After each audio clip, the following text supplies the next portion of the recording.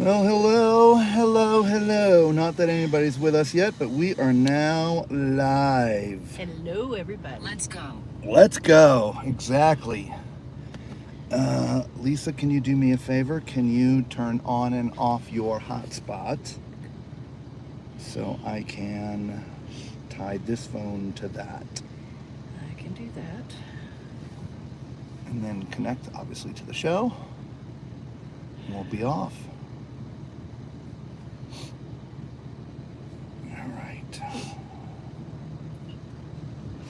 Hello, everybody. We are sitting in the RV resort, American RV resort to be exact, here in Albuquerque, New Mexico, getting ready to drive. Let's see. Do you have the alert? I do. Awesome. And so we are about ready to pull out. Hello, everybody. Welcome, welcome, welcome. As you can see, we are just about ready to drive here. I'm going to turn the phone around real quick. Hey, look up, Lisa. Hey. Hi. Here we go. We are ready for the trip. I do wish you would give me warning on that first. Sorry. Well, I made sure you weren't picking your nose. Darn good thing. Sheesh. Okay, we are just pulling up our GPS here.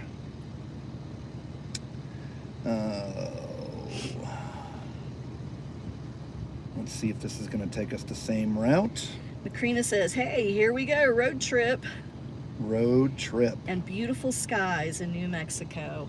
Oh, the vistas here are beautiful. I shot some video this morning as the sun was coming up. Oh, did you? Nice. Yeah. Starting route to Arizona State Fair. All right, everybody, here we go. Frontage Road Southwest. Then take the final leg.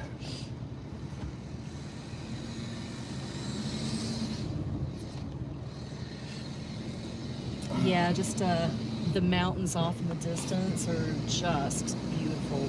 By the way, I have a correction to make. When we were on our way here, y'all were asking me where we were staying. I had thought we were staying on the east side, but we're not. We're on the west side of Albuquerque. We're actually already through Albuquerque, which I had no idea. Turn right. Then take turn right, then turn right onto Central Avenue Southwest. Yeah, they're going to argue here until we get on the highway. Macrina's popping her corn. Awesome. I love it. Did you pop some corn too? I did. Awesome. The slow gate. Yeah. Oh, I learned a interesting lesson with the lights. Oh, yeah? It's arrow specific. Is it? Yeah.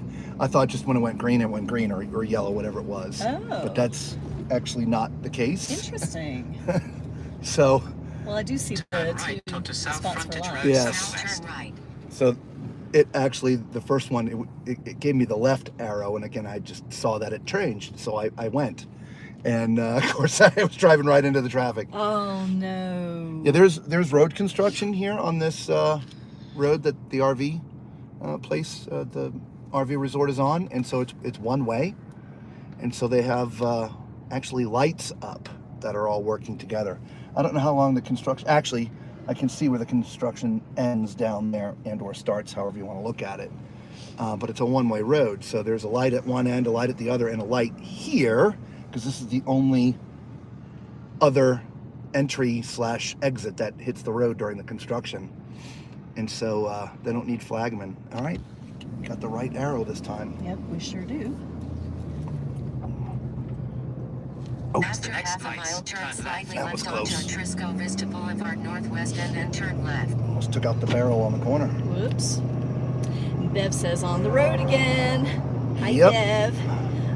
Macrina said hi, Bev. Mamie Radar says hi, everyone. And how was the RV park?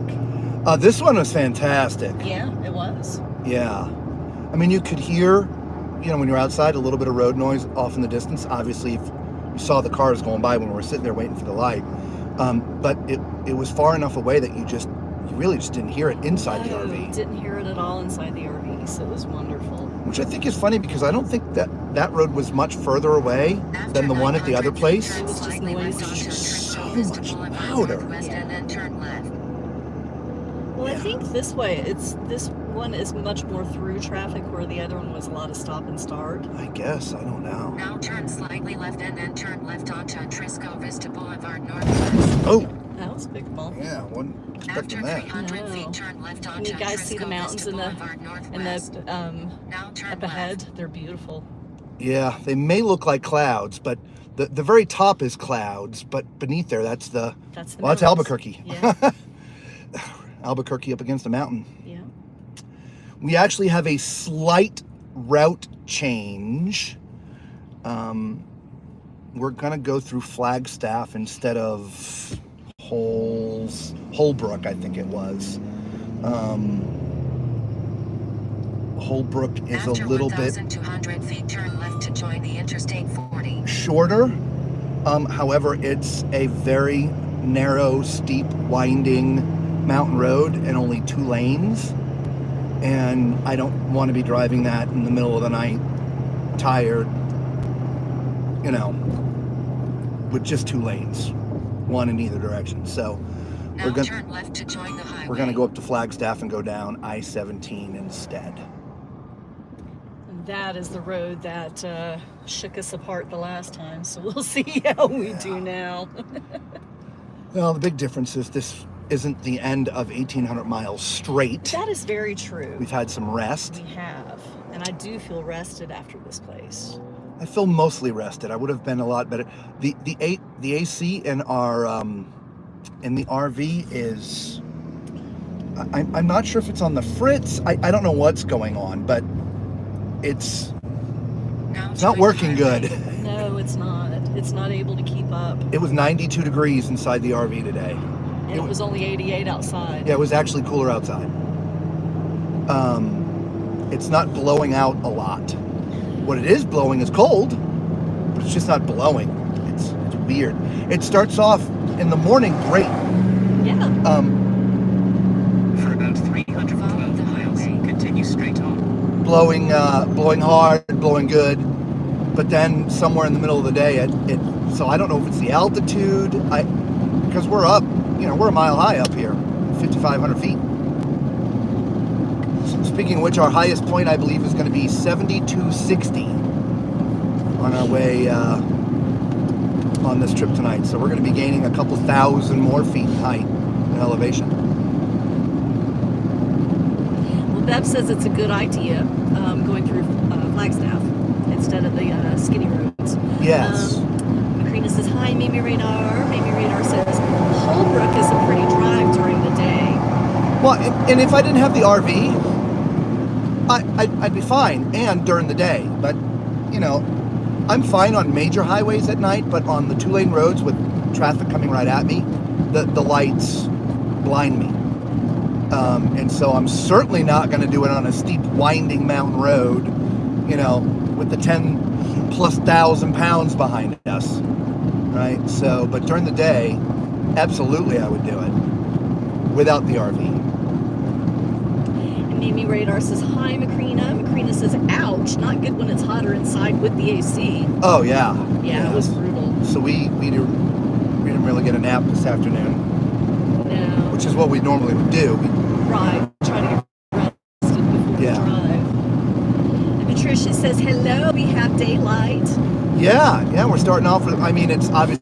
We're a little bit late. We wanted to start right around 7 o'clock, but just, moving a little slow because it's so hot in the RV.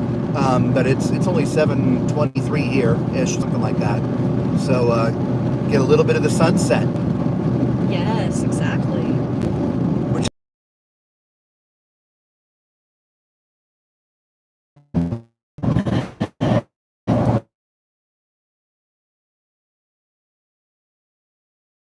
And that's 2. That's 2.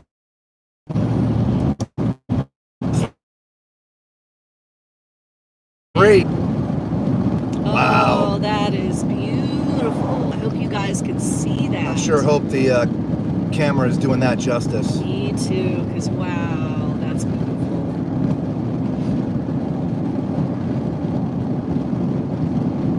Things I missed from out west. Right? Oh, yeah.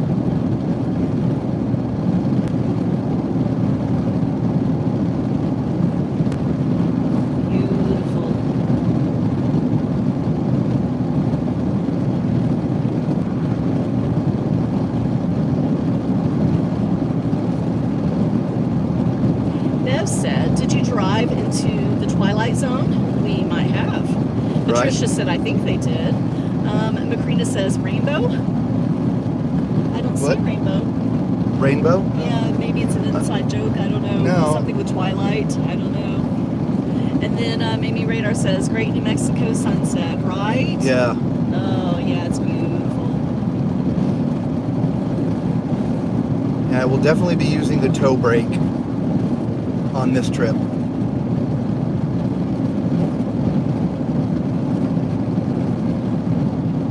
That one wasn't bad, but we have a couple of 7% downgrades that we got to deal with. Bev says, beautiful now that they're back. Yeah, that was crazy. Yeah, 3 back to back. Yeah. I'm going to make a general assumption it's going to happen multiple times because we're going to be going through the mountains here, so. Yeah, I tend to agree. Macrina says, my view looked like rainbows in the distance. Oh, okay. I don't see any rainbows. I don't either. There was a 15% chance of rain, and you can see there is a little bit of rain off in the to the distance. right, yeah. But facing forward, I don't see any rainbows. I don't either. According to all the weather apps that I've got, our weather is supposed to be pretty good. Our winds are the worst right now, which is about 8 miles an hour. Not too bad. Some occasional gusts. That's one thing, sort of being up here in the high desert. It happened around 4:30. In fact, it's happened a couple of times at about the same time. I don't know if it's the heat of the day, and it lasts for about a minute, maybe a minute and a half. Just these real strong, what I would call straight line winds if it was associated with a thunderstorm. Just kick in. Everything starts going sideways. It's strange. And I happened to be sitting outside both times that it happened that we were here. We're there, now that we've left.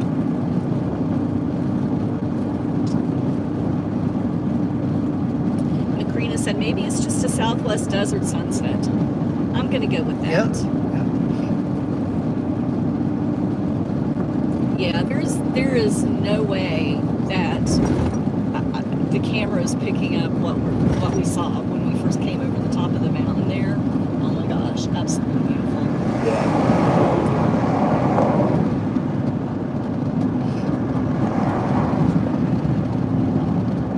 You got the sky turning red off of the to the right there, off in the distance.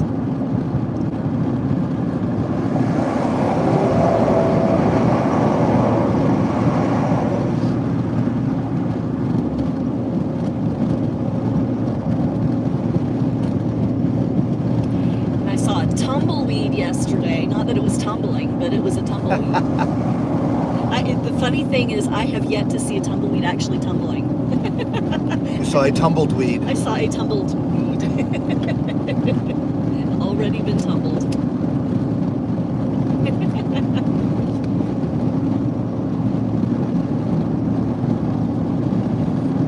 Yeah, every time we come out here, she's like, "What is the Where is tumbleweed? it? Where is it? What is the tumbleweed?"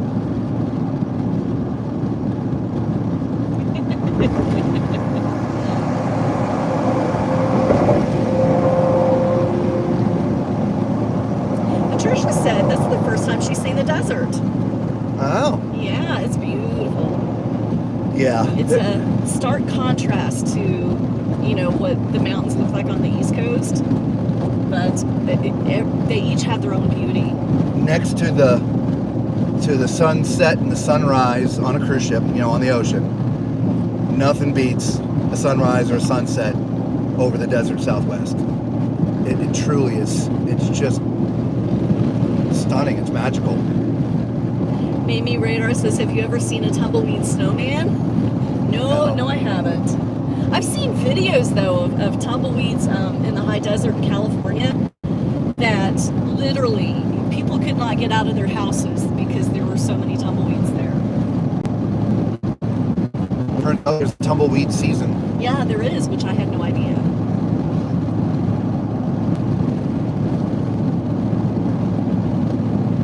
And unfortunately, now is not the season.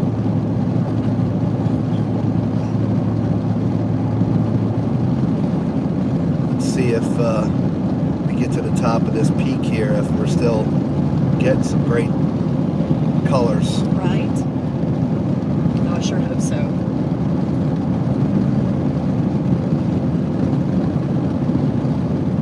Kathy says, good evening, TMC. Are you ready for Arizona? This should be a shorter drive tonight, right? It is. It's about 450 miles. We were projecting it to be about 400, 410 miles, but we've altered our route slightly to take a safer route since we're doing it in the middle of the night and it's going to be in the mountains. So, yep, about 456 miles to be exact. Look off to your right, guys. They can't. Oh, yeah. Got the mount. The phone mount in their place. Physical mount there. Yeah, it is. It's in the picture. Mimi Radar says they can pile up pretty high in a good wind. Yes, yeah. they can. Bev says the sunsets in the Canadian prairie can be pretty spectacular too. All sky. Nice. I mean, and that's the big thing. You know, if you're used to living in a city environment, being out where there's nothing, the sky is just tremendous. It is. The things you see, the drive, the vistas like you're seeing here,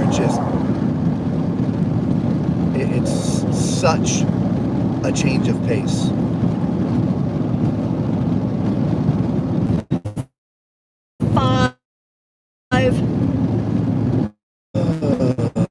It's gonna be a long night. It's going to be a long night. A short night, but a long night. Yes.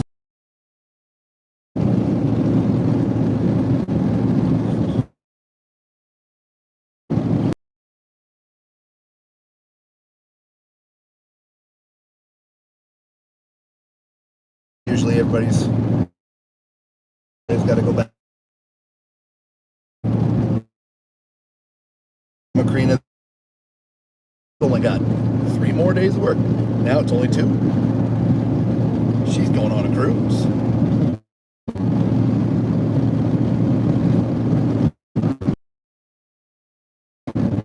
On Rocky and Matt's live this past Saturday, she says, I hope you don't mind. I told them you're headed toward Phoenix for several weeks, so maybe they'll reach out to you. They mentioned they may. Yeah, as soon as we get settled. We'd already planned on reaching out to them too, so.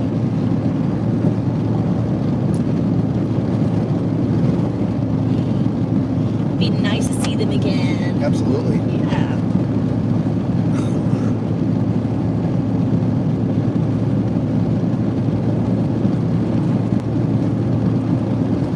Tahajili.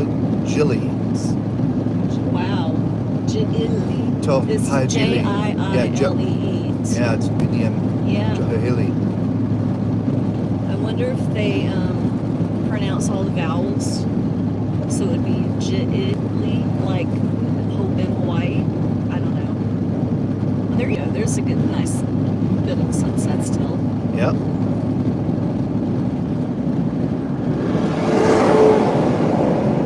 That was kind of loud.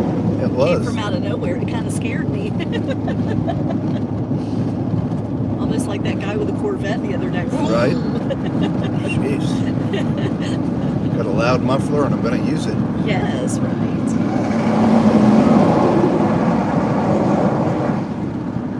Broadcast truck. Oh, okay. Got to be heading away from a football game. Yeah, heading maybe. to another football game. Maybe. There's a bunch of text that just came in. It's actually repeats. Okay.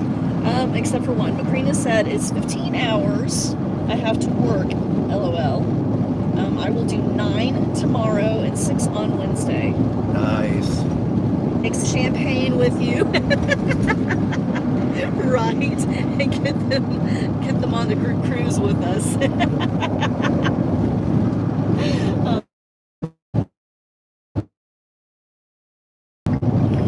Seven.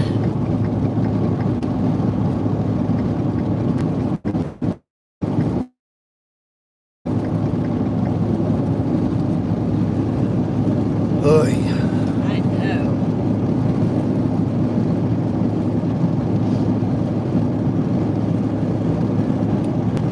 Well, we are heading west into the setting sun. I'm sure y'all can figure that out for those who are running us late. This is part 3 of our 1,800-mile trek from Ohio to Arizona. We did about 700 miles and then about 700 miles, and tonight we're doing about 400 miles, essentially. Ish. Yep. It's actually, since we changed route, more like 1,840 miles or something like that. Yeah, well, it's an extra 40 miles. Sure. This way, too. Oh, is it? Even though it's more mileage, it's faster. Well, it's all interstate. The Holbrook route, like you said, it's just a 2-lane road on very curvy, mountainous road, so you're going much, much slower. Gotcha. I'm glad I decided to investigate a little bit. Right. Yeah, anytime we're out here up the mountains, and I know we have to go through mountains, I spend a little extra time checking the route. Because even though it says it's okay for an RV, there's one segment somewhere when I was researching, I forget what road it was, but there's a signpost that says no rigs over 40 feet. Well, the RV is 37 feet and I'm 22 and a half feet, so I don't know if that qualifies as over 40 feet. Meaning, is it the RV that has to be over 40 feet or all together? Either way, I'm like, you know what? We're going the way we know. If it's bouncy, it's bouncy. Whatever. Yeah, I think we're talking rigs. I think it's tow vehicle and trailer. Yeah. Yeah. Macrina said, boy, a lot of B tonight. It's going to be a long night. Well, there was a lot in the last drive too. Yeah, there was.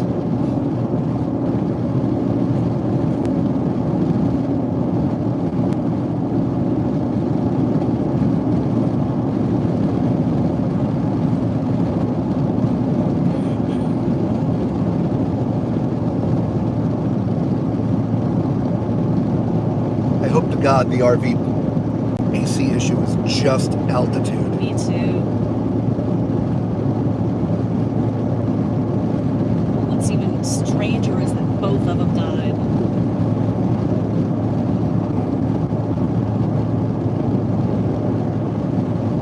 Yeah, when we get there tonight, we'll turn on the maybe I'll try to turn on the other one and see if it comes on. Yeah. Okay. Yeah, that sounds like a good idea.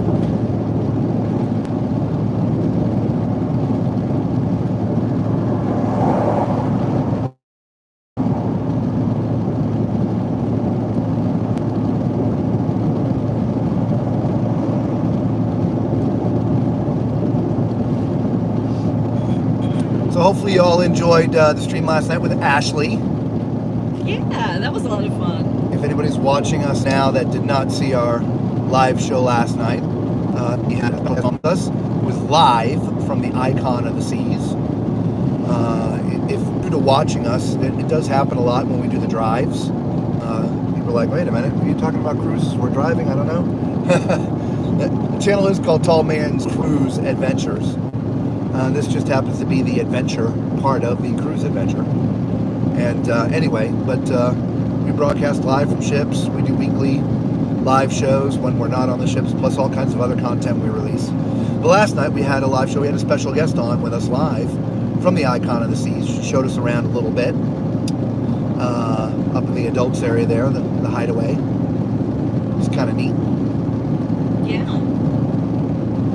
Macrina said, did Ashley mention her ports of call yesterday? She did not. We didn't talk itinerary. No, we just talked a little bit about the ship. Yep. You know, what was her experience getting on? You know, how much has she gotten to see? What was her overall feeling thus far? And the short answer is we haven't even scratched the surface yet. But she said that what they have seen, she found easy to navigate, which that was a huge concern of mine because the ship is so big that I thought it was going to be just, you know, a major challenge to get around there. She said it was very easy to navigate. Yeah. Macrina said, I'll look it up and report back. And Kathy said, so what's the adventure in Phoenix, may I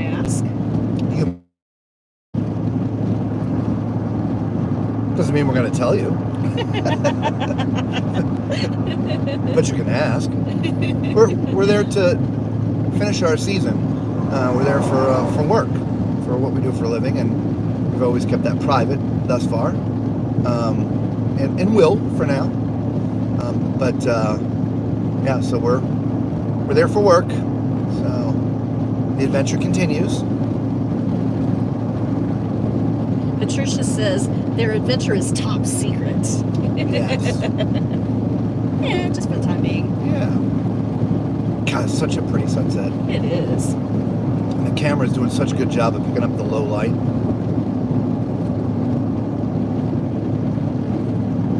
I imagine that looks good on a nice big computer screen or TV screen. Yeah. Mama told man, if you watch and let us know what it looks like on the TV. Yeah, there you go. Kathleen says, I got it.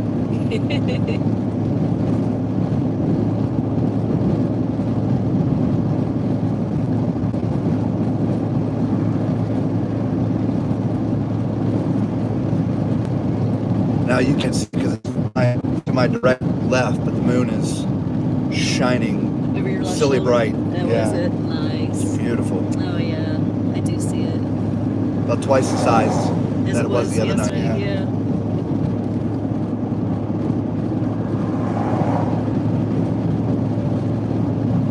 And you won't be able to see it either, but off to my right, there's where it had been raining. It just looks like the rain is illuminated the colors of the sky. So the clouds, it doesn't look like the sunset is left to right. It's vertical. And the water founder. Really cool. Macrina said, I would be slightly unhappy with that large ship if I couldn't at least see it all. And at those prices, back to back would not happen. Yeah. Yeah, that's one thing that Robert and I were talking about was for us to go in and video something like that. We almost would have to do back to back to be able to video the way we video. Yeah. And not kill ourselves doing it. Yeah.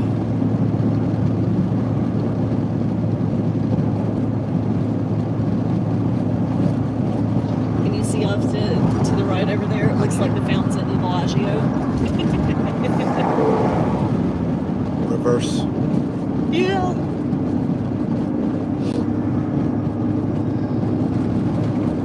Good evening, Gina. Hello, Gina. Patricia says, I have a friend who's in an Australian government forensic account. So I learned to know, don't ask.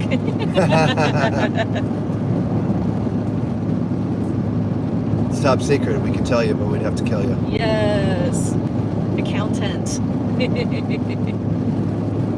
Australian government forensic accountant. Nice.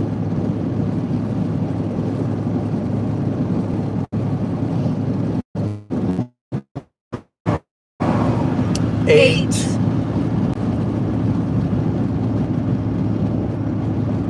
You got a nice long run on that one, though. Yeah. Patricia said he used to say to her too. If I tell you, I have to kill you. Mimi Radar said, "Did you have time to do anything while in Albuquerque?" No. I mean, not in the sightseeing sense.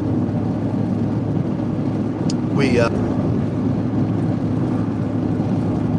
once we got there Saturday, we basically slept it off. I mean, we slept in the morning, got up for a little bit, took another 4-hour nap, got up for a little bit, and then slept the night. So that was Saturday. Yesterday, we actually videoed RVs for our RV channel. And normally it's a 2.5 hour-ish process, sometimes a little bit longer. But this particular dealership did some really neat things for us. And in the end, it took a long time. So we're there like 7 hours. So we're there all day. I think we only videoed 4 RVs. Yeah, normally we would get 6 in about a few 2.5 hours. Yeah. We only got 4, and we were there all day. And then, of course, we had the stream last night. And today being drive day, it's about, you know, not getting up, sleeping in as much as you can to get rested. And then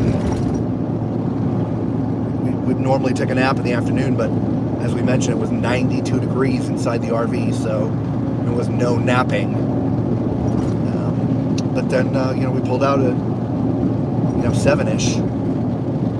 So, just not enough time this time. Lisa's never experienced New Mexico, but I spent a lot of time. When I was in the Army, I was stationed in El Paso, and I spent a lot of my weekends in New Mexico, up in Alamogordo, and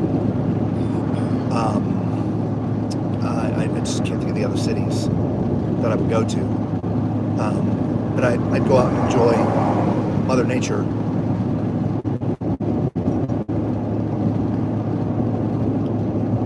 Which I find that very, very funny because you cannot sleep without a TV, but you went camping. Yeah. All the time. Yeah. That is just so funny to me. Didn't sleep much. Yeah, I guess. Mamie Radar says, glad you got to do the RV thing. Yeah, absolutely. And they were very nice. Oh, it was fantastic. Yeah. Yeah, they were amazing. Yeah.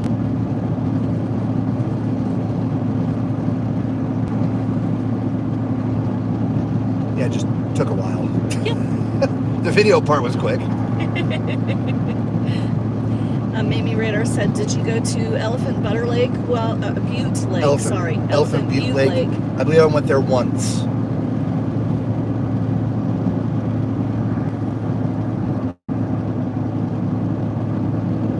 You see the light patch of clouds in the sky? It almost looks like 2 hearts or like the infinity. Yeah, it looks like rain over there to the right.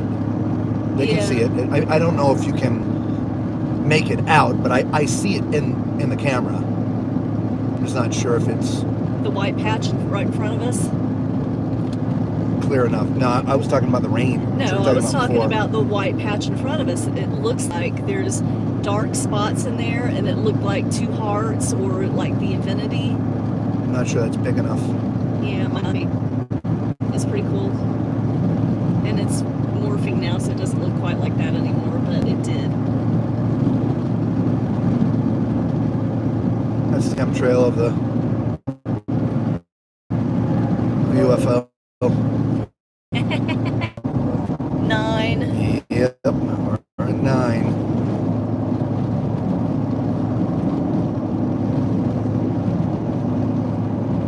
Of course, within a minute we won't see anything because it'll just be pitch black. That's true.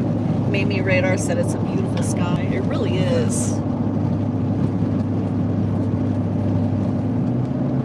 That video Lisa got of the hot air balloon when we were coming in and put on our Facebook channel. That was great. Up on the group. That was a great shot. Thanks. I was like, oh, look, it's right there.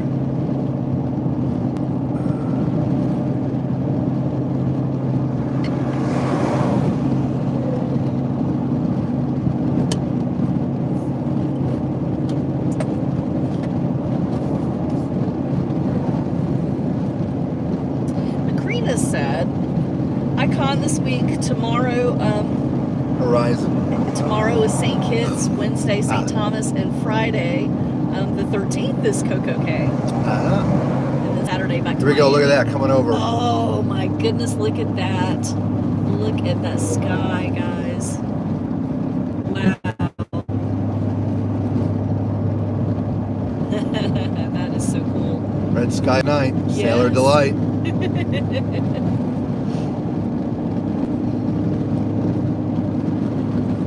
Wow.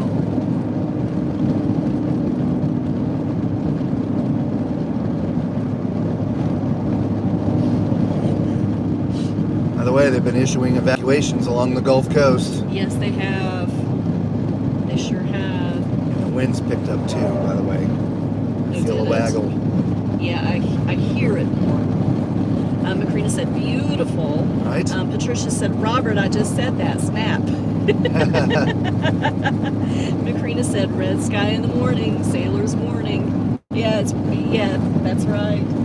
Thankfully, it's not morning.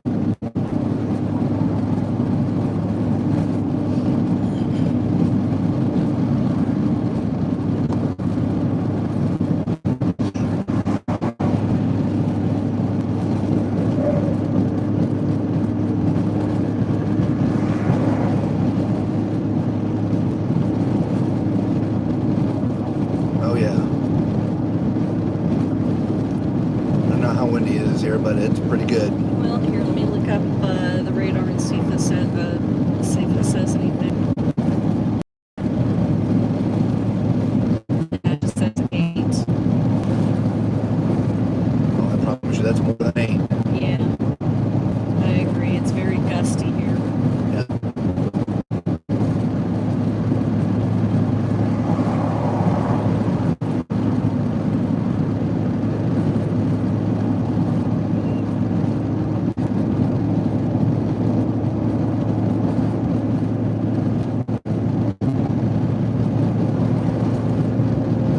Yeah, this is the route we took a couple years ago. I think it was 1 week later, though, where it snowed on us on our way through here. Not at this exact point, but up the road further. Before we made the turn on 17.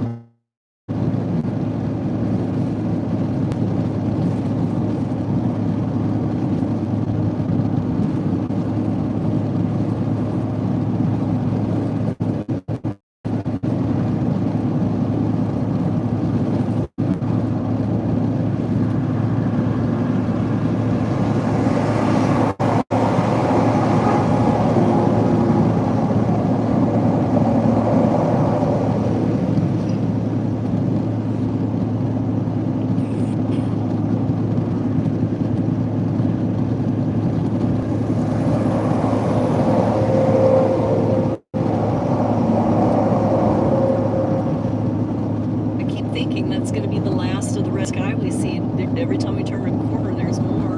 Right? Round a bend.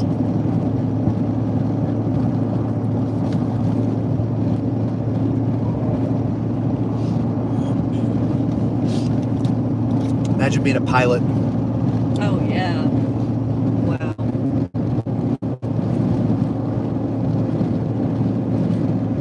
Those sunsets probably last a long time because you're Flying into flying it. at 500 something miles an hour. Yeah, maybe. I mean, eventually goes away, but plus up at altitude on top of it. Right.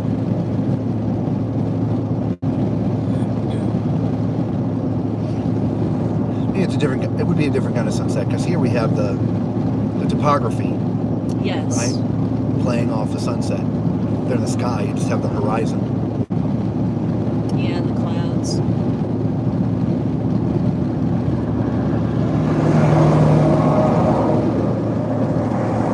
I'm sure there's videos on YouTube.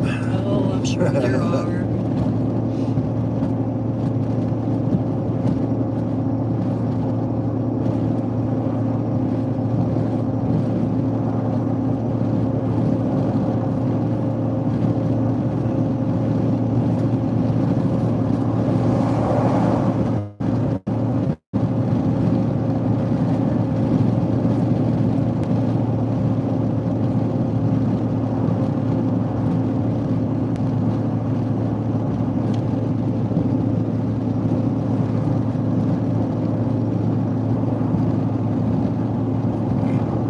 Excuse me. You're excused.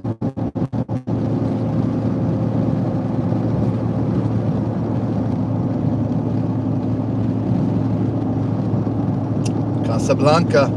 Ah, look at that.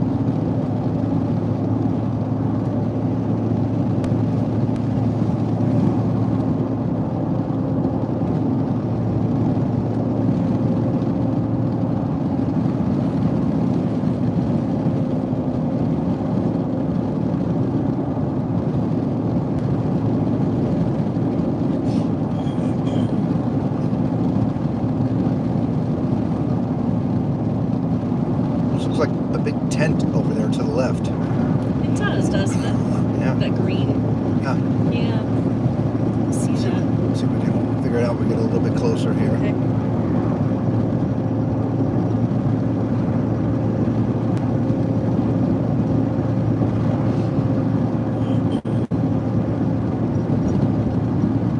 Definitely looks like a tent. Yeah, it does, doesn't it? Yeah.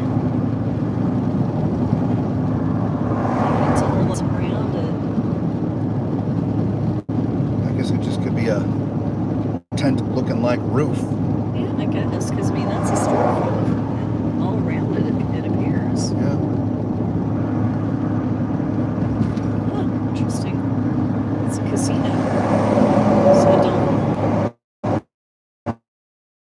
Circus. Yeah. Dancing eagle. Yeah. I can't stare at it long enough. Yeah. It's now behind me. Right. It's behind me.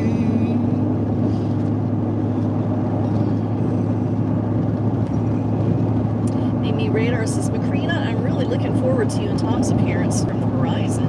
Me too. Patricia says, yes, Macrina, you need to you bet my cabin. That's funny. 272.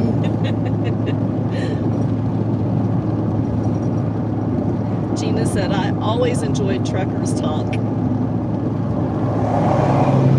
Now, when I was growing up, my parents, they had a CB radio, so anytime we would go anyplace, we would always hear the truckers talking. Yeah. I did that was when I was in the military, driving back and forth from Florida. The CB in the car, listening to the chatter. Yeah.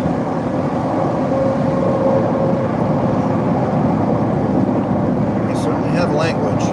Right. If you don't know, oh my Lord. Last of the sunset over to the left. Yeah, I see it. What always amazed me was Budville. how far you could hear people talking. I remember one time, and this was, my dad had his radio in the house as well, and we were in the house, and he was actually talking to somebody in Australia. He had that huge From antenna. Florida. He did. He had one up in a tree, so it went up pretty high. But, I mean, it just amazes me how far he could hear people. Well, it's more ham radio than CB, wasn't it? Isn't that slightly different? Wavelength? Yeah, I guess maybe it was. Yeah, it was ham radio. Patricia said, I am busy identifying what the truckers are. Tandem, triderm, flatbed, my work world. What trucks are? I don't think have you heard of tridem? What were the... Tandem, tridem, flatbed. I've heard of tandem, I've heard of flatbed, obviously, but... The other one must just be the regular... 3 axles, I guess, on a trailer. I guess. Maybe. I don't know. Amy Radar said, fire in the sky. That's right. Tuesday, good evening to you as well. What's up, Tuesday? And Patricia said, It's currently Monday, but it's going to be Tuesday soon. Patricia said, I hire trucks. Yes, and tridem is a 3-axle. Okay. So I guess good.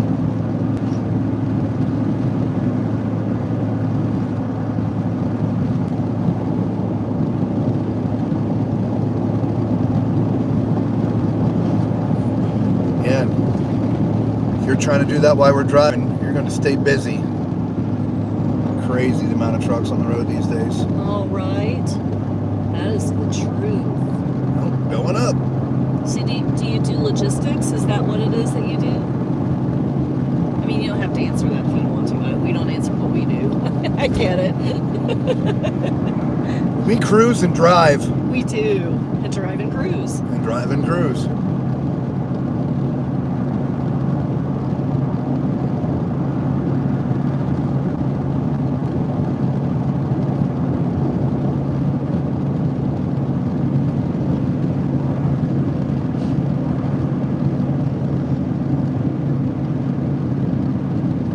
says, my dad was a ham radio operator. Your dad and my dad probably talked. Yeah. Macrina says, Mimi Radar and Patricia, I love the horizon. Been on her twice. I could take a picture of your cabin door. I'm not gonna walk in like Robert does, LOL. It would be fun to be live again and meet. Patricia says I'm logistics coordinator for a company that is 102 years old. Canadian Nice. Tire. Very nice. Yeah, nicely done. Macrina says, I'm not gonna walk like Robert. Are you trying to tell me I walk a certain way? You walk funny, baby. I walk funny? No, she's not gonna walk the decks.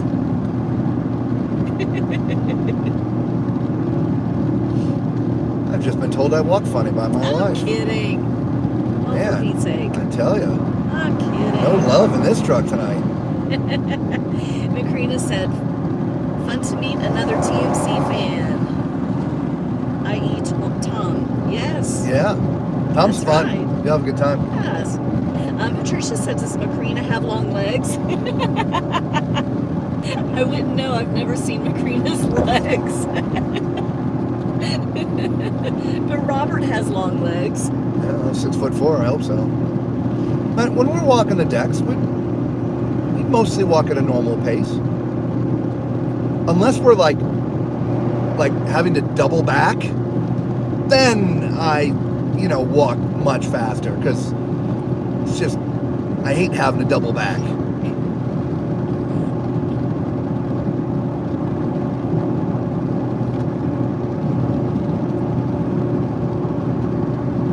Macrina says, no, I'm gonna walk in the cabins like Robert. We understood you. And then Macrina says, no, I'm only 5'3", short stuff.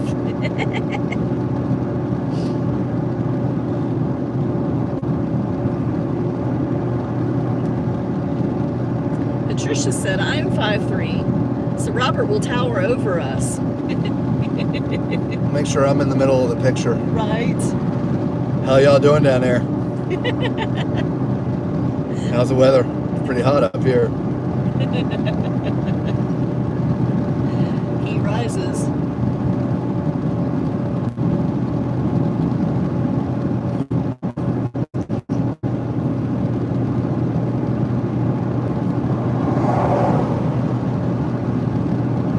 Patricia says he can reach the high stuff for us. He always does. Yes, I do. Macrina said he could not eat soup on our head. Oh, he could eat soup. The bowl of off our soup, heads. yes. Yes. With the bowl of soup, yeah. As my mom used to say. Make a nice snack tray. Mimi Radar says 410 and shrinking, LOL. Oh, 410? my goodness, yeah. Wow.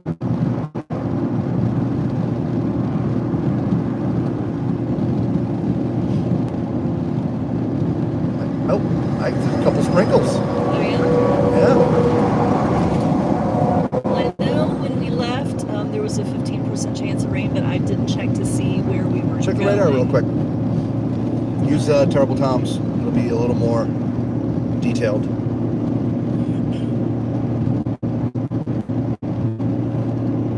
Yeah. Get a little bit of green around us. It's just little patches. Nothing major. Okay. Yeah. I thought it was just a couple drops. Yeah. I'd like to get by all that and But have a nice it's clear night. just tiny patches all around us. Hit the time lapse. Don't mind. Time lapse. Don't seem to be moving a ton. No. They just seem to build and rain. Yeah, build and rain themselves out. Okay.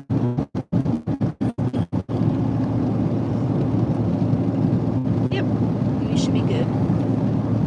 Patricia said, I have borrowed many tall husbands at the grocery stores. The wives just laugh when they're put to work. Oh, I have fetched many an item and hung many of this and grabbed plenty of that and Yep. for all kinds of people. Absolutely. Macrina says, Patricia, yes, I always call for a tall person to reach items on the top shelves. Mimi Radar says, Patricia, all the time. Probably, I'd say maybe a third of the time people don't ask. I just go and do it. I see them like, trying to reach or something. Like, I'll get that. It's okay. Yeah, I've done that as well. You need some help with that? Once somebody was a little offended. Oh, no. I'm like, hey, fine, do it yourself. Yeah, have fun. Yeah, enjoy that crap. Hi, Tara. She says, hello, everyone. We're at 9. Yeah, we're at 9. We've been keeping count.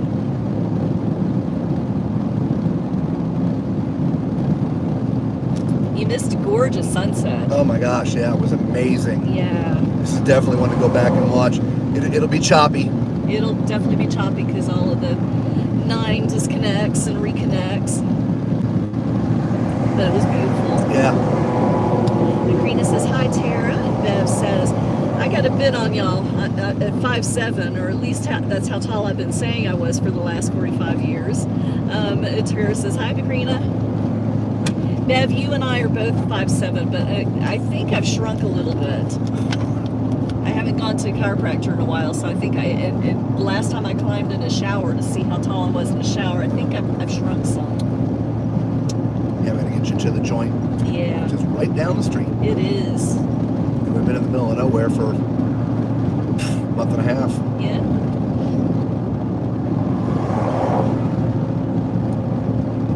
Yeah, so hopefully I'll be able to get into the chiropractor and get back my 5'7" stature again.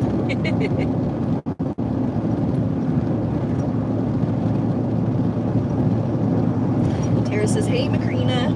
Patricia says, I'm getting my items from using a long package of aluminum foil. That's what I can't find anymore. I'm getting my items from using a long package of aluminum foil package. That's when I can't find anyone. Oh, can't find anyone. Okay, Right. Gotcha. She just grabs the aluminum foil, that's the long Yes. one, and use that like a stick. That's perfect. Yes. Yeah, I've been known to do that a few times too. Macrina says, everybody shrinks later in life. That is very true. Tara says, I'm 5'6.75", LOL. Let's just say 5'7". That .75 means a lot.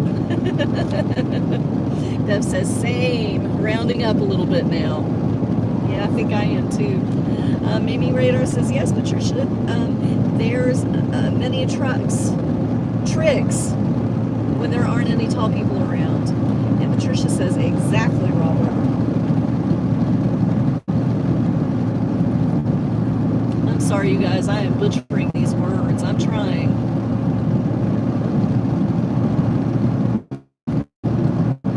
Tricks and trucks. What was the other one? Butte and butter or something else. Elephant Butte. Yeah, elephant butte. And I said elephant butter.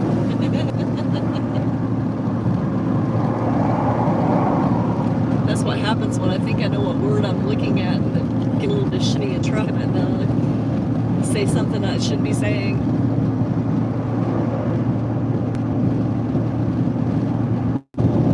Ten.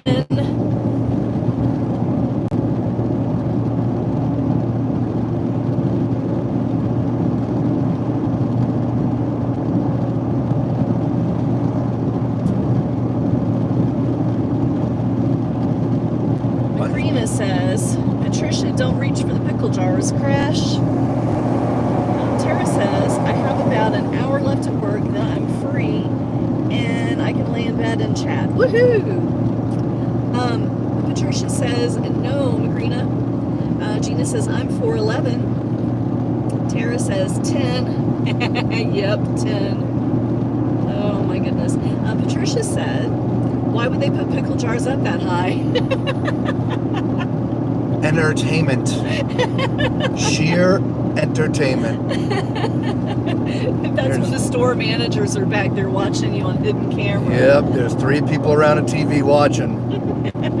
Oh, here we go. Mimi Radar says, Patricia, it's a test.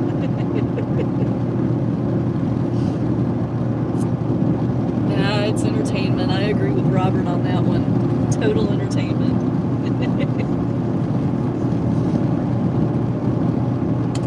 Well, we didn't look up any cruise news today, and I apologize. Again, it was a little bit of a rough day without the AC. But we did hear that the Villa V is stocking their stores. Oh yeah, that's right. So it seems as though they're Getting close. right around the corner from having their official launch. Yeah, it sure does. That's so exciting. Tara says clean up on aisle 5. Right. I haven't caught up at all, and I feel so bad. But is JJ Cruise still going on? I know somebody out there has to have dialed in and caught their updates. Yeah, because they were supposed to go out on the first leg, weren't they? They were supposed to go out for like 6 months or 9 months or something. Yeah. Well, I think they were on the first leg. I don't think they were coming in later. I thought it was the first leg. Bev says, I also hate when people stock shelves with arms hanging an inch off the edge of the shelf. Oh, items with shelves with, yeah, items.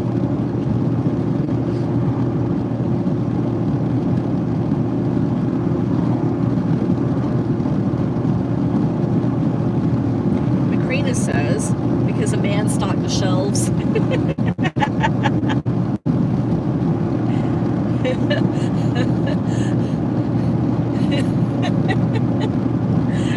I'm chuckling, Robert saying nothing. I got nothing to say. I'm not stepping in that pile of poop.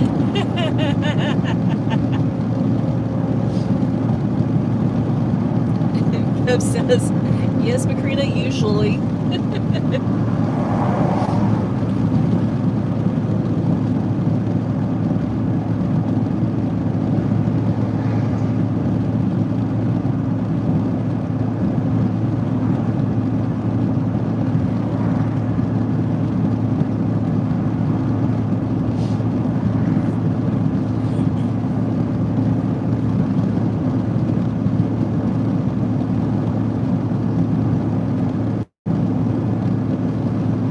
Tara says, are you getting for your excited for your cruise, Macrina?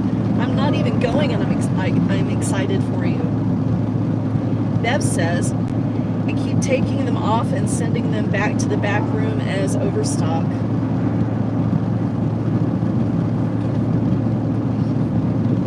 Yeah, I get frustrated when they put the teeniest, tiniest things on the top shelves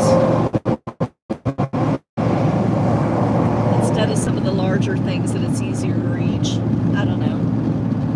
That's just me, I guess.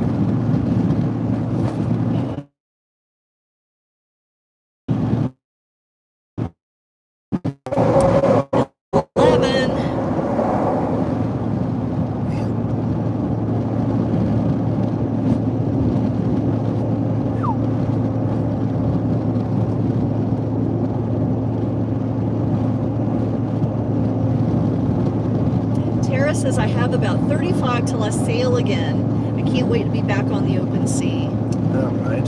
Yeah. Patricia said, are they doing it in your store, Bev? And Macrina said, my mantra has always been, women stick together, together. I've always said that to women all over the world I meet, and they agree. Tara said 11. Macrina said, my friends and house sitters are here, and we're having a good time. Awesome. I'm so outnumbered tonight. Yes, you are. It's the ladies' chat. I'll just drive. There you go. Bev said, put the light boxes up there, then you can knock them over and to get to them. Yeah, that's true. Macrina says, I have 15 hours of work to complete. Can you tell I'm ready? Yes. Yes, I can tell you're ready. The countdown already. Right? Yes. Actually, she was doing the countdown last week on Yep. one of the other streams. I've got a credit card full of points itching to buy a cruise with it. Yes.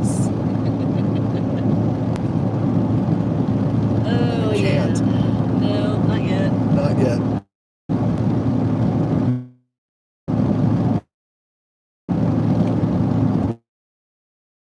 But those points are earmarked, aren't they? Yes, they are. Tara says, I'm going on Symphony October 27th. I'm so excited it will be my first big ship. Nice. Yeah. We did the symphony. We did. You're waiting for the, I was supposed to check on that for you, wasn't I? I'm so bad. Oh, that's right, the deck plans. Yeah.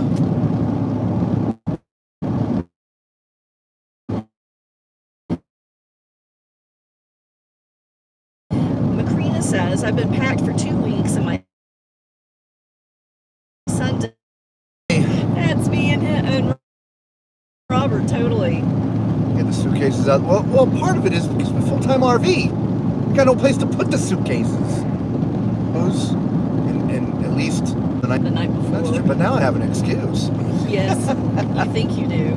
You're not fooling anybody. Hey, we got no room. Tara says, I have a few questions about that ship that I'll ask when I get home and can chat comfortably. We'll be here. Yes, we will. Bev says, oh yeah, Patricia and Macrina, most of the merchandisers are guys.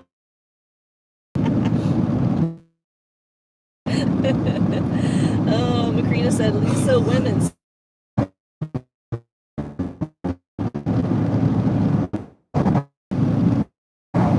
Oh geez, Tara said 14. Yeah, we're not getting the we're not buffering, but we'll go with yours. Yes, we will. Is everybody else getting some disconnects?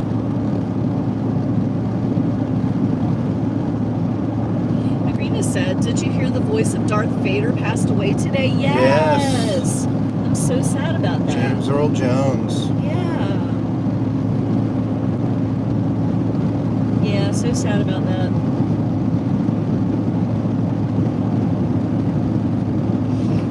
He was up there in age. Yeah, he was. Tara said yes, so sad.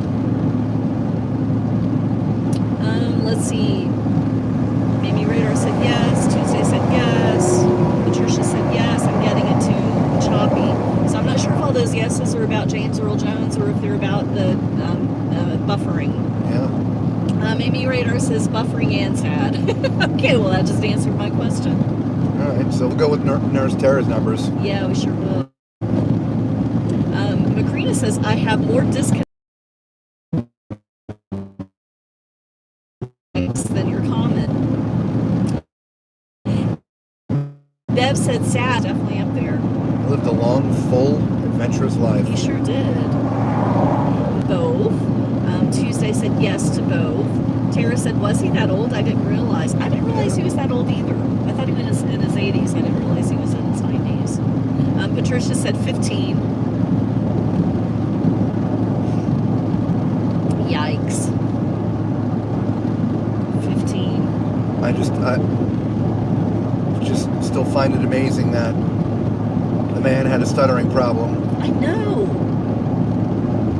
I mean, his voice is recognized all over the world, very distinguished, Yep. and yet he struggled. Yep. He overcame a severe stuttering problem. Right. Very prolific actor, both in face and voice, obviously. Bev said, and it disconnected as Lisa said disconnect. Lovely. Yeah, well, like we were trying to last stream, when we lose connection, we get our screen, the camera screen goes black, and we get the wheel, and it comes back, and a couple seconds later, the you need to reconnect button comes up, and so those are the only disconnects that we know of. When you guys have started saying 13, 14, 15, it has been looking great here. Yeah, it has.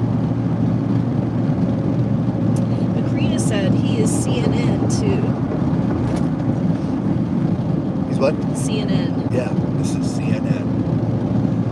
Bev said, hey, you could be a stutterer and become president of the United States. You'd be an idiot to become the president of the United States.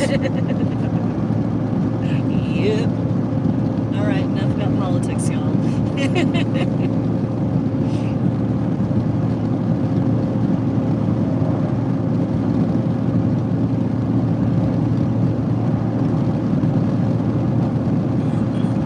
Actor. I mean, Ronald Reagan was an actor, Yeah. right? Yep. Or got into politics. Yep. Jimmy Carter was a peanut farmer. Yeah. So you just never know. That's right. Who was sentenced to the top of the throne? Yeah. The Game of Thrones. It's a different kind of game. Different kind of throne. I wouldn't want that job. No, I wouldn't either. Definitely not.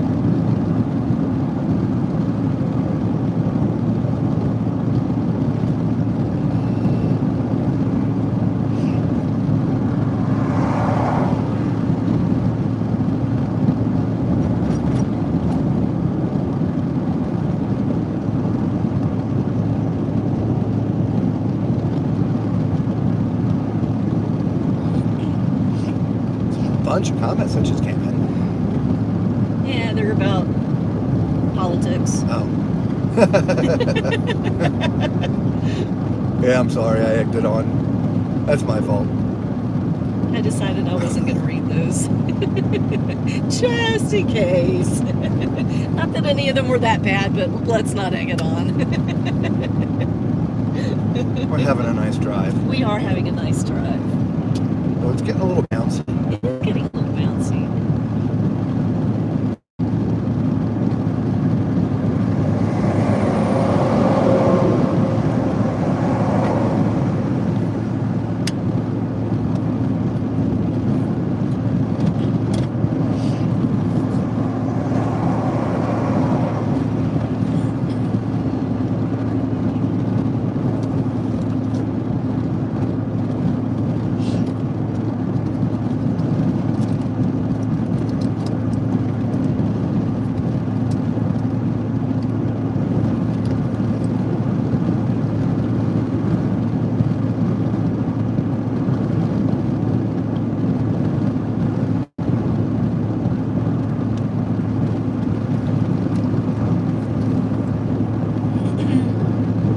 Boy, it went from bright red skies to Pitch black. Well, that's why I said as soon as that sun's gone, it's going to be pitch black out here. It is. I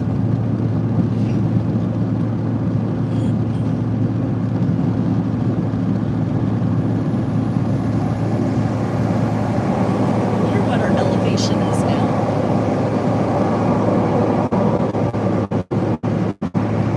Excuse me.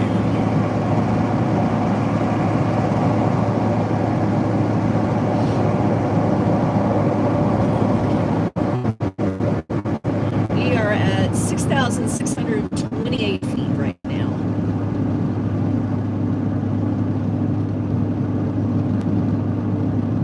Be careful with the ketchup bottle when we get to Oh my gosh. Phoenix. Right? Just saying. Yeah, the pressure of coming up in elevation. Some of the stuff in the kitchen, we popped the lid and it exploded. Oh my gosh. I went to open up my shampoo bottle and just shampoo all over the shower. I was like, yikes.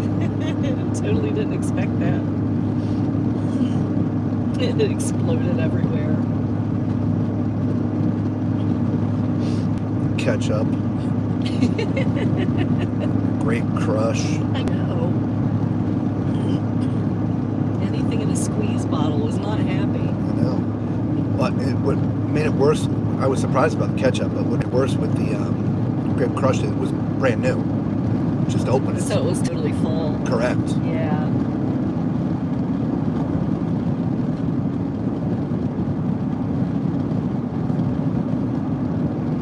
Actually, I said shampoo. I think it was my body wash instead because the bottle's empty, so I had it turned upside down, so it was the body wash. And that's the thing with the ketchup, because it, was sort of upside down Upside on the top. down, yeah. It popped it. Oh, hey! This.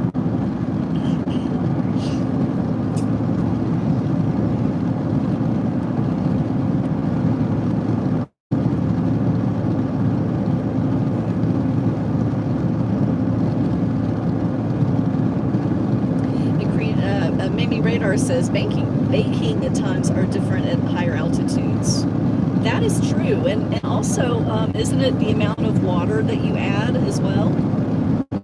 I think that changes with altitudes too.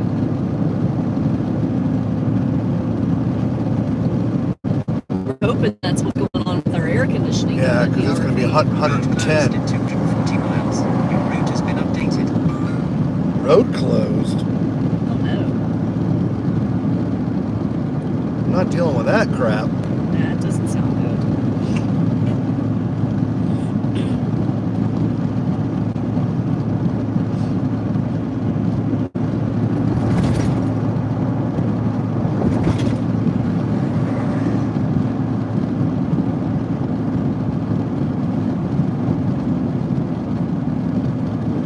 And that's the only thing that makes sense to me, because we've got two air conditioning units and neither one of them would work. Well, the one came on and then it popped the breaker. So I re-popped the breaker, but it wouldn't come back on. Not sure about that. The other one, like I said, it was on. It just was not blowing. Yeah. It's literally not pushing air. It's like the fan. There's a problem with the fan or something. I don't know. But it's going to be 110 in Arizona when tomorrow during the day.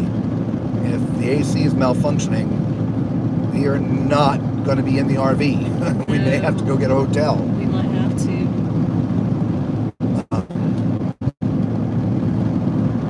Yeah.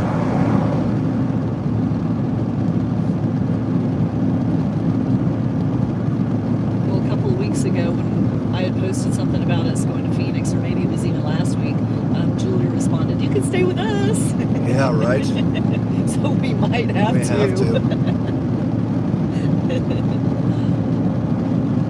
It's nice to know the invitation's there. Absolutely.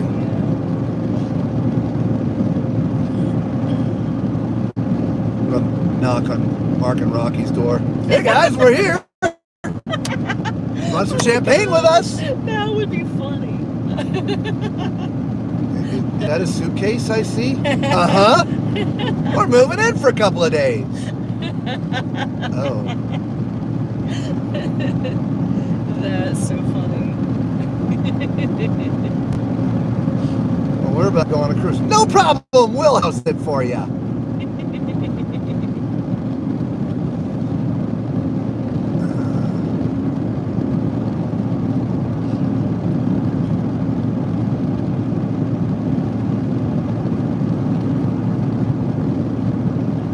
Yeah, I feel it wasn't, because I remember there was a couple of days when it was like 95, 98 or something like that, and it got to be about 81 in there, 82. I do remember that. But we were also on 30 amp. Correct. And our slide is just not as insulated as the other unit we had, because I mean it is hot sitting in there. So there's a difference between what we were experiencing here than that other problem. The other problem was it was still blowing hard and cool. It just at 98 degrees, it just Wasn't able to keep up. Yeah. But it was still blowing hard. Yeah.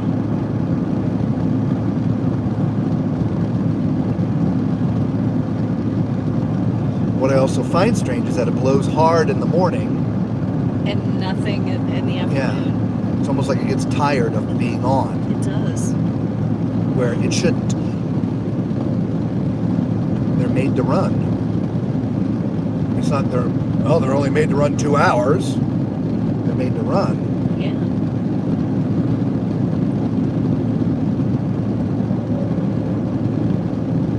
We'll know tomorrow afternoon. Yes, we will.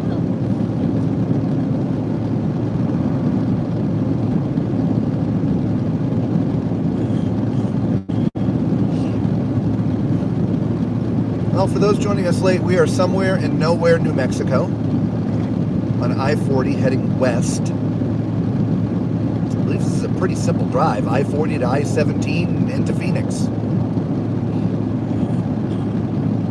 At least we hope, because you got some kind of notification about a road closure. Yeah, That kind of worries me a little bit. yeah.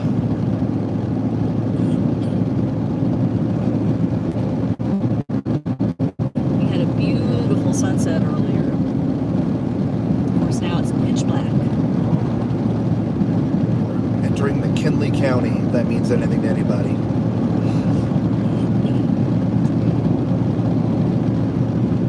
We're pretty high up in the mountain there. Yeah, last time we check, we were at 6,600 feet. We are now at 6,700 feet. There comes a train barreling next to us to the I see right. it. Look off on the right. There's the headlights for it as it zips on out of our view.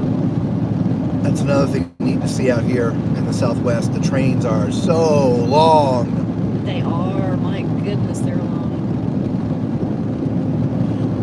The camera's probably not going to capture it. No. It The looks lights kinda are like, bouncing off it it, but looks I'm kind not. of like a fence. If you look on the right, it looks almost like a fence. That's actually a train. Yeah, it's a short one. There's the end of it. Oh, Short as trains go out here. right.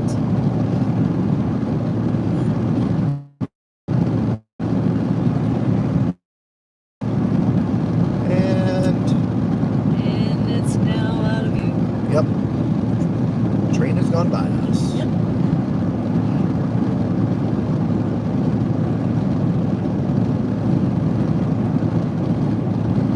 Macrina said, isn't Sharon at sea from Phoenix too? I don't know. I don't know.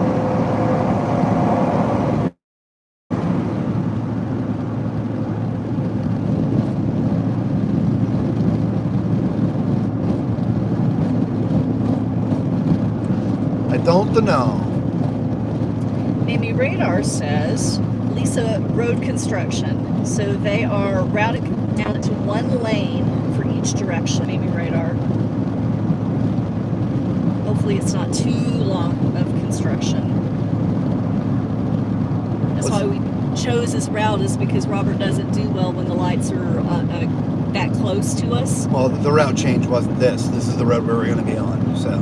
No, I know, but I'm saying that we chose to go this way because of Yeah. being on the one lane per side, because the headlights.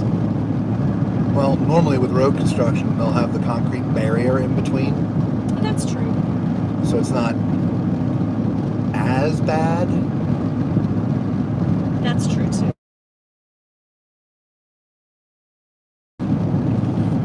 On a little mountain road, you just a line. Yeah.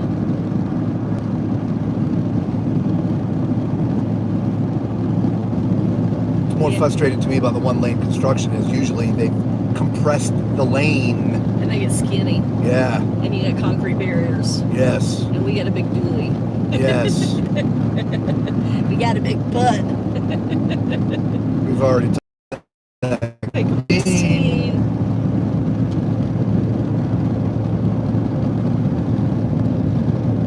Amy Radar said they're doing.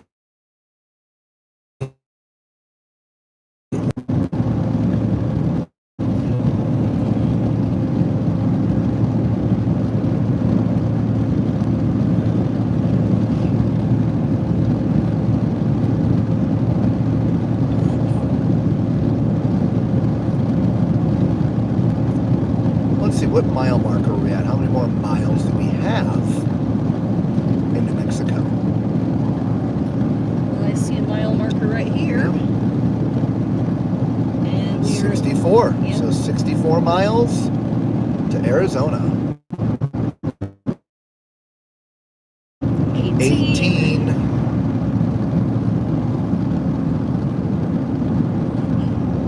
Big bump. Not as big as I was expecting. No, I barely felt it. Swerved a little to the left. Good call. Oh, that was bigger. That was a big one.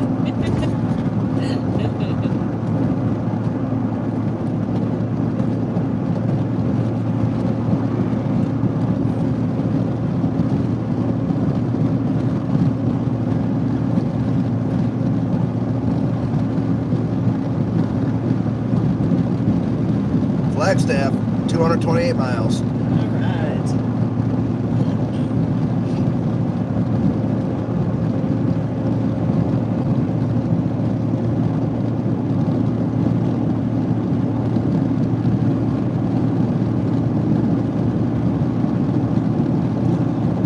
The only thing nice about making the long drives, it makes the shorter drives go so much faster. Or it just doesn't seem as bad. Like normally,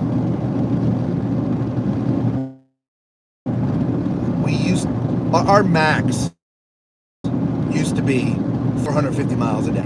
That's really sort of the max that we want to drive, right? We were doing daytime driving. So just a full day of driving, right? 450 miles. Occasionally we got to go longer because of circumstances, but generally we would chart the course. We have RV resorts along the way that we're staying at, and you know, when we came west the first few times, it was a 5 or 6 day trip because we're just driving, you know, 450-ish miles a day. Now we did it 3. Right. We have Mr. Cruiser Fever. Welcome. What's up, Miss Cruiser Fever? He said, I put my stock of Carnival Corporation last week through Stock Perks app. I got approved celebration trip today. Woohoo! Nice. We get some extra onboard credit. Yeah, very nice. What is it, $100?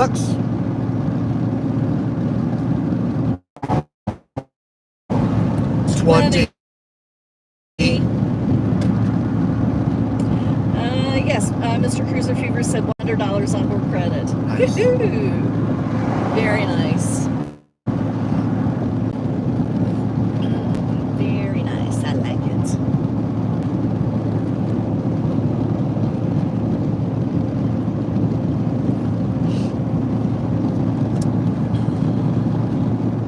Doing anything for back here? No, I'm good.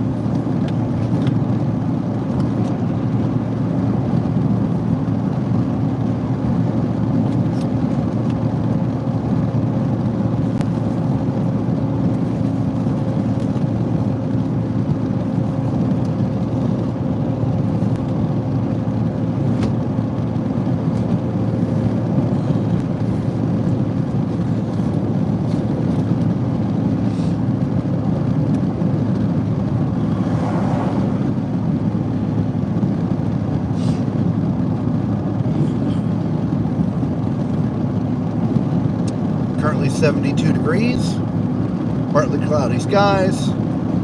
There are tiny little rain showers sort of all around us. It's hard to even call them rain showers. It's little spritzes. But the last time we looked at the radar, it looks like we're sort of in between all of them. Winds come and go. Generally, nice night for a drive.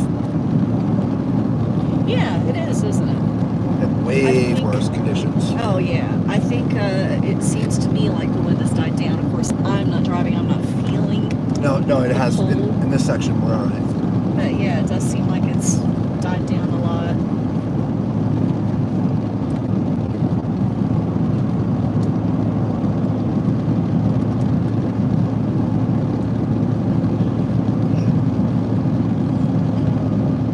Mr. Cruiser Fever said, seems easy to do through the Stock Perks app for Carnival Corporation, Carnival Cruise Lines. Awesome. nice. Yeah, because I've heard some conflicting stories about. Here, Pop. Oh, did it? Yep. I've heard some conflicting stories about how challenging it was, but others have said it was easy. So I don't know. I'm glad to hear that you didn't have any problems with it. That's awesome.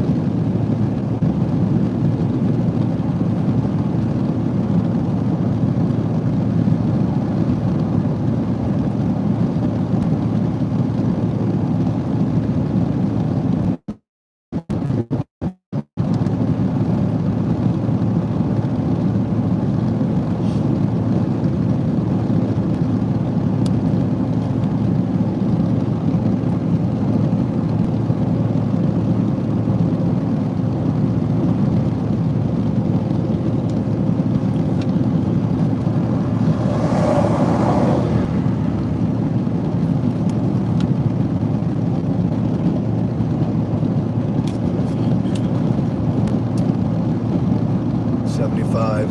I wish.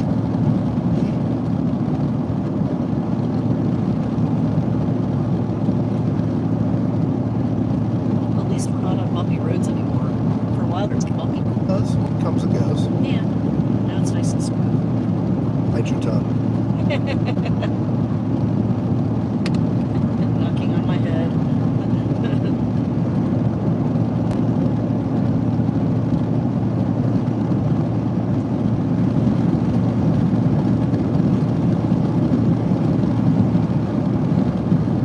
Who's playing football tonight? Oh yeah, Monday night. Yeah. First Monday night. Used to be the one game I would never miss. Would be Monday Night Football. Right? I can't remember the last time I've actually watched Monday Night Football. Seems like now we're always working Monday nights. Yeah, typically.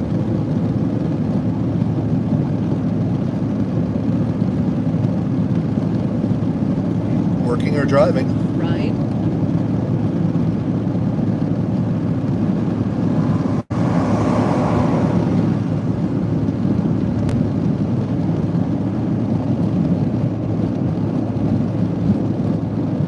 Yeah, it jinxed us. Yep.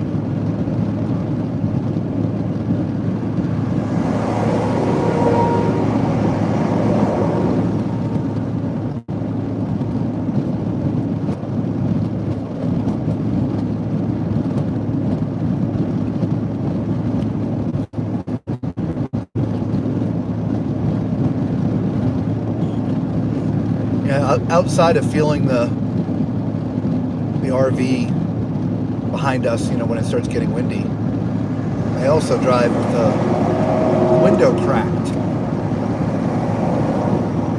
And I've done this forever now. And I can hear the change of the sound of, the wind coming through the window. You mean when the wind picks up? Correct. So like when there's no wind, there's a certain sound. When it gets windier, the sound changes.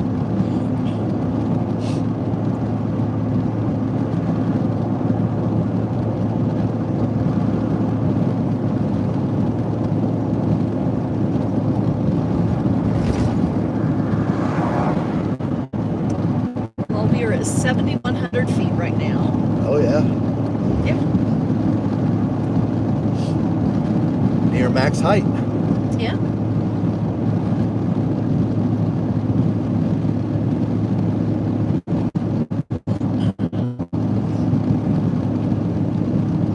However, we have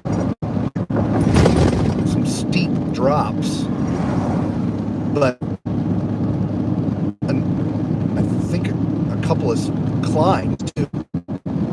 Yeah, I think there's a little bit of up and down. If I remember correctly. Yeah.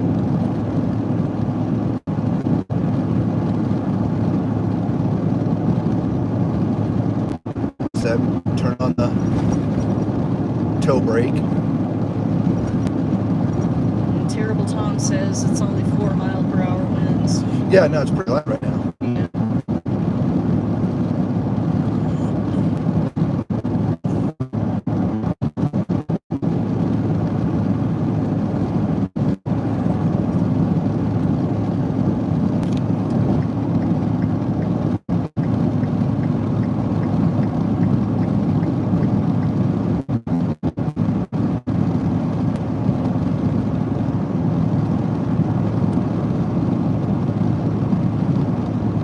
Give the workers a little space. Right.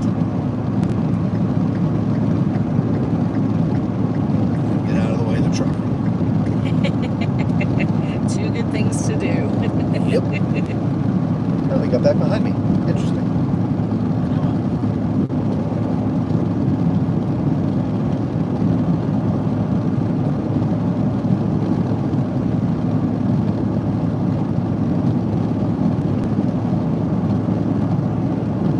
Thought he would have just stayed up because he's watching him come up on us.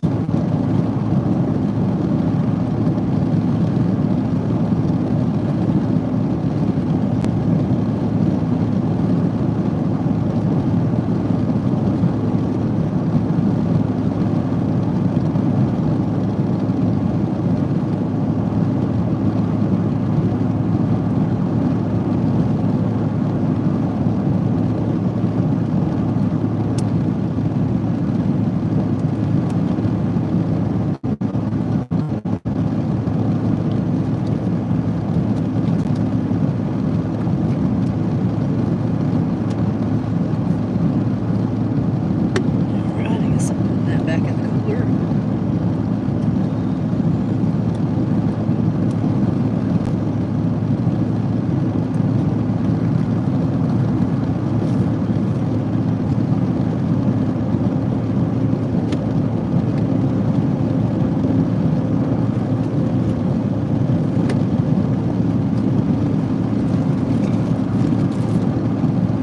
Grabbing the popcorn. Macrina, I'm grabbing the popcorn. That took long enough.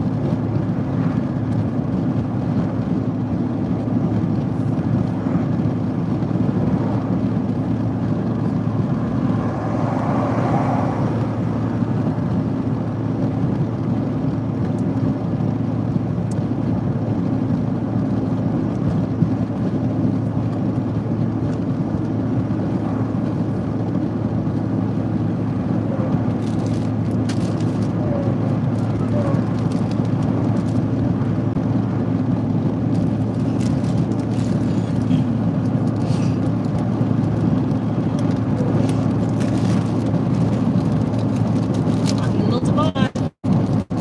Continental Divide.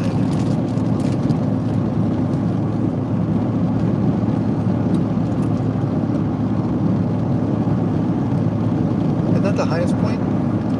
Is it? I don't remember. I don't know.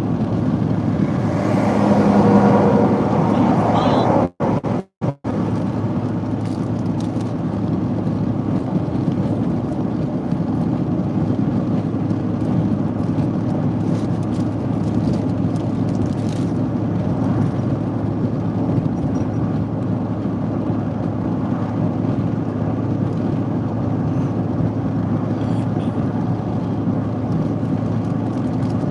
Continental Divide, exit 35 miles per hour. Well, we're at 7250 elevation. When I was looking through it, 7260, I think was the max.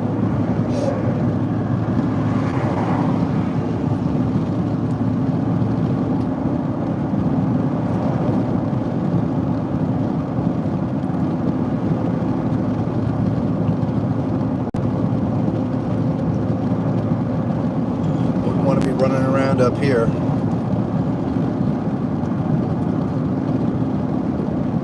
Oxygen is thin.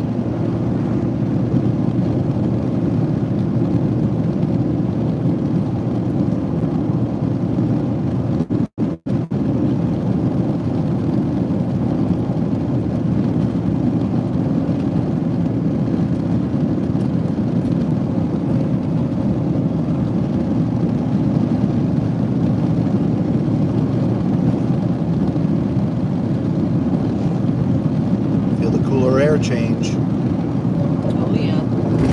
Oh.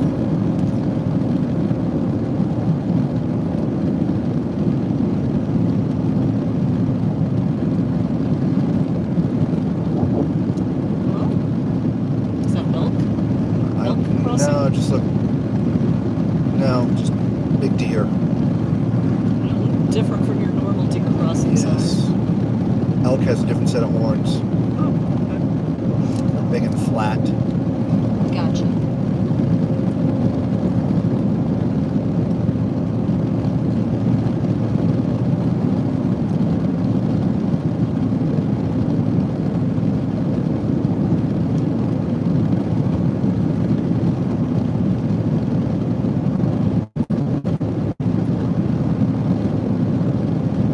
Everybody's quiet tonight. I know.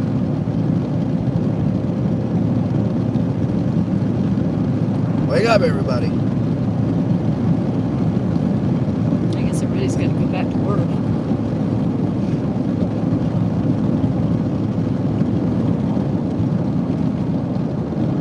Patricia says, I'm still here. Thank you, Patricia. Well, there's a bunch of you still there. It's just quiet. Yeah, there's nine people here.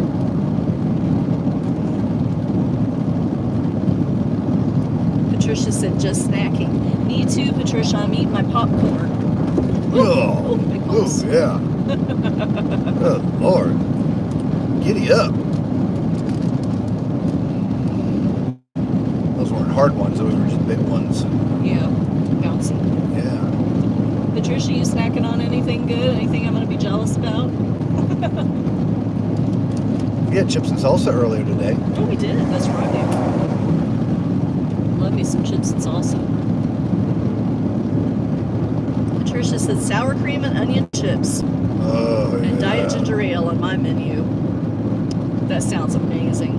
Bev says, I'm here too. Hey, Bev.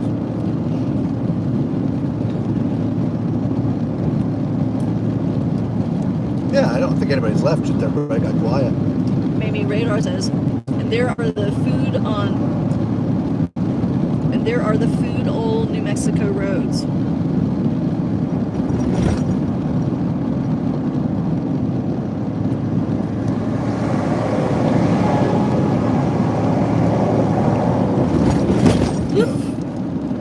Yeah.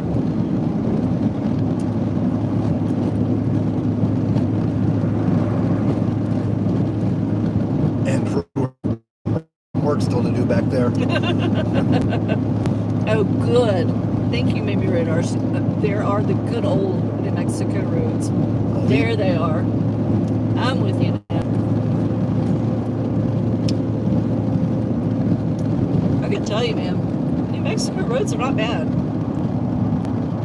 I don't think. Not the roads we've been on. Yeah, not the roads we've been on. Like anything. The states have all kinds of roads in there, but Oh, that's true. who's that? Bev there armadillos in New Mexico? Patricia said, I even felt that bump.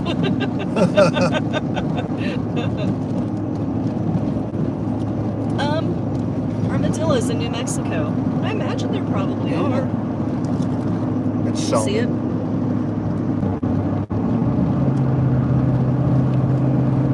It was salmon. Oh, okay. The sucker darts dude Okay. was asking him about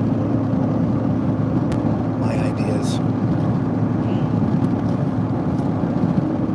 Mimi Radar's I-25 is really bad in places. Well, so far on this trip, that road through Indiana has been the worst. Yes, so far on this trip. Look, the last times we've been in Oklahoma, coming from the south, those roads were atrocious. But they weren't bad this time. Well, that's because we were in the north, different road.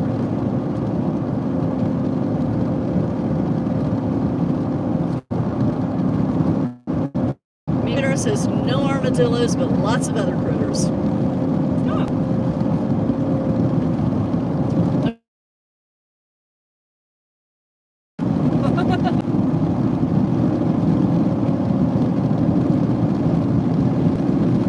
We have armadillos in Florida.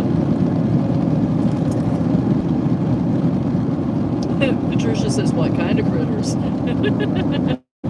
Things that go crawly in the night. Yes, there's a lot of those critters.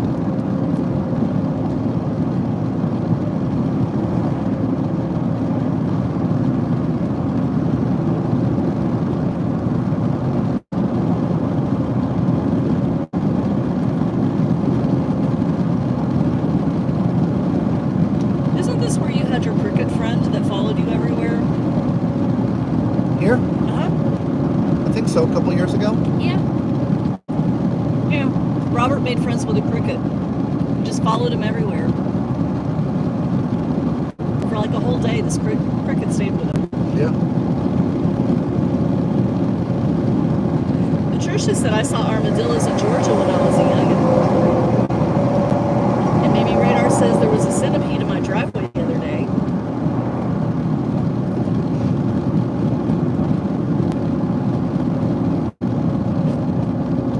Slow down, Robert.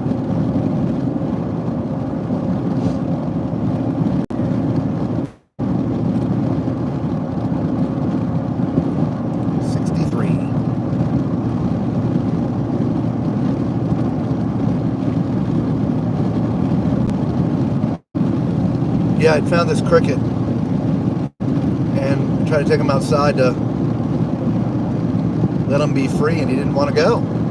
He was just looking at me, and I'm like, dude, you know, you can go. Anyway, I think I like put him on my shoulder or something. He stayed with me for hours. Yeah. Hours. I might actually have a picture of that cricket. I'm an animal talker. Patricia said I saw a squirrel this afternoon and said, come along. It started to follow me. I had to tell him he couldn't come home with me. Yeah, I talk to animals. You know, the funny thing is, when our daughter, she was probably, 12 at the time, I drove her to school. She didn't, so we were getting ready for school one morning, and this family of armadillos is like right across our road. And mom and dad armadillo ran off and left the baby behind. So my daughter gets out to go shoot the baby on the side of the road, and the baby starts following my daughter.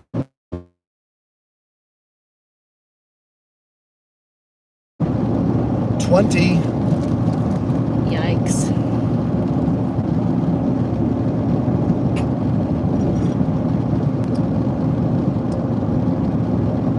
Mimi Radar says, just Googled armadillos. They can be... And just like that, 21. Maybe it's you, Tara. Don't listen to him. You just have impeccable timing. Right?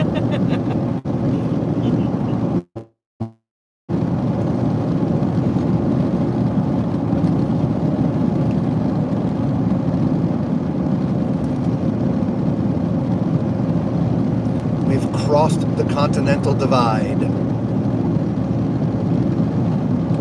Yep, 7,250 feet in elevation.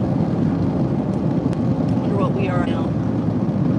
We're currently 6,780 in elevation.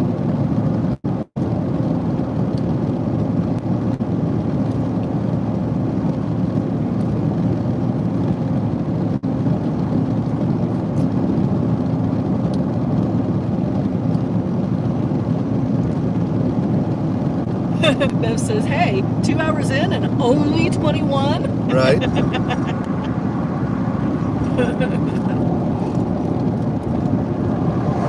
And 35 miles from the border. Oh, yeah. Almost to Arizona. Almost to Arizona. Yeah, this is a one-stop trip. We only have to stop one time for gas.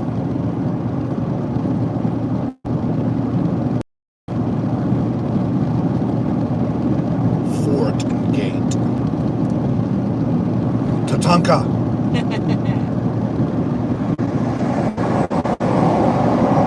Red Rock Park. Red Rock Park.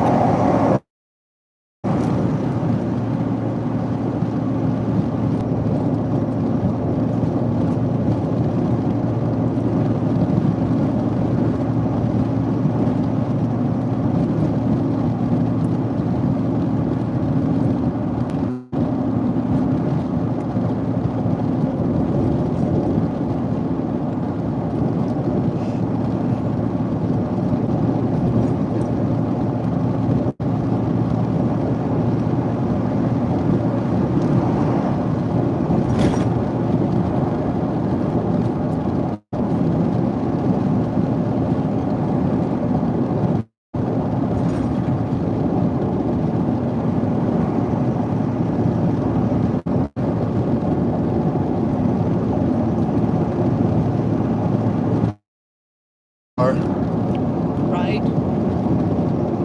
Don't make us pass you. Speed limit is 75. Right?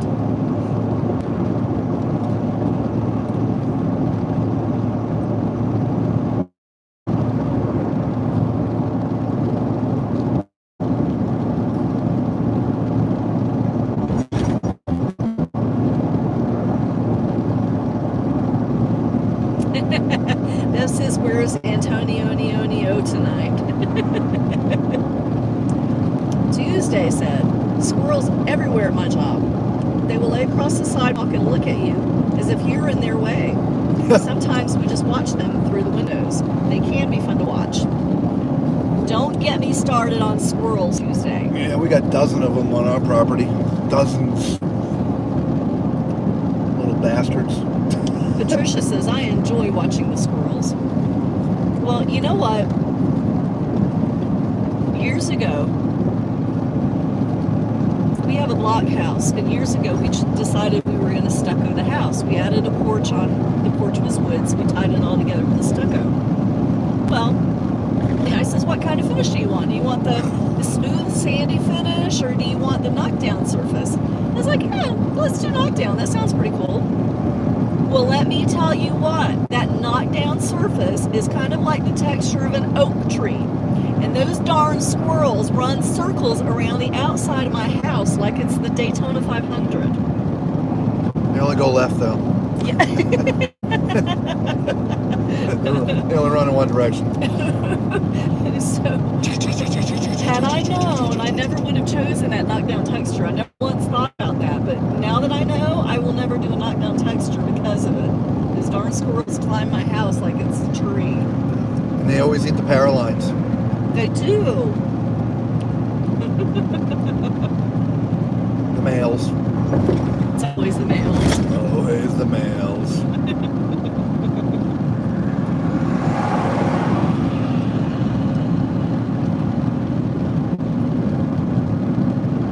Yeah, a couple times a year we blow a transformer because some squirrel is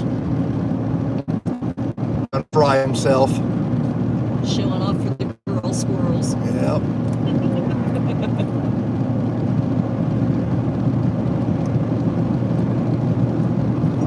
Bev says, well, who would ever think of that, right? Certainly not me. No. But yeah, they climb our entire house now. So let that be a lesson to you guys. Yeah. Learn from my mistake. If you ever do stucco on your home, do a sand texture. Do not do a knockdown. If there are squirrels on your property. Yeah, if there's squirrels, anything that climbs trees.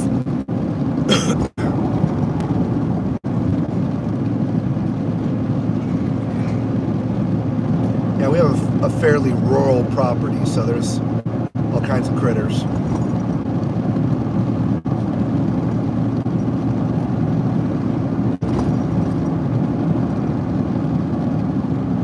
Squirrels, raccoons, possums, armadillos.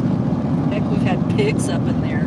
Yeah, a long time ago. Horses and cows, foxes, cats, dogs. You name it, they're all in Snakes. there. Snakes, hawks. Got a ton of lizards. That's a given. It's Florida, Yeah. I think. Yep.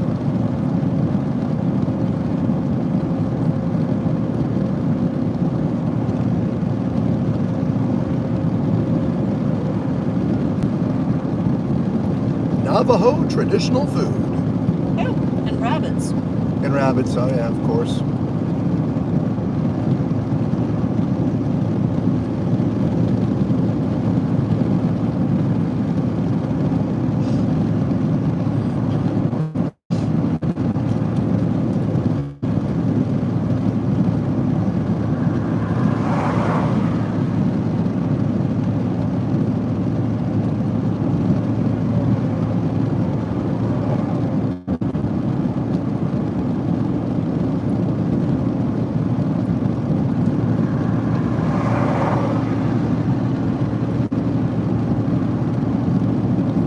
Gallup. Next 4 exits. Alrighty then.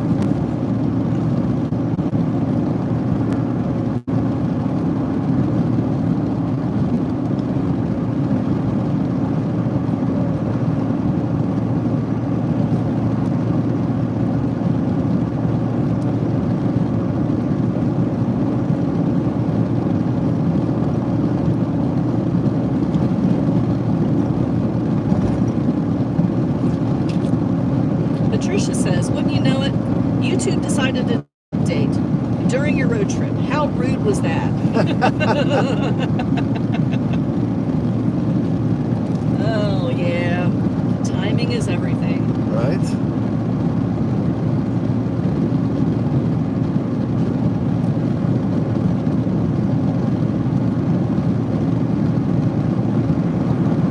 Damn.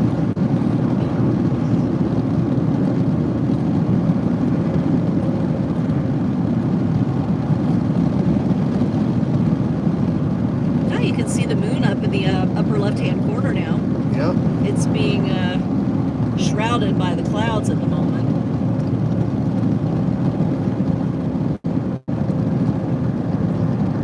Gusty winds may exist. Oh, lovely. Where'd you see that? Sign.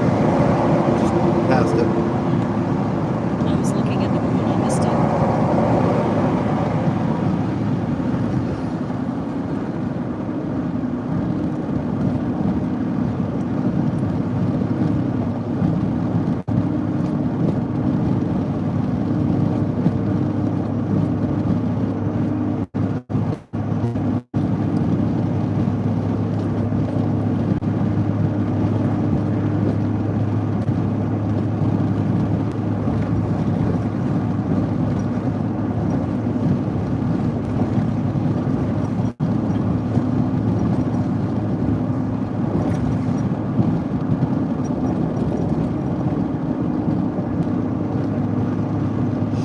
We are still at 6,500 feet in elevation.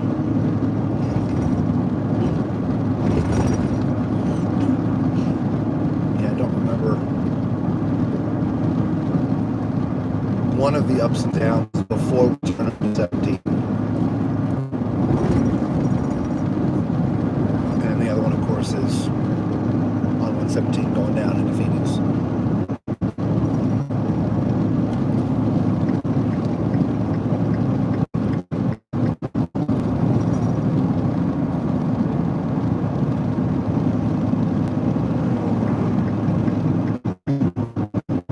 5 miles, Florida. All right. A little bit of an update.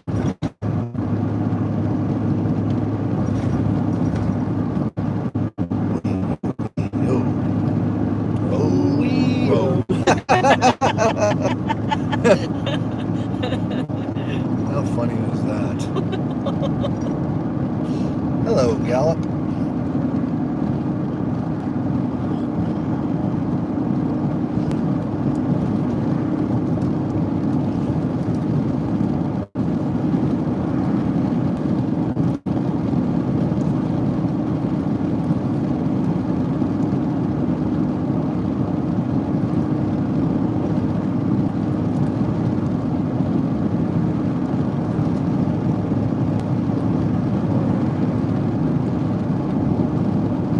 Patricia says, how many more hours do you have left? Let's What, about see. four and a half, 5? Oh, No? yeah. 5. Plus our stop, so 5 and a half? 5 hours and 15 minutes. Like that. It's 4 hours and 55 minutes. So our stops are about 20 minutes ish. So yeah, about 5 hours.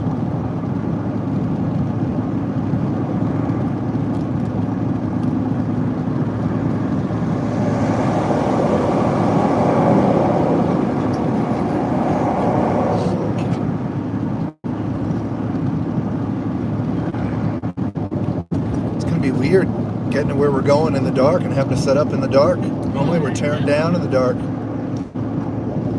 Patricia says, almost there. Yeah, really. Yeah, for our drives. Yeah.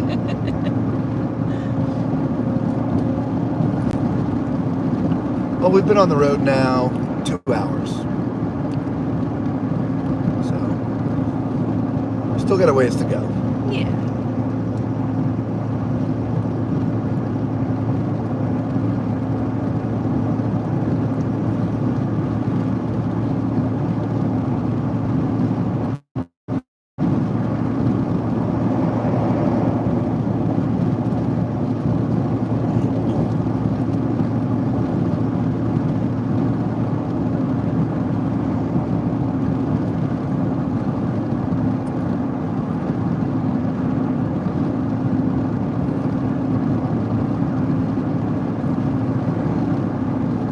Turn just enough to see the moon. There on the left-hand side of the screen. Oh, yeah. We're gonna turn away from it here in a second. It's Get a nice shot of the huge. moon. Yeah, it's huge.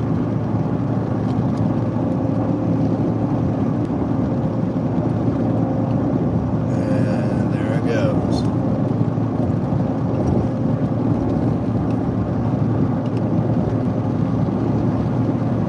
Bev says, cruise news. Did we talk last time about the guy who thought Carnival should air the debate on the Jumbotron? Yes, we did. She says, yeah, no. Can't see how that would be a problem, LOL.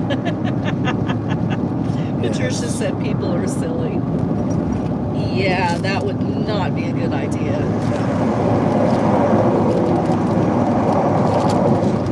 Yeah, there'll be no debates on Carnival ships. Or at least, broadcast to the TVs. Not broadcast on the TVs. Yeah, there's been some arrests. There's been an accident. I don't have all the details on any of the stuff, so it's hard for me to talk about. But stuff like glazed over real quick.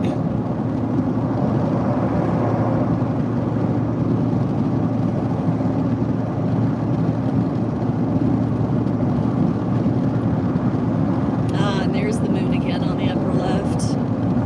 Oh, Oh, big bumps. that one hurt.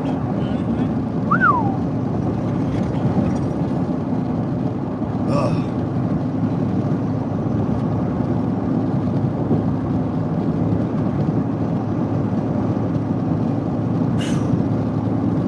Patricia said the only debate I will have is should I have cake or fruit on the ship? Right? Cake. Definitely cake. Ice cream. We need an independent there. Patricia said, ouch, jeez. Right? Oh my goodness. I'm glad you feel them too. Yeah. Some of those bumps, man.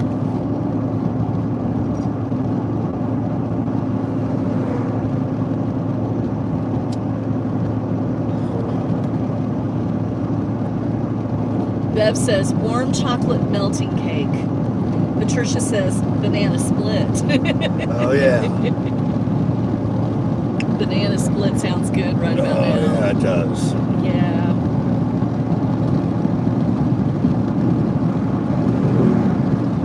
I'm just looking forward to getting back into a regular diet. I know. Me too.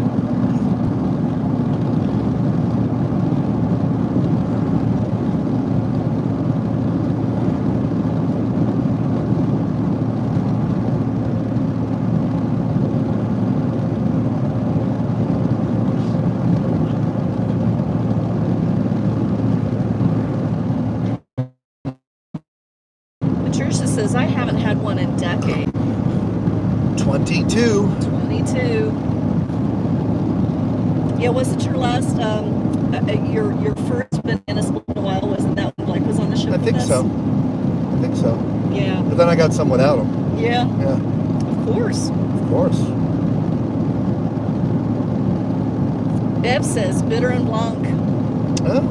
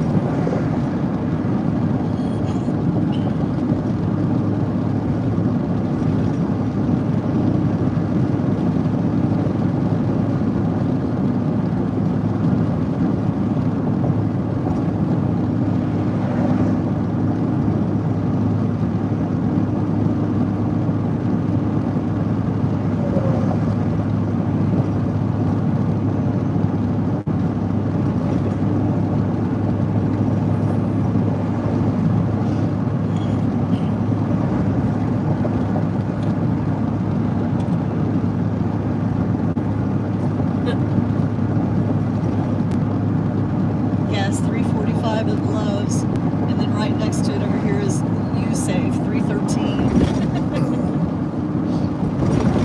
Oof. Man, those bumps. It's always the asphalt, the concrete. Yeah. Almost.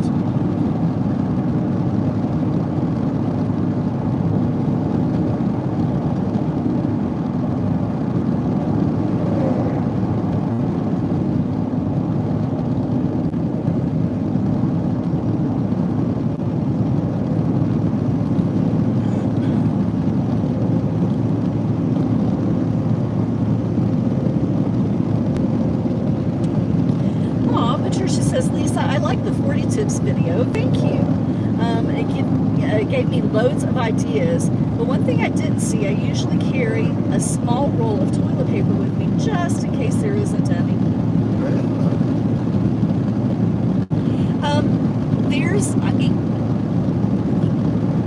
I usually will carry like one of those small packs, pocket packs of tissues.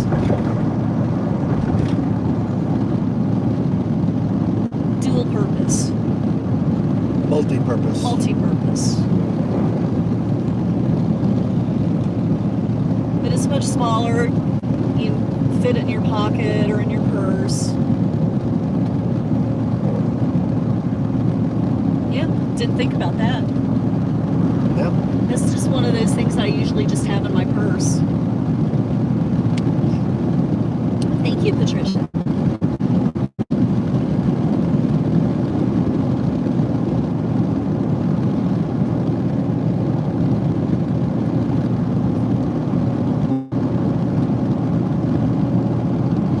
says, exactly. I usually have a pack of those with me, and single wet wipes. Yeah. A lot of times I'll have those with me as well. If I can't find those, then I'll do, at Dollar Tree, you can buy small travel packs. A lot of times they have them. So I'll have those too. Those I'll usually have in my backpack. Yeah. We go nowhere without wet wipes and sanitize. Hand sanitizer, sanitizer. soaps. I even have those little, pick soaps. I have a pack of those that I have in my purse because when we are out and about, we don't have a washing machine with us, so we have to go to the laundromat.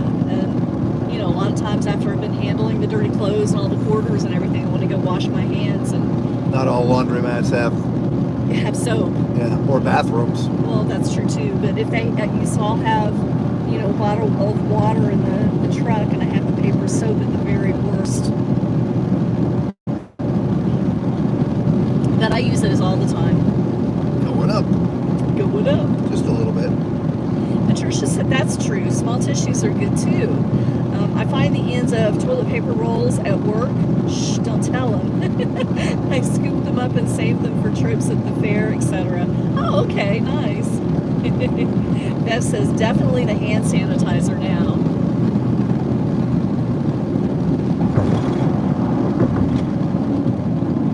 At least we always had the little travel size hand sanitizer with us. Yeah. When our daughter was in school, we used to go to Bath and Body Works. They have those little tiny hand sanitizers, and they've got it's like little keychains. Oh yeah, another train. Right. I see it on the right. And so you can attach those to your purse and just have it on the outside of your purse or your backpack. So those are really convenient.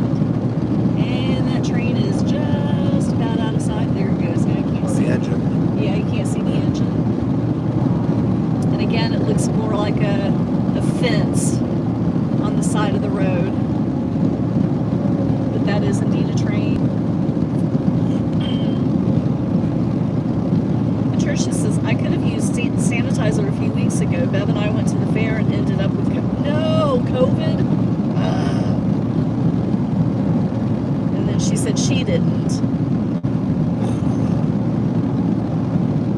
Patricia ended up with COVID and Bev did not. Oh, I'm so sorry. Well, I hope you're feeling better now. You said that was a few weeks ago. And it sounds like you're up and at 'em, so hopefully you're doing well now.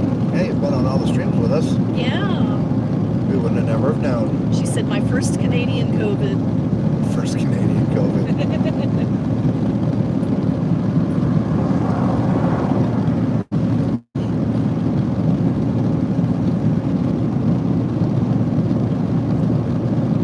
Bev said it was Patricia's train, not mine. Patricia says, I still have sniffles and taste buds are a little wonky. Yeah, I've heard that from a lot of people that it does mess up with your taste buds. Car I find that carrier. very interesting. There's the fourth truck to look for. Talked about tandem, flatbed, Oh, yeah. car haulers. I hate the car haulers. Yeah. Patricia said my first ever COVID was in the UK. Wow.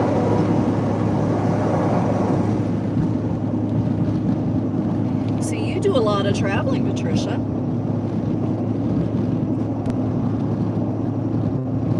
Man, I'm still feeling it. Go away, car. Yeah, those car carriers, the wind coming off of them is very unstable. I guess because of all the air circulating in and around the cars, and It's not streamlined at all. no, it's not. Definitely makes Robert grab a hold of the steering wheel. Oh yeah, and we're all over the place. Patricia said, I love the UK. usually try to go year. I think maybe yearly.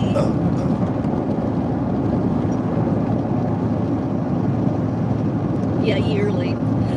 But a break this year and then going to the group cruise instead. Aw. Oh, thank you. Aw, thank you.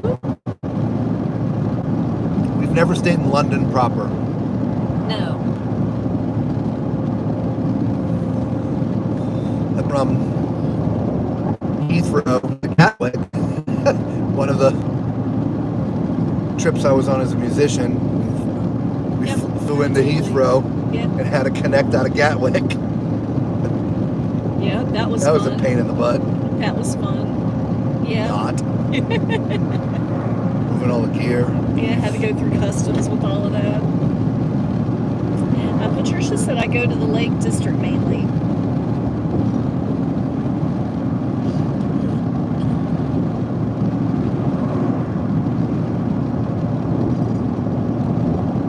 She says I always fly into Manchester.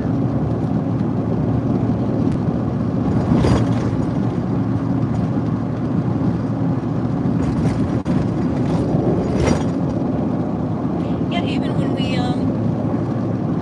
did the celebration, the inaugural cruise on that, we flew into Gatwick, didn't we? No, Heathrow. Was it Heathrow? Yep. Because if it was Gatwick, well, there would have been a train that we could have taken into Southampton. I just remember we had to drive wherever it was into. Oh, we drove because we rented a car and did some RV reviews.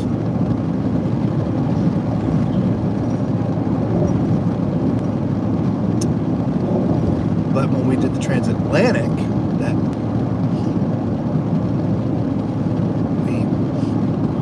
our disembarkation was in Southampton. We had somebody pick us up and drive us to Heathrow. Yes. Okay, maybe.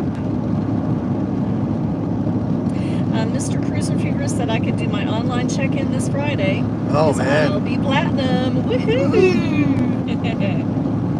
Patricia said last year I did a week in Edinburgh in October. Oh, that sounds nice. Yeah, that does sound nice. But I'm usually over there 3 to 4 weeks. Wow, that's awesome.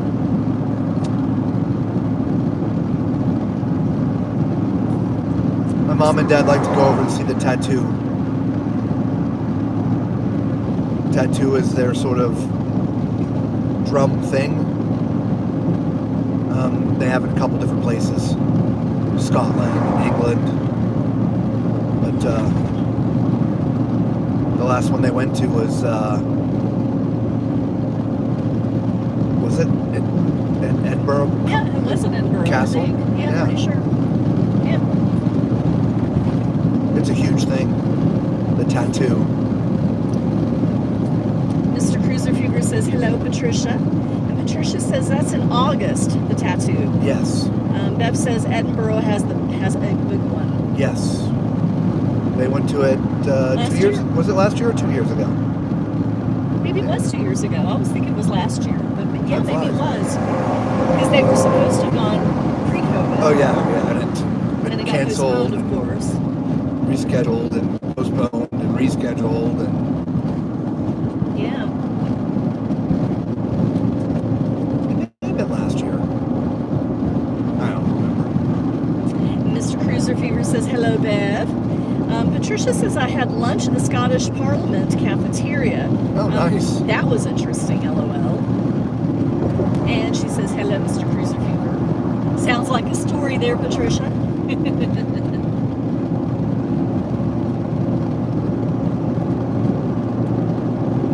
We should be just about into Arizona, by the way, guys. Oh, nice. I haven't been watching the mile markers, but we No, I gotta be haven't darn either. close.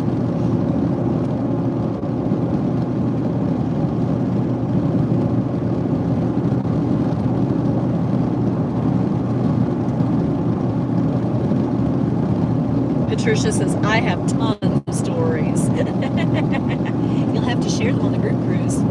Or you could share some now if you like. We're here.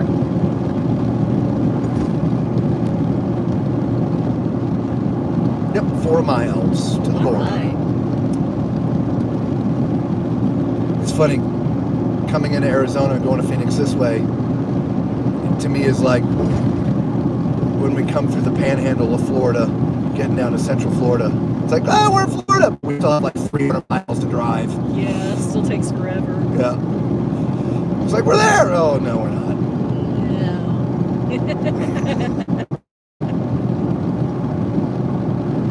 Slow down, Robert. We are at 6250 in elevation.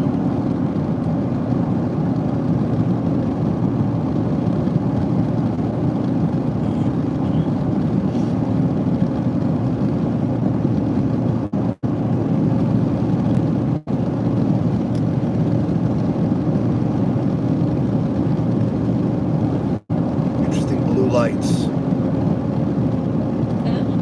The truck coming up on my left.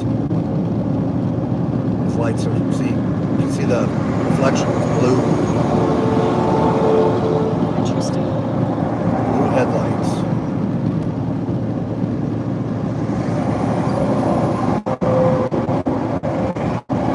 Wow, he is tailing that guy. Hate them car haulers. Holy cow, he's close to that other guy. He's gonna stay right behind him Look too. at that.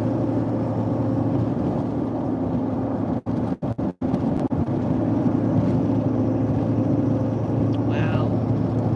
Well, just, well, they're going faster anyway, but they'll give that guy some space. Yeah.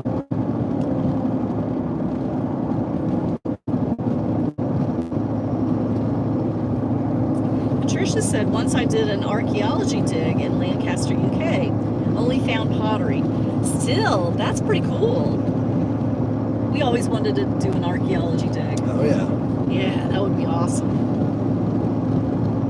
Mr. Cruiser Fever said, I can't for comfortable weather, nicer temperatures again. Here in South Florida, North Palm Beach County area. Patricia said, I created and wrote a knitting pattern that is sold only in Kendall, UK, in a craft shop that is meant for Luna Lapin, a bunny head sewed with felt. Interesting. Yeah. Nice.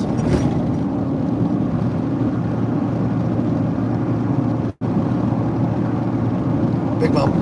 Oh, yeah. And the off bump. On the bridge, off the bridge.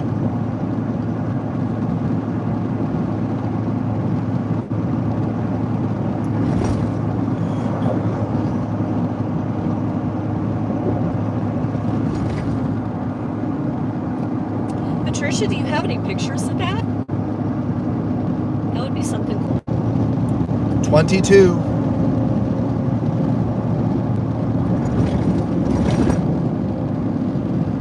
I think we're in Arizona.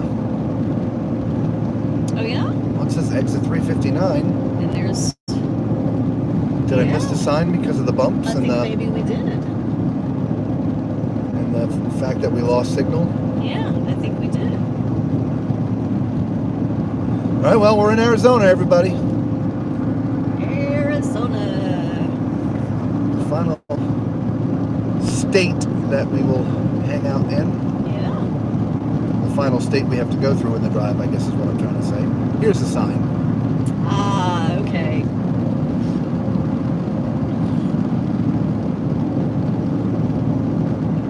Welcome to Arizona, the Grand Canyon State. Nice. Nice. Patricia said Luna Lapin is a very popular craft all over the world and gathering more followers. Cool Crafting is the company, and yes, I do have photos. Nice. And then she says, whoop, whoop, Arizona. A dog. Oh, you saw a dog? There's a dog hanging out on the side of the road. Aw.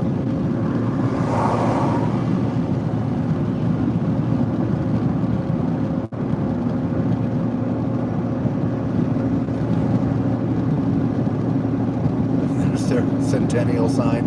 everywhere. from 10 years ago, Yes. 12 years ago.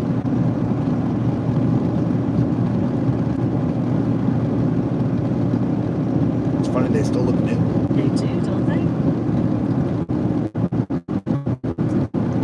Y'all got a great shot of the moon now. Oh, yeah. Clear skies.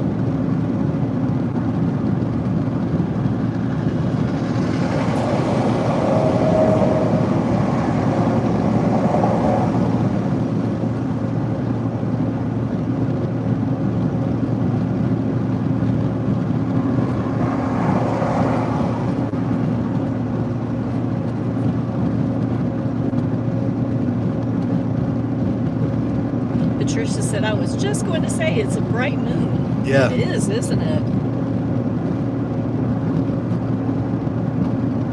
Part of that is the lack of clouds, right? It's just nice, clear, Yeah. no pollution up here either. And it's still low in the sky, so it's just huge. Yeah. 23.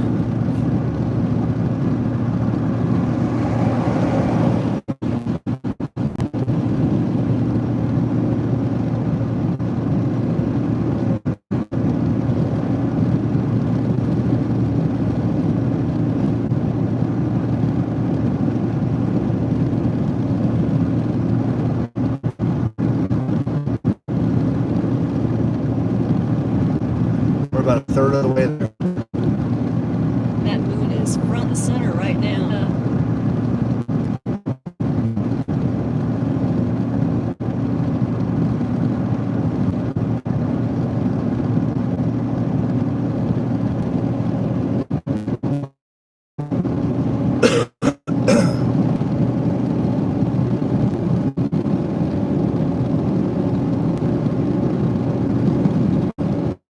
So no, I'm cheating. We will not be getting snow flurry in Flagstaff. Well, it was before Flagstaff, but still, it was close enough. Yeah, Flagstaff we're gonna be low is 51. Okay. So yeah, we will not be getting. Then we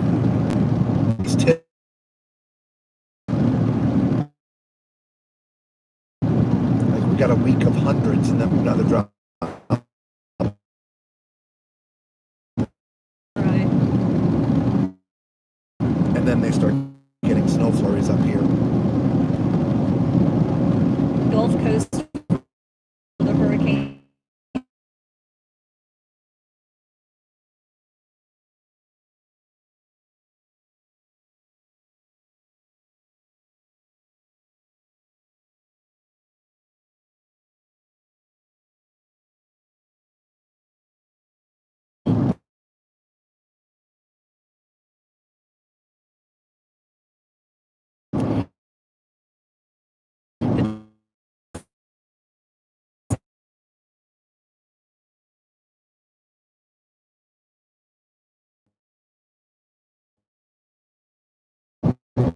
And a bunch of Played it in here.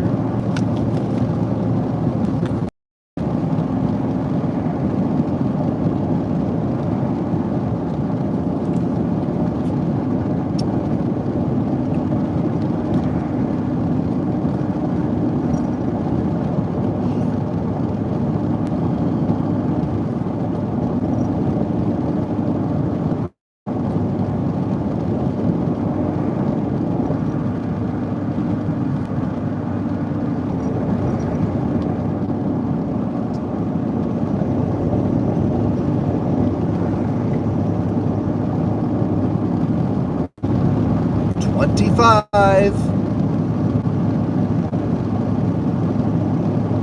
And Mr. Cruiser Fever said, hello, Tara.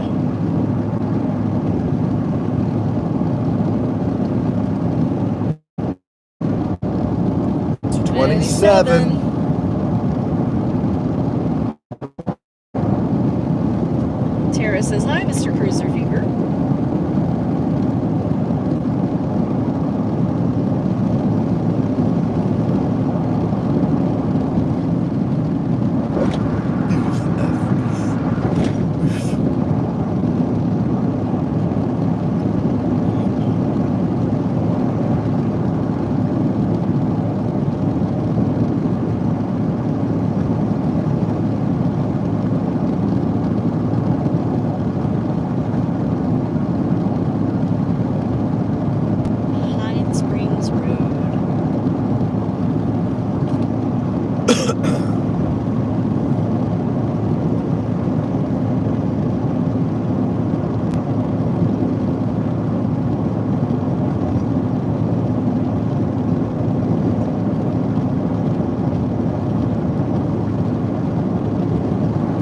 What's the name of that rocky area on I-10 that you like, Lisa? It's called the Texas Texas what? Canyon. Is that what it is? Texas Canyon.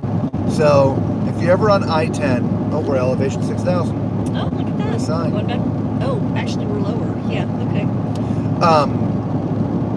If you're ever on I-10 in Arizona, there's an area called the Texas Canyon. There are a bunch of huge rocks there.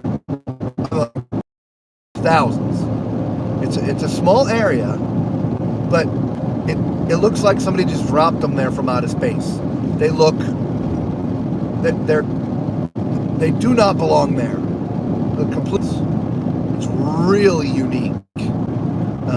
There's a place over that you can go look at them and stuff. It's really cool. Texas Canyon.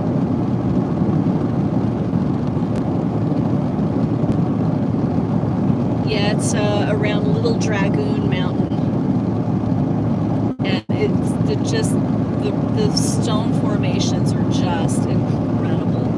Yeah, they just don't belong there. In fact, didn't we read up on it? Weren't they like deposited there from the Ice Age or something? Oh, I don't know, maybe. I don't remember reading anything about it. I just did say it just looks so amazing that I've always just wanted to go explore. Yeah, not that you can really see anything because it's dark, but the rest of the area looks like this. Mostly flat, desert-like. No trees. Desert shrubbery, if you will. And they're just littered everywhere. They're huge. Aren't they also mostly red? I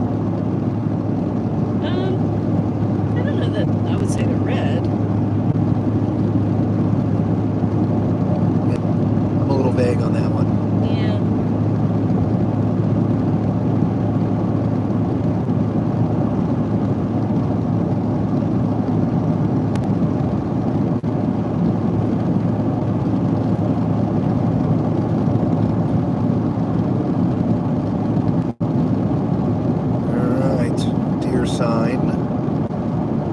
See, now that's the normal deer sign. 14 miles. The other one was nothing but antlers. And it wasn't looking like it was hopping. It was just standing there daring you to hit I know. it. It was an adult. It had a lot of points on that deer. Yeah. That's what I'm saying. I've never seen a deer. That's why I said, is that elk? Because I've never seen a deer sign look like that. That was not elk.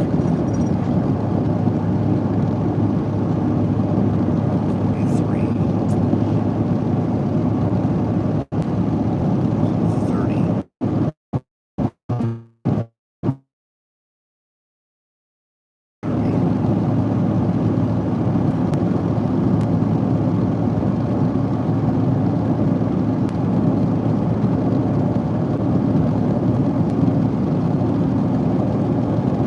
Said I was driving earlier and couldn't comment, but did I hear Robert say the speed limit is 75 miles per hour? Yep. Yeah, but we can't go that fast. We're pulling the RV. We only do about 60 to 65. Some places in Texas, it's 80 miles per hour.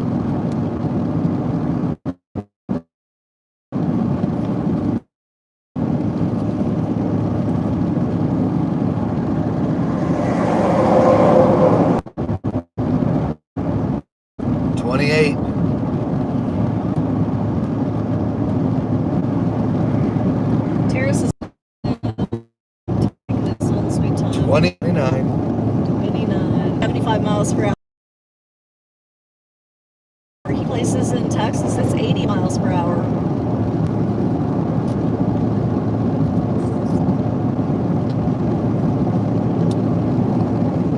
Well, there's nothing out here.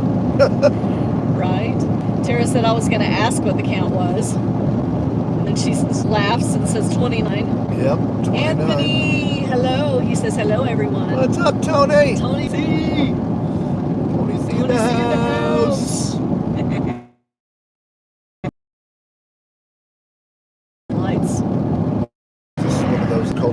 inspections. Is that what that is? I don't know. Slow vehicles ahead. Truck bypass way station. See, yeah, there's a So way it's just station. a way station, yeah.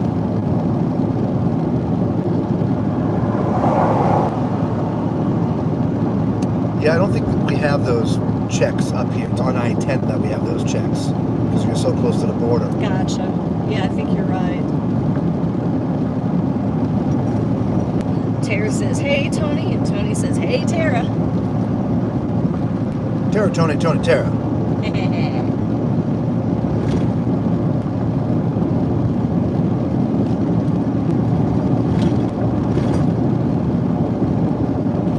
They're still interesting, aren't they? Yeah, some kind of factory. Maybe a Yeah. concrete plant. Maybe. Yeah, maybe.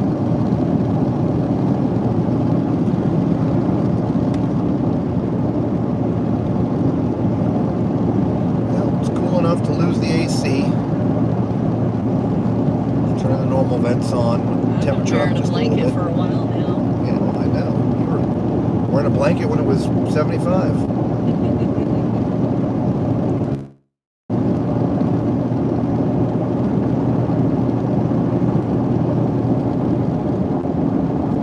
Yeah, I think that's a concrete plant. I think you're right. Tara says, Tony, are you excited for your upcoming cruise?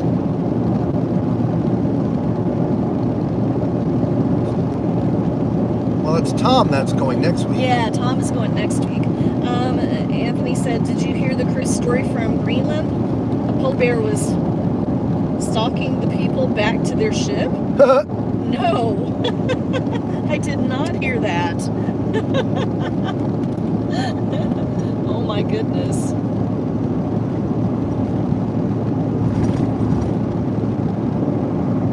Tara says, oh my bad.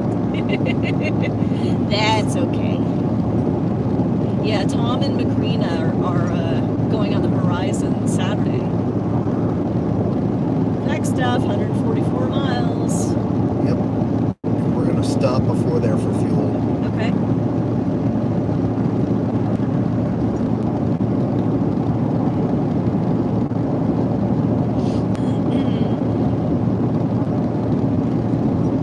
Patricia said polar bears are the local tour guides. Anthony says, my cruise might be in May if I can convince my daughters to go.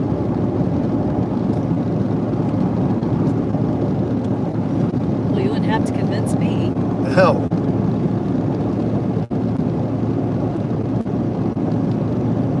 No convincing required. No. Just to ask. Yeah.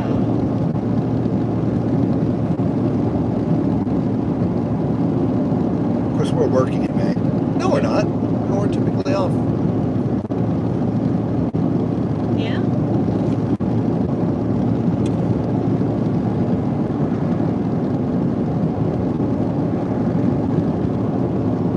Well, love's at 60 miles. Well, we were looking for needing at about 120. But, I mean, hang on. We don't need 2 full tanks, so 60 miles will put us at 220. We can do that. Okay. 6 at 277. But I'll have you look Okay. in another 20 miles and see if there's anything past that, which I know there is because I was looking on the map and I thought I did put it in here, but their system just doesn't work good. Fix it.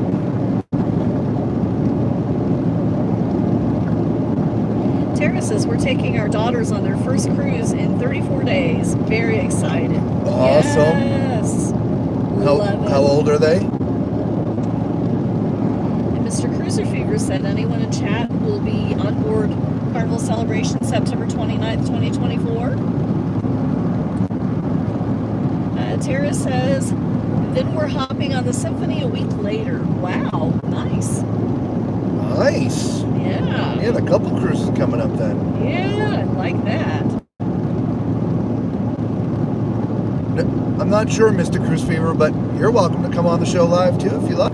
Absolutely. Of course, we've covered the celebration pretty extensively. 3 times.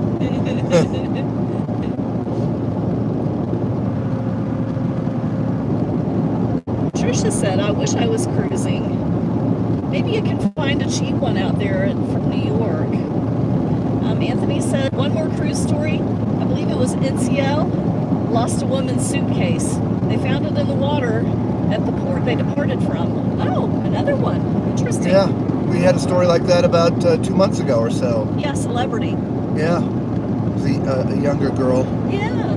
She was putting it up on TikTok and all distraught about her suitcase. Oh, there's some family. She put things in there she shouldn't have put in there. So there was a lot of valuables in there, so I can understand being distraught. Tara said we're going on the Carnival Pride small ship. Hope they have great time. Oh, they'll have a blast. Absolutely. And Anthony said it was a 12-day cruise and they only offered them $400.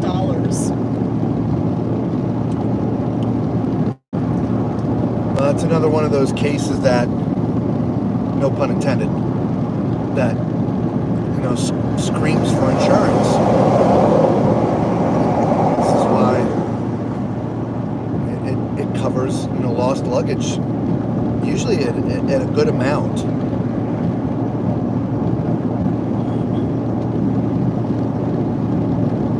Patricia said she didn't watch any TMC videos and didn't pack properly. Right. You tell her, Patricia.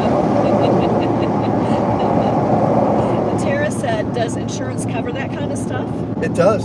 And then she said, oh, you just answered for me. Yeah. Yeah, insurance covers your lost luggage. Yeah. Trip interruption, medical, lost luggage, hotel reimbursement. God forbid it's a really bad situation. They got to fly you off the ship in a helicopter. It covers that up to usually $50,000. Repatriation. Yeah. If you need it. Come on, little box. Come Of course. on.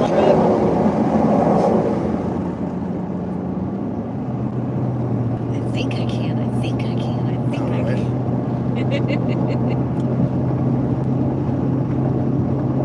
Tara said, is that cruise insurance or third party? Well, either way. So cruise lines offer insurance, but you can get cruise/travel insurance through third party. You don't have to take the cruise line's insurance.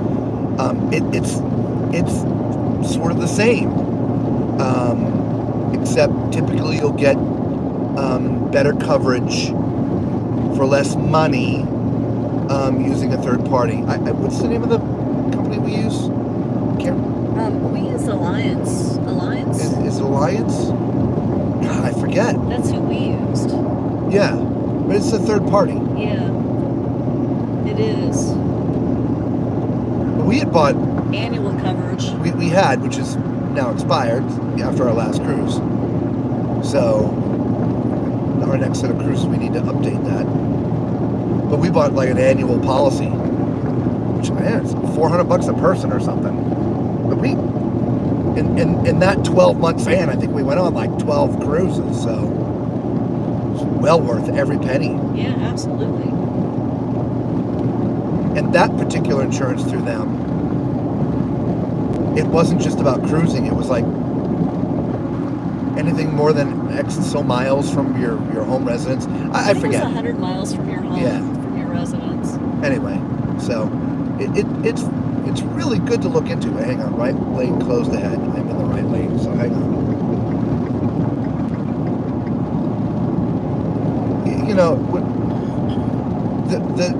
The younger you are,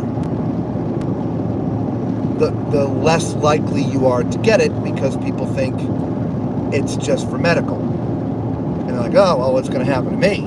I'm 25, I'm 30, or whatever. But heck, you could trip and fall down a flight of stairs and break a leg.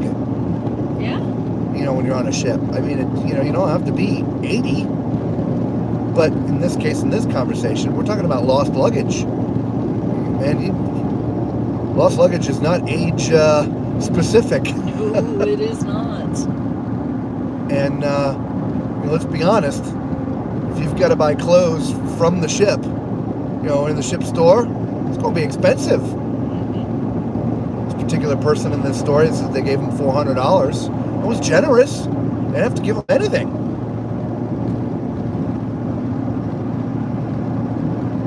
But they did, which was great. Only because there's a strange liability here, right? You hand the porter your luggage. Right? It's not an airline losing it, right? The porter puts it in a big cart, right? Somebody in a forklift picks the cart up, drops it onto the ship, and from there the ship's personnel move it through the ship up to your cabin. So who's responsible? Is it the longshoremen, the ones, the porters? Where's the cruise line? Well, if it ended up in the water, it means it fell off the cart. The cart was on the forklift. So, I don't know. It's a strange thing. Get insurance. Yeah, exactly. And you're covered. Doesn't matter.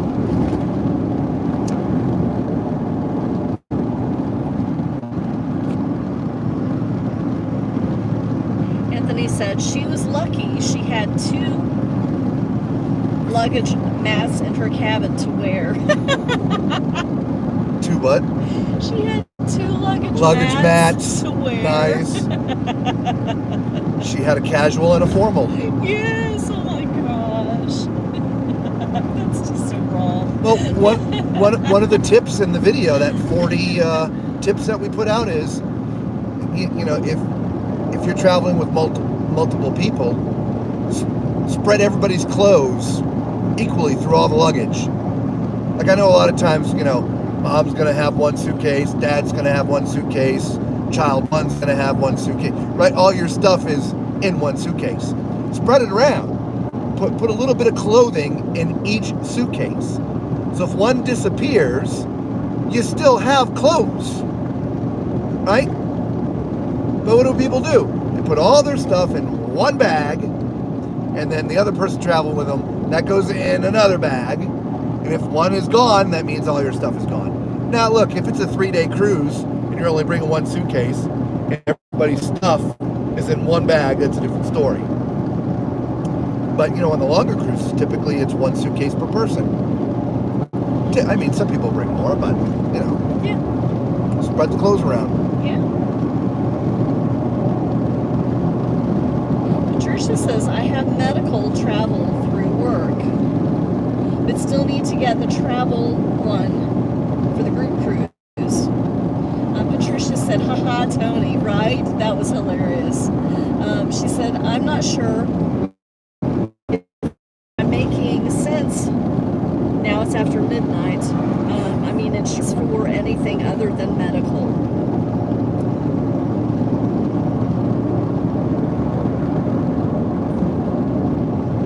She has medical travel through work, but she still needs to get the travel one for other than medical for the group cruise. Gotcha. Okay. Mr. Cruiser Fever says, hello, Tony. Tony says, hello, Mr. Cruiser Fever. Bev says, and always keep what's important in your carry-on. That's That is right. very true. All your meds, all your jewelry, Yeah, your passports. right? All that Yes. stuff. Absolutely. Never put anything of value in your suitcase. I mean, yes, your clothes are valuable, but clothes are clothes. But medicines, Things that can't be replaced easily. yeah. The medical facilities on the ships, they're pretty expensive, but it's not a pharmacy. They don't carry every drug out there.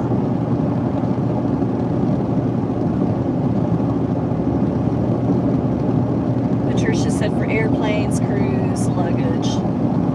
Tara said I'm guilty of that. And me and hubby never mix our clothing. Well, start mixing your clothing. Yep. And look, we've been guilty of that before. Yeah.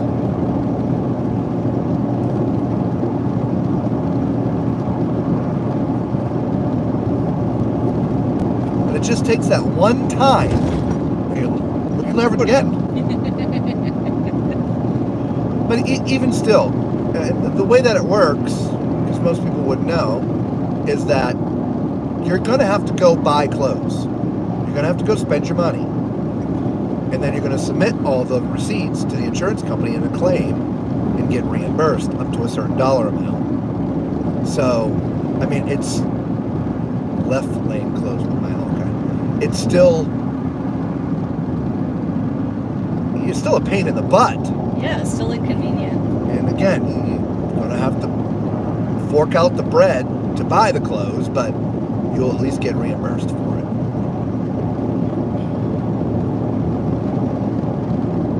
Antonio says, I just wear all my clothes in layers so I can't lose them. Right. Walk on the ship looking like the Stay Puft Marshmallow Man. Tara says, I will definitely keep that in mind. Now she's laughing at Tony. What are you trying to do, truck? There you go. Somebody behind you or in front of you? You're Well, you're just trying to pass me. no. Like, it ain't happening, buddy. No, not with this lane closing.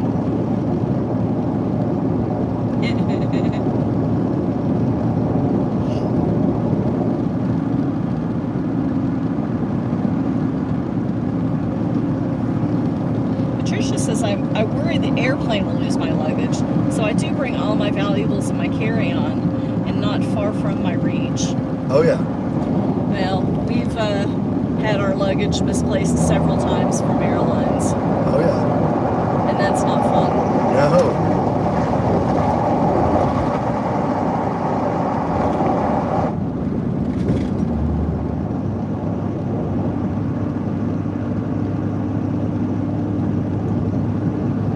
I was doing a gig overseas, and half of our luggage didn't make it. All of our costumes, I mean, a lot of important stuff didn't make it. The show ended up having to go on late, because by the time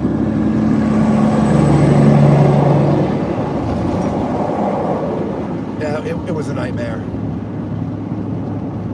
We ended up having to, we couldn't wait for them to bring it because it wasn't going to get there in any kind of nick of time. So we ended up having to drive back to the airport with a van to pick the stuff up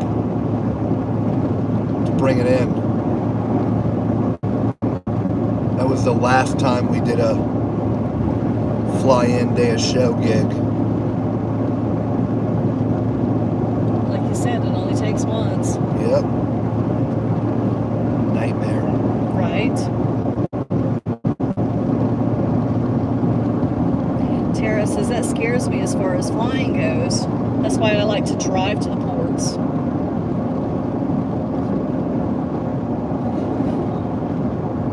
I mean, if you just think about it from a common sense or logical standpoint, think of how many flights there are a day and how many passengers there are getting on these flights. The percentage of lost luggage is barely register on the scale. Is it possible? Of course. But highly, highly, highly unlikely that your luggage goes missing from a flight. At least here in the United States.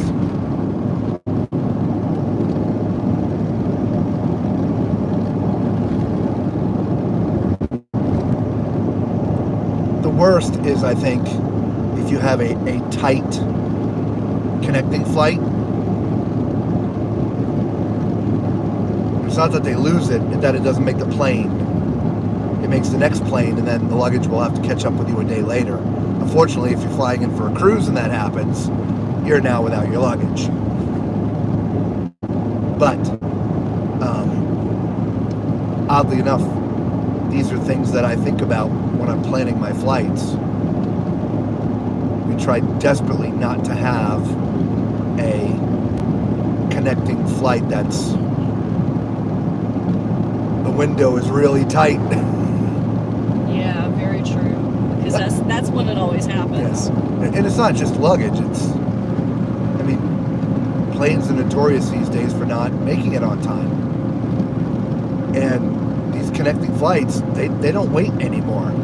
Back in the day, they used to wait a little bit. They don't wait.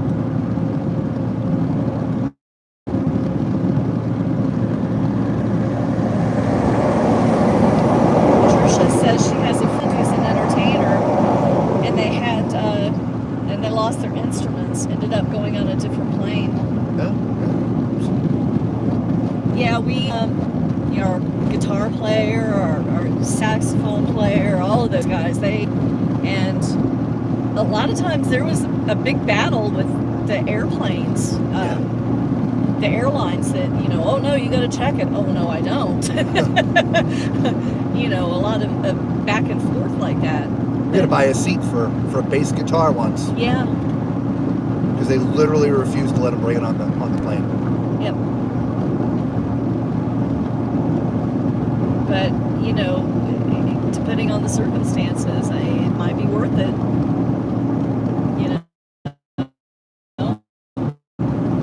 Again, one time after that, they all got vacations. So first of all, most guitar players, bass players, these kind of things, the guitars are kept in what's called a soft bag, something you're carrying with you. You can't put that under the plane because it's going to come out in pieces. So they make flight cases for these things so that the instruments are protected. It's literally what they're called. They're called flight cases. They're pretty heavy, but they do the job they're supposed to do. And so after that, we got the flight cases.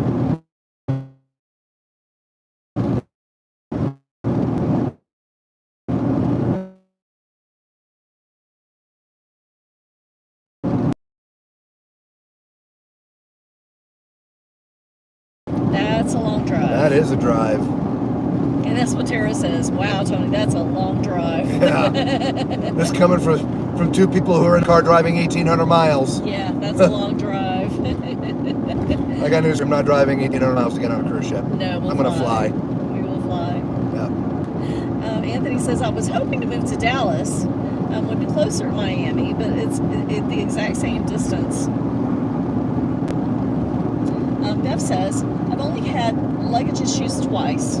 Once my suitcase took an earlier connection flight to LA, and once my bag lost its tag on deportation. I found my bag, but on this was an excursion. This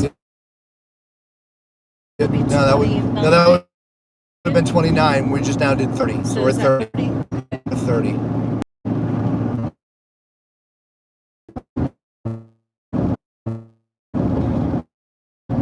$31.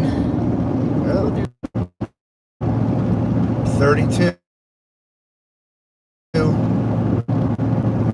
Alright, we're on 17. Yep. We're on 40. 40. And we're at mile marker. We're gonna be at we're at mile marker 314 and we're going down. So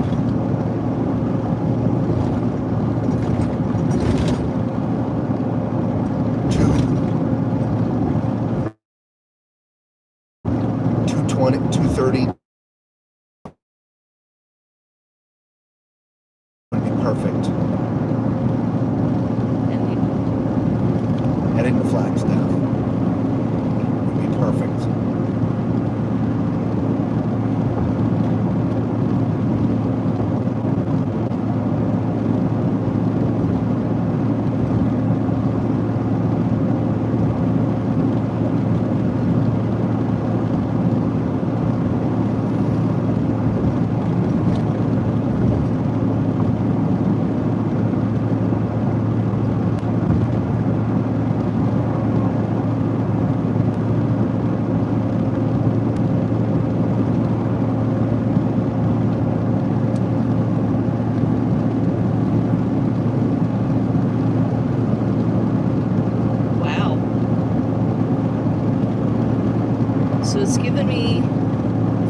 stations around Holbrook, and then nothing.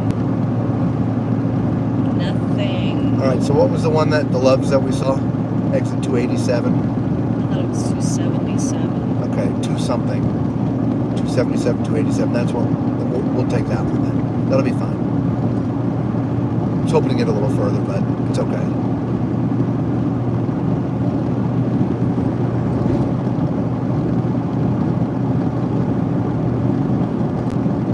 That is not going through Flagstaff, though.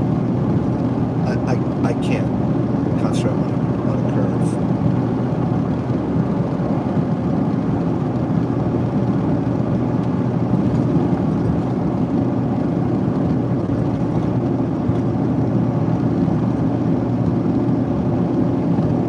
There are gas stations after Holbrook because I looked because I had charted it was a TA. It's not on the path for some reason. Yeah, it's not pulling up anything. It's fine. We'll stop at 277, 287, whatever it is. We'll just be on the lookout for Loves when we get into the 280s.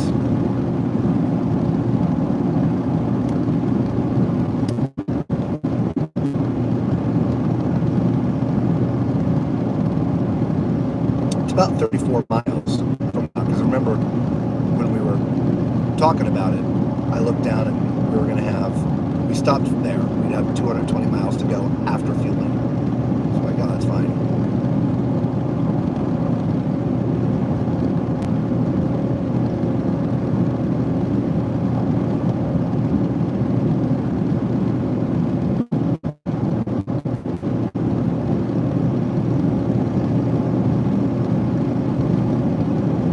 Okay.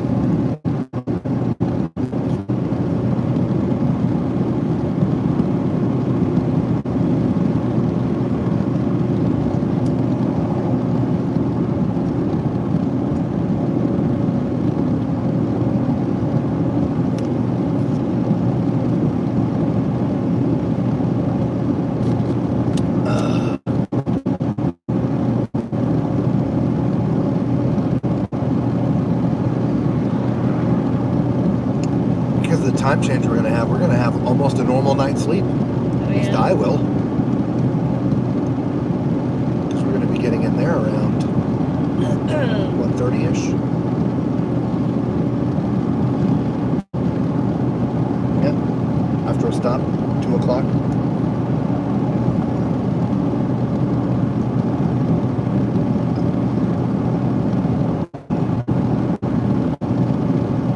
That'll be nice for a change. Right? I mean, a little less sleep for you, but about the same for me. What you staring at? Oh, I'm confused because this route going through Flagstaff, that's Yeah, that's it. 17. But you said We're on you said I-40 until we turn. Our turn is in 112 miles. But we need to stop in about, at the time I said about 80 miles. Or 65 miles, something like that. 60, whatever. So it would have been mile marker 220. 230, something like that. Our turn is at mile marker. Oh,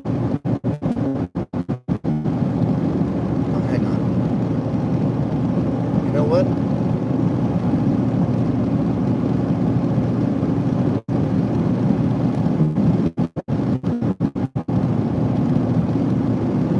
Just give me a second.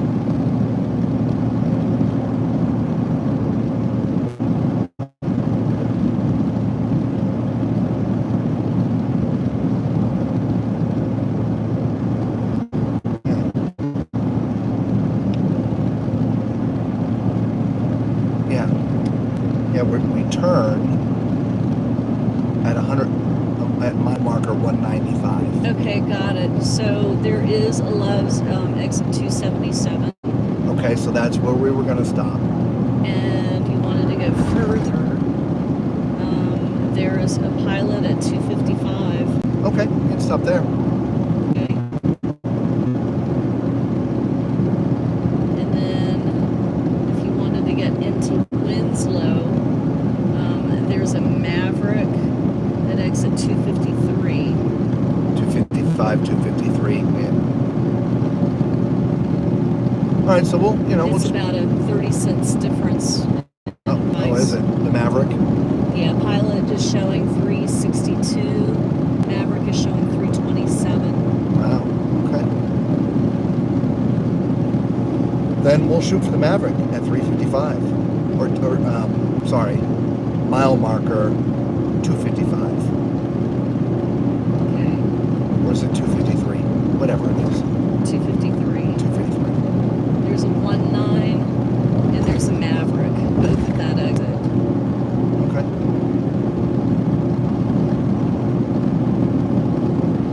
Okay. All right, back to the comments. All right, let me map this. This is 48, 7 miles, 49 miles. By the way, for those joining us late, we are in Arizona. We've been in Arizona for a while. This is the final leg. Starting route. For 52 miles, continue straight. This is our final leg of an 1,800 plus mile drive. We started off in Ohio, and our final destination is Phoenix, Arizona. So we drove, 700-ish miles, stopped, then drove another 700-ish miles, stopped, and now we're doing the last leg, which is 400. It was 450, I think. So. Anthony says, looking for loves in all the wrong places. Yes, we are. And Patricia, I've tried to read your comment like 3 times and we disconnect every single time, so I'm going to try it again. You said, now they drive, they learned. They do a cross Canada drive similar to this road trip you were doing. Woohoo! And we didn't disconnect.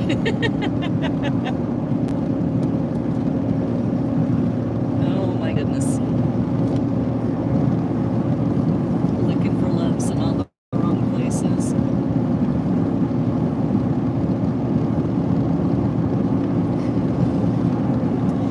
I think some of the driving, so let's say 90% of the driving we do, maybe even 95%, is work. Vacation, I don't want to drive. I drive for work. You lost. What? We disconnected. Oh, did we? I didn't even see it.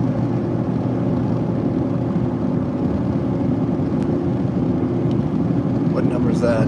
32.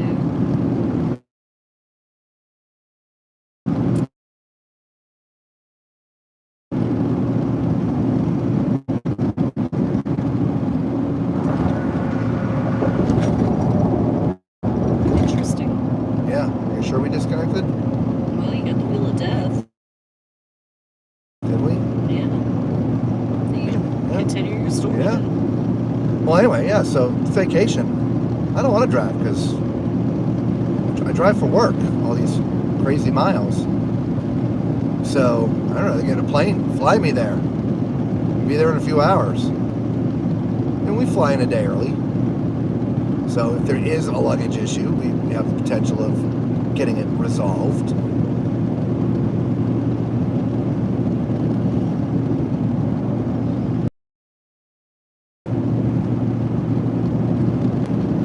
Out here doing what we went a couple years ago, spent a week in Yosemite. Of course, we drove there, took the RV, because we had time in between events, and so that was a great vacation. Yes, it was. That was awesome. We also spent 3 or 4 days. Oh, the moon looks red now.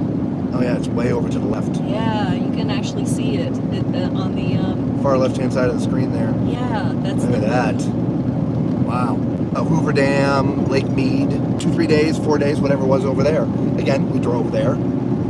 It's sort of on the way of where we're going, right? So we do drive sometimes for vacation, but I don't know, just fly me there.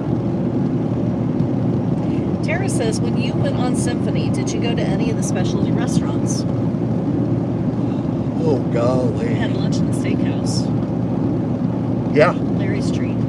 Yeah. It was pretty good. Didn't we do one of the others on our own?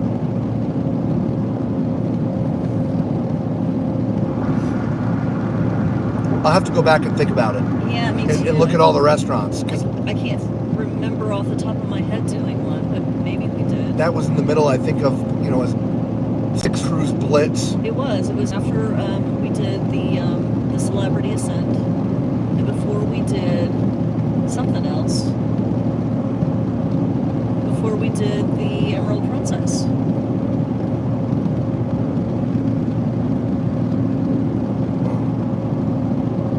I thought Symphony was...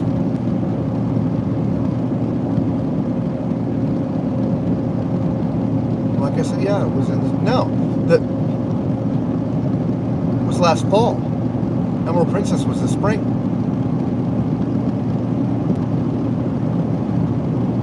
Wasn't it?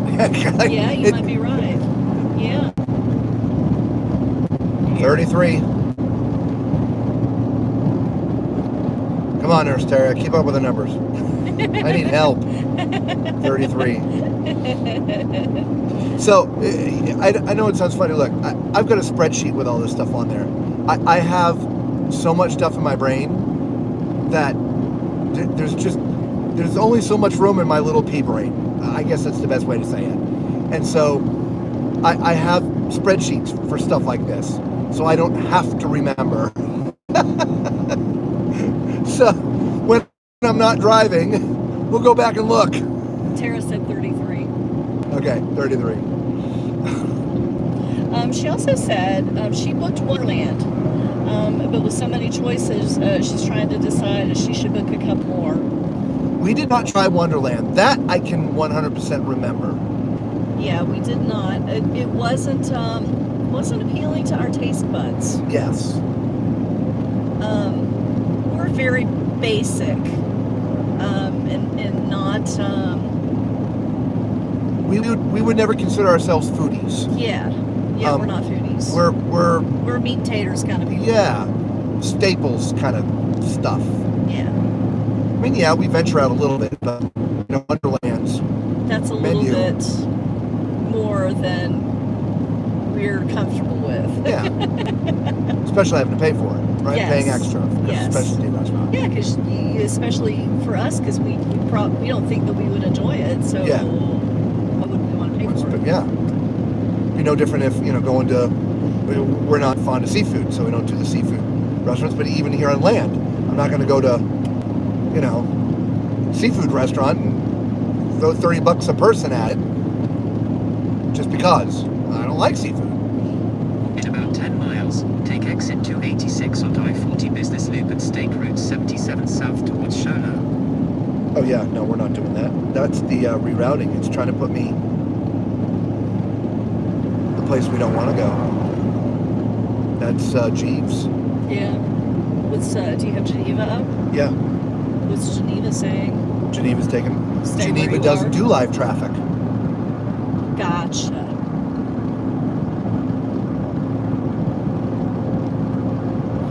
Interesting. I don't feel like we did any of the specialty restaurants on Symphony. Just the steakhouse. I think we just did the steakhouse with Larry. I don't think we did any of the others. Maybe. Because we'd already done them on the other the Allure, not yeah, the Allure, the Mariner. The Mariner. Yeah. I don't feel like we did the specialty restaurants. Because we were saving it for something else or something. Yes.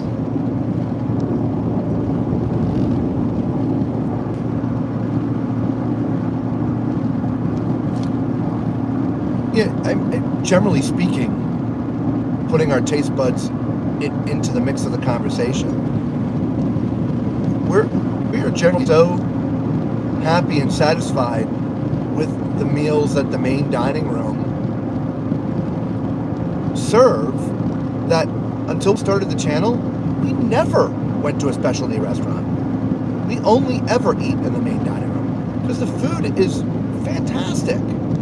It really is. Now, I know some cruise lines started dumbing it down a little bit because they have specialty restaurants, and so you get the better quality at the specialty restaurants. I get that. But even post-pandemic, Carnival main dining room, Royal Caribbean's main dining room, Prince, you know, all the cruise lines we've been on, the food in the dining rooms has been fantastic. To quote one of the moms of my daughter's friends, it's better than my mush. I make mush. That was good. I make mush. Right, you know, I'm not like that guy that we were reading with E.T. I'm used to Michelin quality food. This is garbage. Great, dude. Bring your own chef then. Yeah.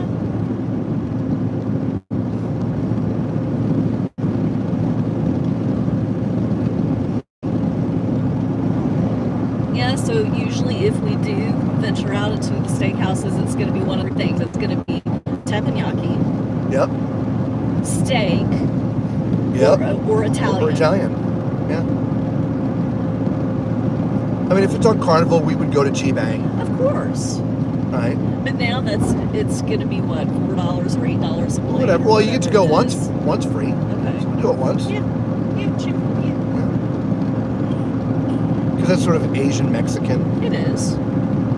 That works. And we always said that, you know, on MSC they've got their Mexican food, and we always said, oh, we're going to try that. We haven't done that yet either. No, it's a specialty restaurant. It is. We're just cheap. Yeah. Yeah.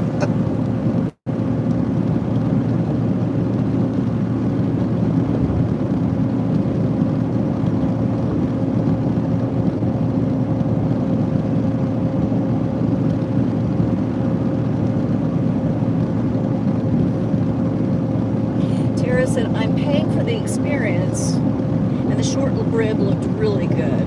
I don't remember there being short rib That's at Wonderland, but that's okay. Yeah, short ribs does. Yep, we like short ribs. We do. That would appeal to us. There is something to say about the experience. Yeah, without Right? a doubt. It's also, we've had this conversation about like the chef's table. Like a lot of cruise lines offer a chef's table sort of meal. But if I remember correctly, you don't know what the meal's going to be. I don't remember. Anyway, it just, the experience would be neat. But for, again, our taste buds, and it just wasn't an experience we wanted to pay for, which is why we don't look to do the chef's table. Though everyone we've ever spoken to that's done chef's table was absolutely blown away by it. Yeah, so you got to do it. Yeah. And it just doesn't appeal to us. No. No, but the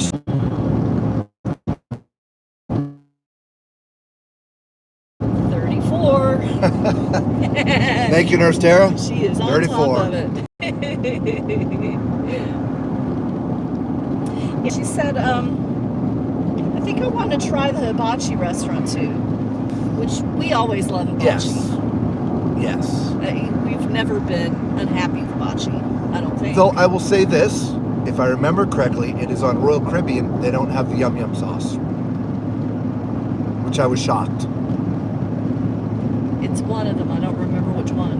I don't think it's Carnival's. I mean, No, it's not Carnival. Carnival's really good.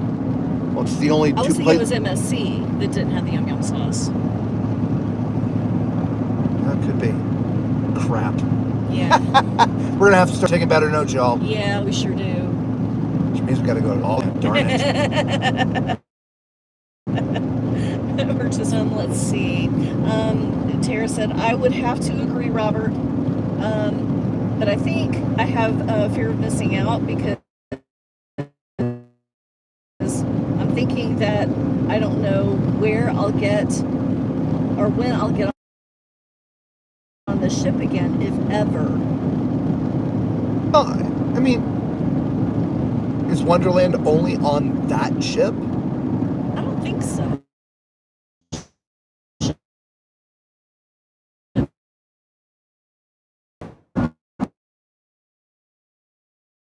$36. 36. You know, I think 2 miles. not doing it. So, I think it would be neat if what cruise line started to do, because you talk about fear of missing out, is if, but they had 2 or 3 other restaurants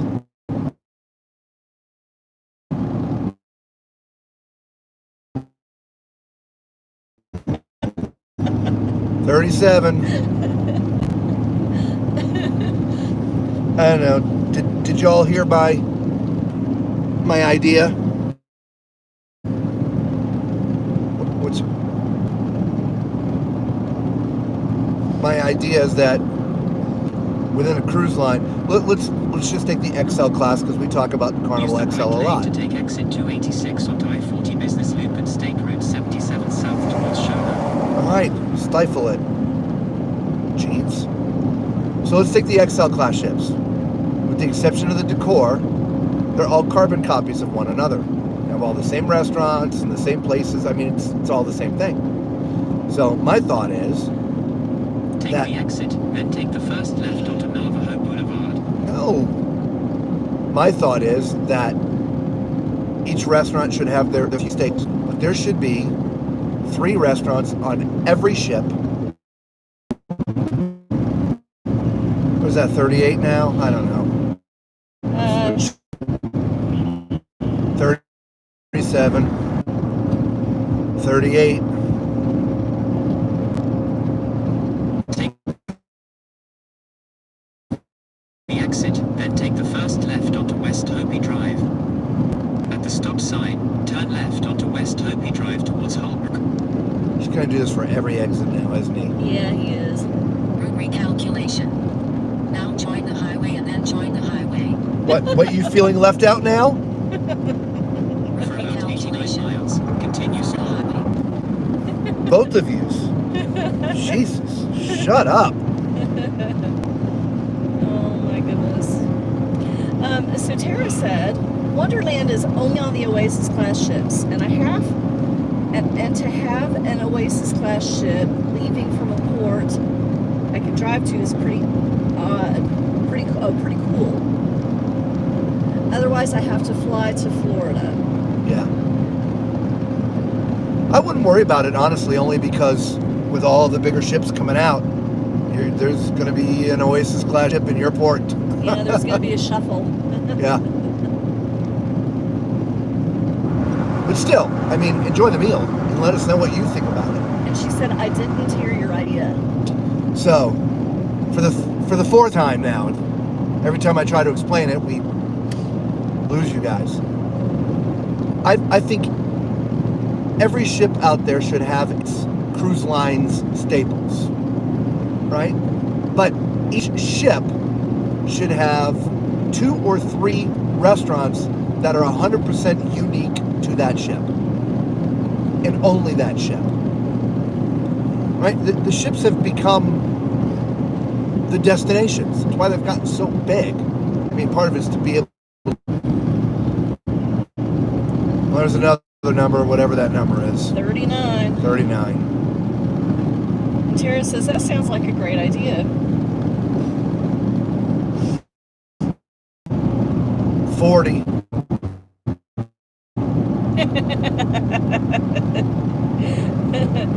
Gina said, being close to Baltimore, I have to fly to get on an Oasis large ship.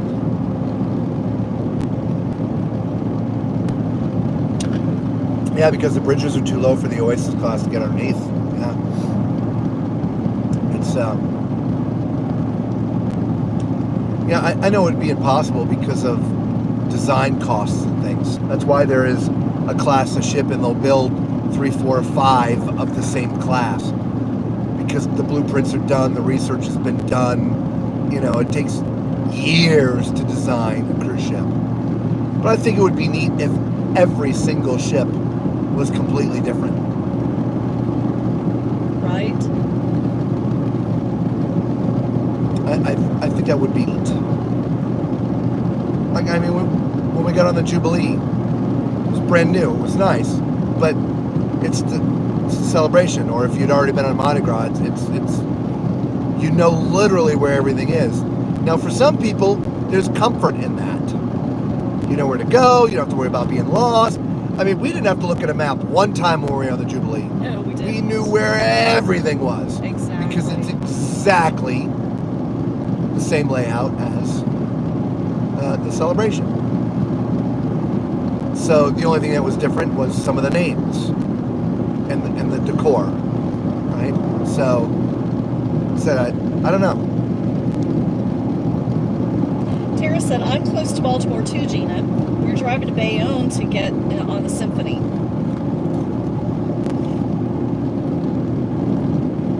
Yeah, it shouldn't be too bad of a drive. No, it's what, a couple hours? From Baltimore to Bayonne, New Jersey. Yeah. Probably 3. Is it about 3? How far is it, Nurse Tara? Yeah, that's not horrible. Didn't we talk about this last time? I think it's 3 hours. We did. Or 2.5 or something like that. Yeah. Nope, 5,000 feet. Oh, okay. Going down.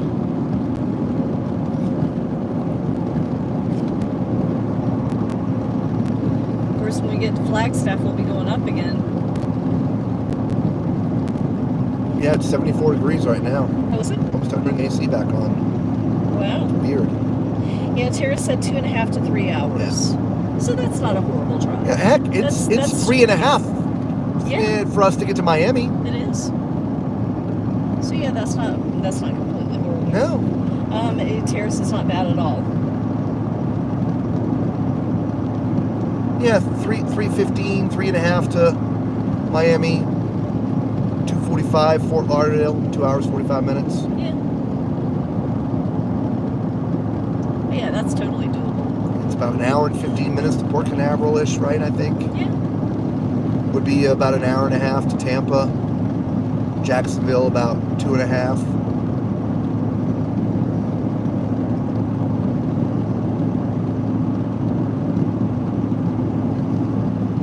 The only difference in the drive is it's the same state.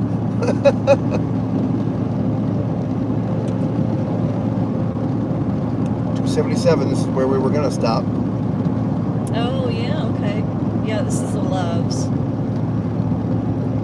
So we're going to 263, right? No, 253. You've got it on GPS. Yeah, I do. You're right.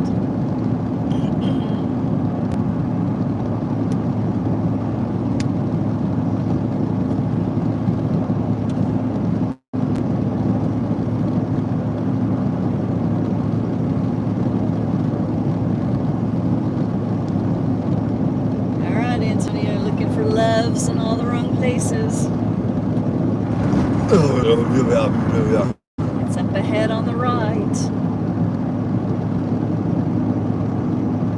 Oh, and the time changed. That's right, we're in Arizona. Oh, it did? Yeah, it's only 10 o'clock our time now. Oh. Instead of 11. Oh, yeah. Sure is. Yeah. I didn't even notice. Usually we see a sign, but we've been busy looking at the disconnect and all kinds of stuff. We've been distracted a little bit. Yeah. Yes, 367. 367. Interesting that there's only 6 cents difference now. It used to be 10 cents. Yeah.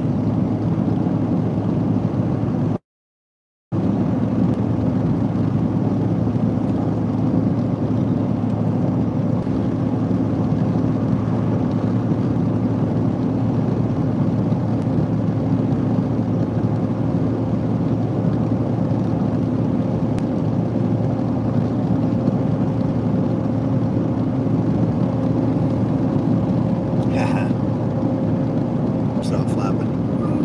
Nice. That's awesome. At least fix that. What was that little restaurant on Symphony down in Central Park that we like to eat in? Oh. Little lunch. Yeah. This place. I don't remember the name. Yeah, I don't remember it either. You know, a little breakfast, a little lunch, right? Yeah. But it was different than everywhere else. Yeah. It was like a little cafe Yes. down in Central Park. Yes. You should go try it. Definitely try it. It's not crowded. They make salads and things and have sandwiches. Little spot. Could be just deli. But it's down there where they've got the steakhouse and all of the restaurants. It's what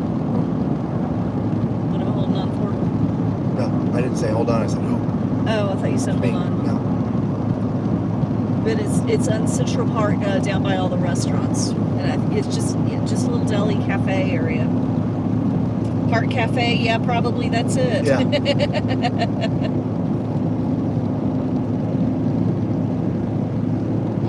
Tara said, I'm very interested to see what Baltimore will do with the bridge. Right? Yeah. Well, you know, now you've got the opportunity. So if you want to raise it up so that you can accommodate some of the larger ships. Not just cruise ships, but cargo ships. Yeah. But I think, isn't there another bridge as well that, but I mean, I would think that you would want to plan ahead. Yeah. You wouldn't want to limit your growth, I would think. Gina said, me too. One day I have to make it a point to see how progress is coming. Tara said they will have to raise the Bay Bridge too. That's what I was thinking. There was another there's one. two. But, I mean, they don't necessarily have to raise the Bay Bridge now. If they go ahead and make enough space for the bridge that they're rebuilding now.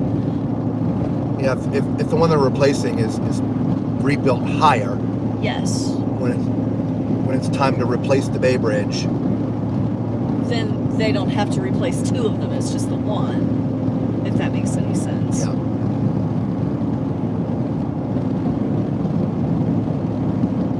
It makes it a lot easier for that transition. If they do decide to, you know, take on the larger ships, then they only have to rebuild the one bridge. Yeah, it's like a 50-year plan. Yeah.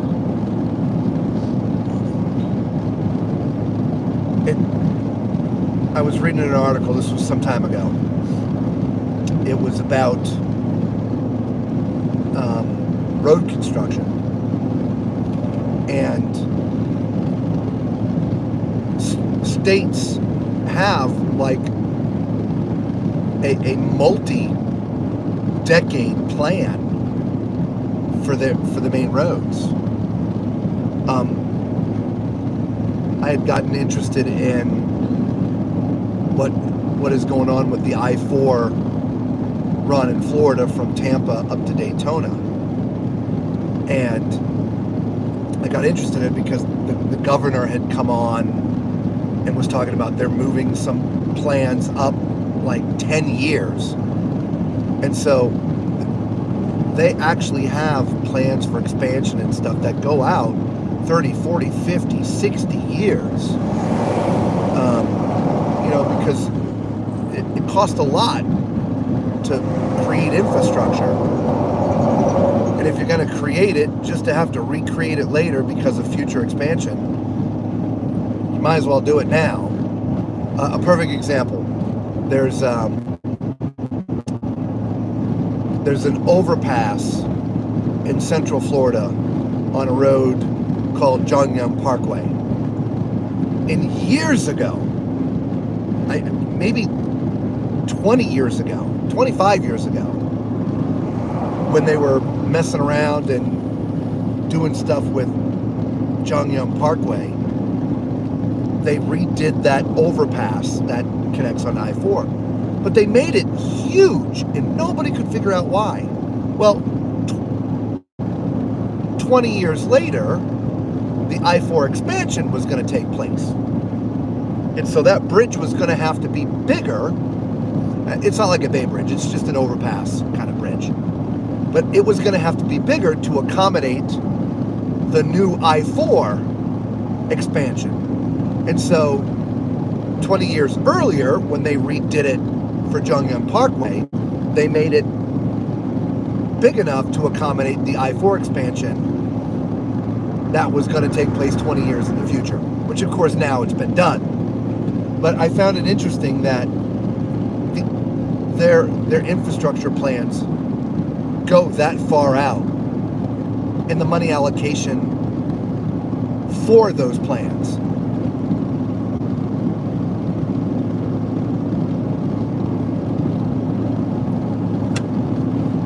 So I think the big question is, when's the Bay Bridge need to be replaced? True. Tara says, I'm also to see what other ships will sail out of Philly. And then Tara says, oh wow, I didn't know that they planned that far. Oh, neither did I. I was reading this going, wow. Okay, that's interesting. Yeah, they were literally, the area around Disney and south going towards Tampa, there's been massive growth in that area of Central Florida. And the traffic congestion is nearly 24 hours a day. Sometimes it's worse than others, you know, in the main times of the day. There's like 45 minute to an hour delay. I mean, it's brutal bad. But even late in the evenings, there's still traffic congestion. It just doesn't stop. And so, you know, the governor, these guys are always campaigning one way or the other. But he came on and they're moving their expansion plans up 10 years because of a surplus that had been created in the budget or something like that.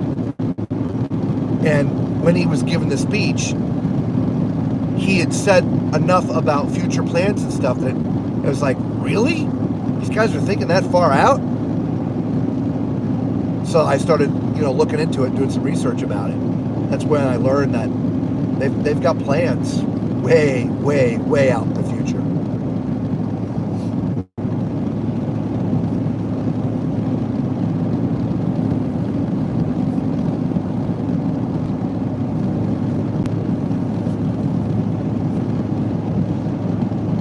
Now, of course, while the construction is going on down there for the next 2-3 years, or however long it takes, it's going to be a disaster, even worse than it is now. But get her done. Tara said, I'm thinking we're going to be in the same boat as Tampa.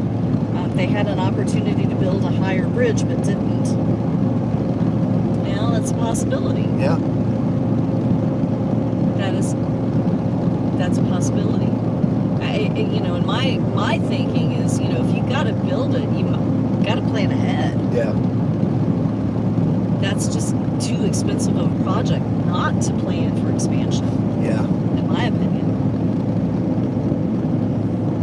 Well, the discussion probably comes down to what the plan would be for the Bay Bridge into the future, and how far into the future. Of course, there was no plans to replace this bridge now either. No. But because of an accident, I believe the federal government is also jumping in here. I believe they did as well, or plan to. Yeah. I seem to remember hearing they had pledged it. Bev says the only place we can cruise out of Toronto is Milwaukee or Chicago. 7 to 10 days for mere $7,000 with Viking. Wow. Is that per person? I'm here. Tara said, oh wow. It's a luxury cruise. It is. Yeah. I'm guessing it's per person, but want to verify.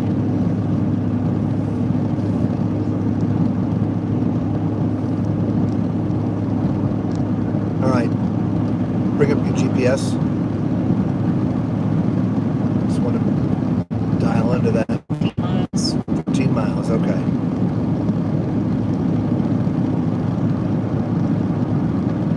Don't want to get lost in conversation and miss it. Right.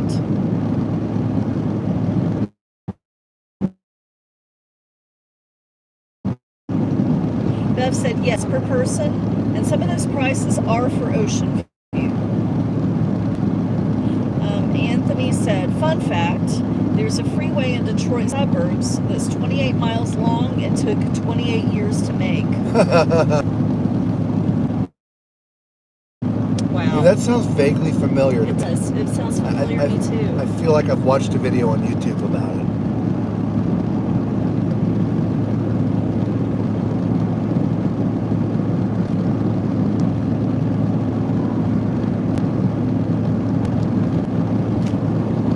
Yeah, that definitely sounds familiar. It's amazing how long, or just things in general on that scale, how long it takes to build or how long the plan's been going. I watched a video last night when I was getting ready to go to sleep on the new museum in Egypt, which is right by the pyramids. And they started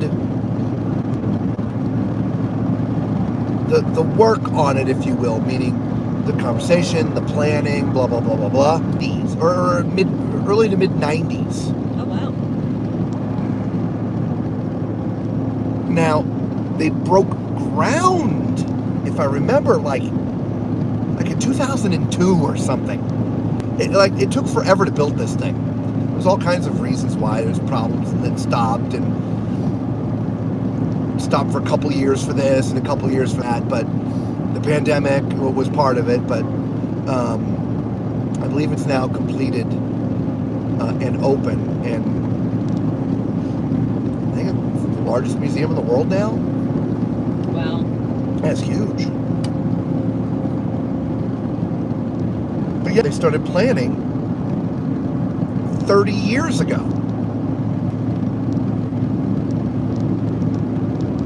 Antonio said 696. It started in 1961 and finished in 1989. Wow.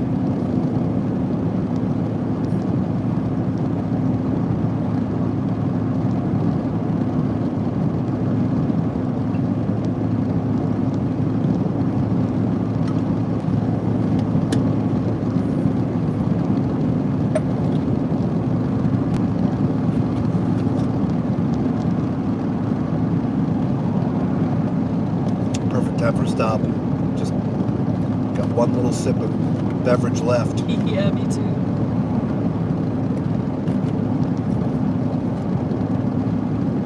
It's starting to get warm in here. Turning the AC back on. Don't turn it. No? Don't turn the AC on. Just turn that down. That's what I was turning. Okay. Yeah, the AC's off. It's about Phoenix. We'll have to turn it back on because it's going to be Hot. like 82 right there. Yeah. It'll be cool when we go through Flagstaff. Yeah. Gotta go back up in elevation.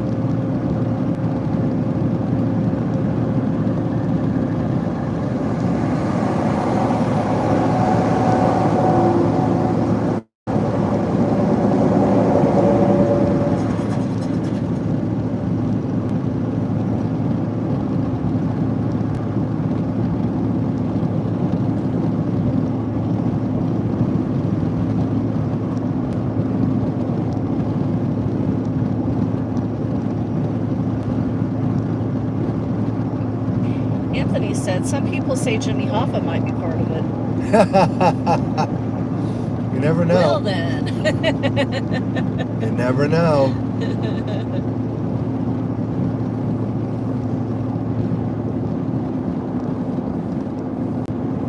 Oh, God, what's his name?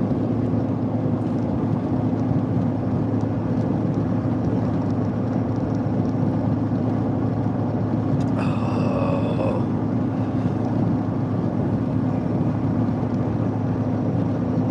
Send out Geraldo. He'll figure it out. Oh.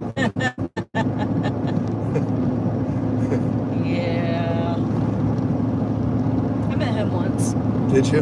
Yeah. See, as much as a jerk as he appears to be, Yeah, it was too brief to really get any kind of feel for it.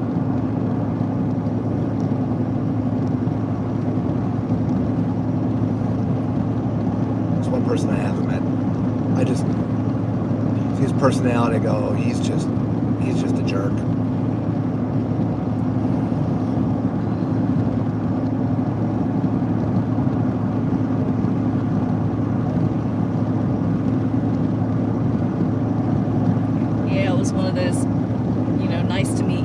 things and over and done with. Gotcha. Exchange pleasantries then. How's that? Yeah. Like my run-ins with Michael Jackson. Yeah, right.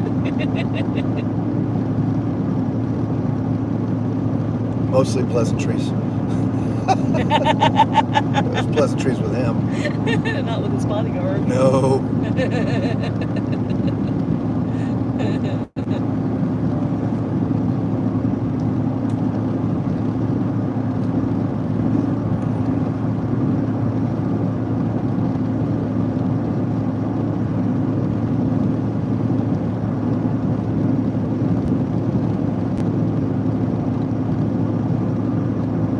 62 minutes to Flagstaff.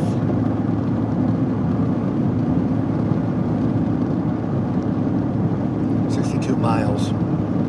And Tara says, mostly? So when I was in high school, I was also playing music professionally on the side. During the summer months, we had a contract at one of the hotels on Disney property. It's called the Royal Plaza Hotel. I don't know if it's probably still called that. And we played poolside. Now, during that time, the top floor of the Royal Plaza Hotel was divided into two suites. Half the floor were for the Jackson family, Michael Jackson, Michael Jackson family. The other half was Bob Hope. Anyway, one day the Jackson family was there vacationing. They shut the pool down for them so they could have some private time. And we played, did our thing, and they come up, said thank you, it was nice, and whatever. It's just all good. Anyway, at the end of the day, we pack our stuff up, and we had to store it sort of in the basement to get to where our storage locker was. You put everything basically on one of those luggage carts, those hotel luggage carts, and you got to go down this ramp. At the bottom of the ramp, there's a main turn, and then you go down and you eventually end up where we have to go. Anyway, so I'm on the front of the cart, sort of riding it, as another member of the band is on the other side of the cart, sort of pushing it as we're going down the hill, gaining speed. So we get to the corner and turn the corner, and fairly quick, and I'm on the cart with my back facing forward, if you will, right? Because I'm riding the cart. And as we turned the corner, we literally ran into Michael Jackson. And of course, his entourage was behind him. And so his bodyguard grabbed me, picked me up off the ground, held me there for a second or two. Michael's like, no, put him down, it's okay. And then he thanked us again for the music and how much he enjoyed it. Boom, boom, boom, no, it's okay, thank you, and away he went. It was just a quick moment. A bump and run. Literally a hit and run.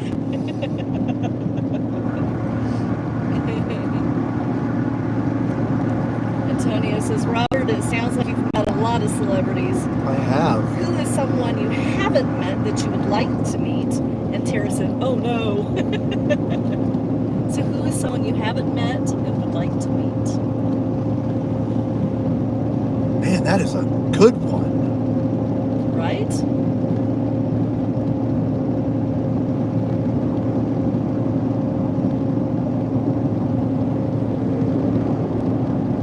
Man.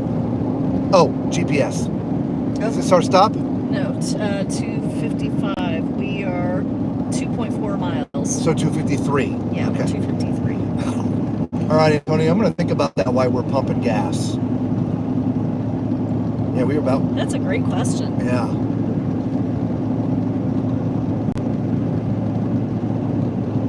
Yeah. It's a hard one for me to answer because I don't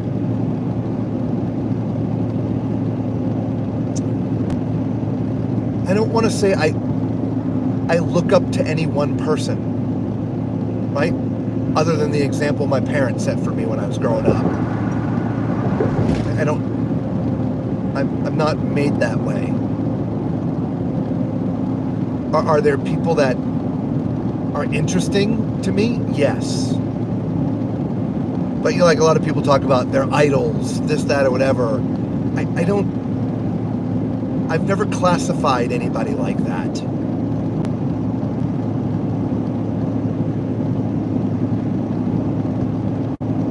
But I guess from the musician side of me, 1.2 miles. 1.2 miles. I'd love to go hang out for a week with the Dave Matthews Band. Ooh, yeah. I think that would be an absolute blast. Those guys look like they're so fun just to hang with. The energy that they put out, you know, on stage, I feel is just true to themselves and their personalities.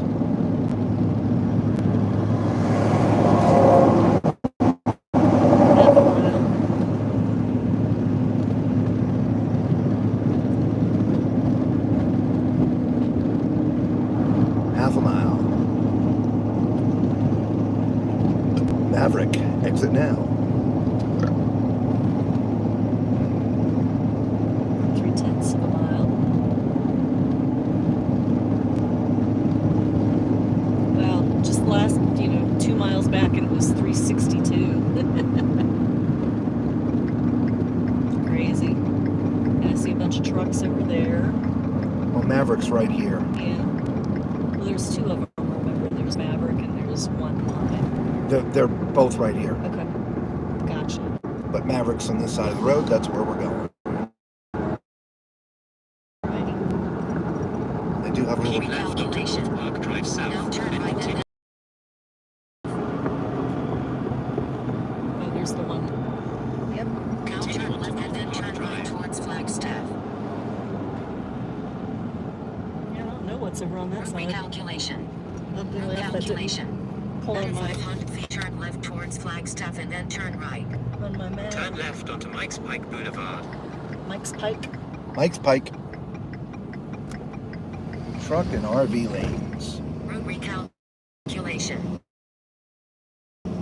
After half a mile, turn left. Trucks and RVs.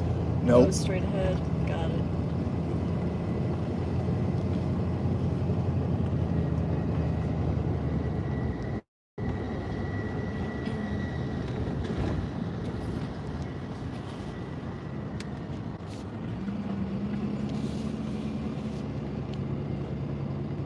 This guy just passed us a couple minutes ago. Yeah, he Calculation. did.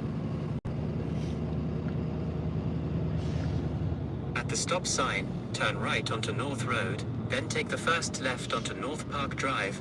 Route recalculation.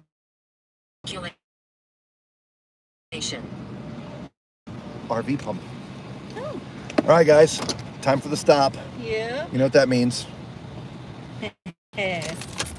Do I need to pay for it inside or? No, I don't think so. It's an RV Okay. lane, so Awesome. Like that. I'll find out in a second. All right.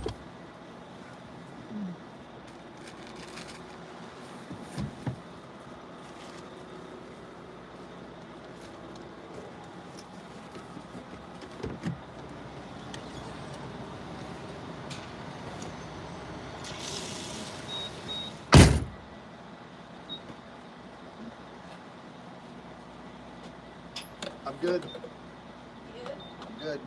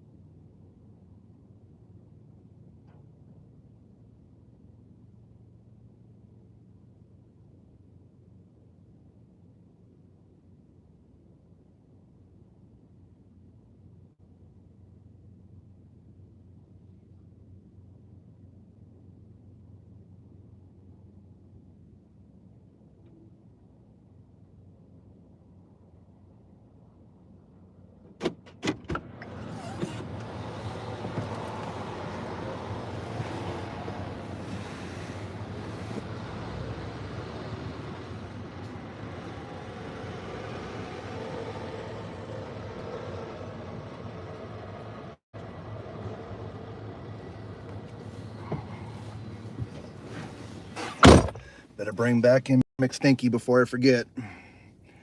Drive away with them on there.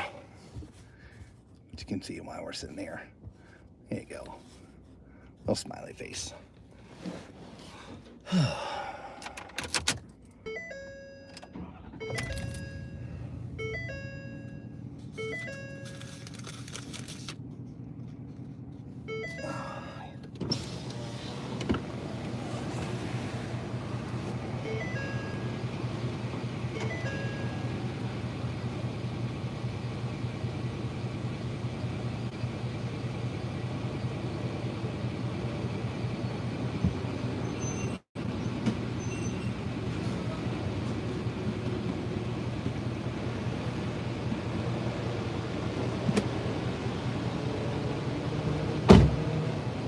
Save 8 minutes via I-40 West.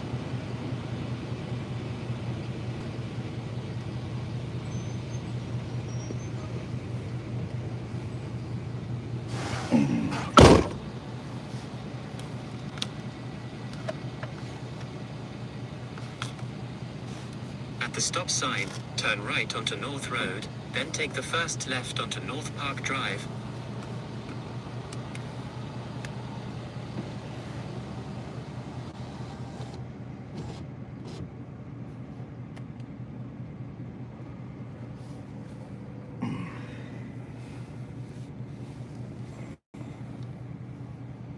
Here comes Lisa. No sign of that trucker in front of us.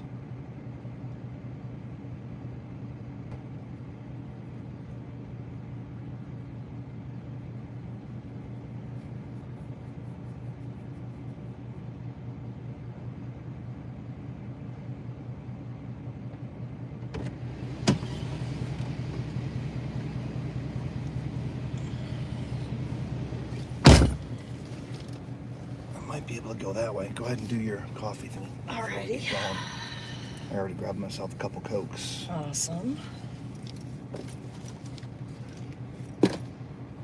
That's good to see. Walking out there with a flashlight, checking his truck out.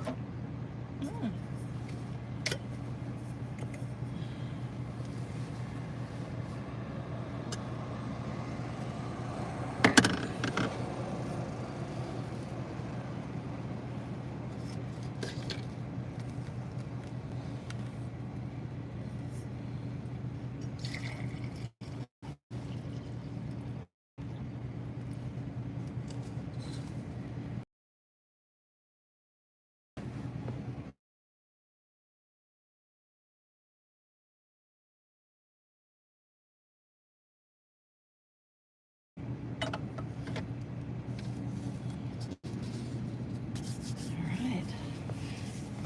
All right, well, let's see.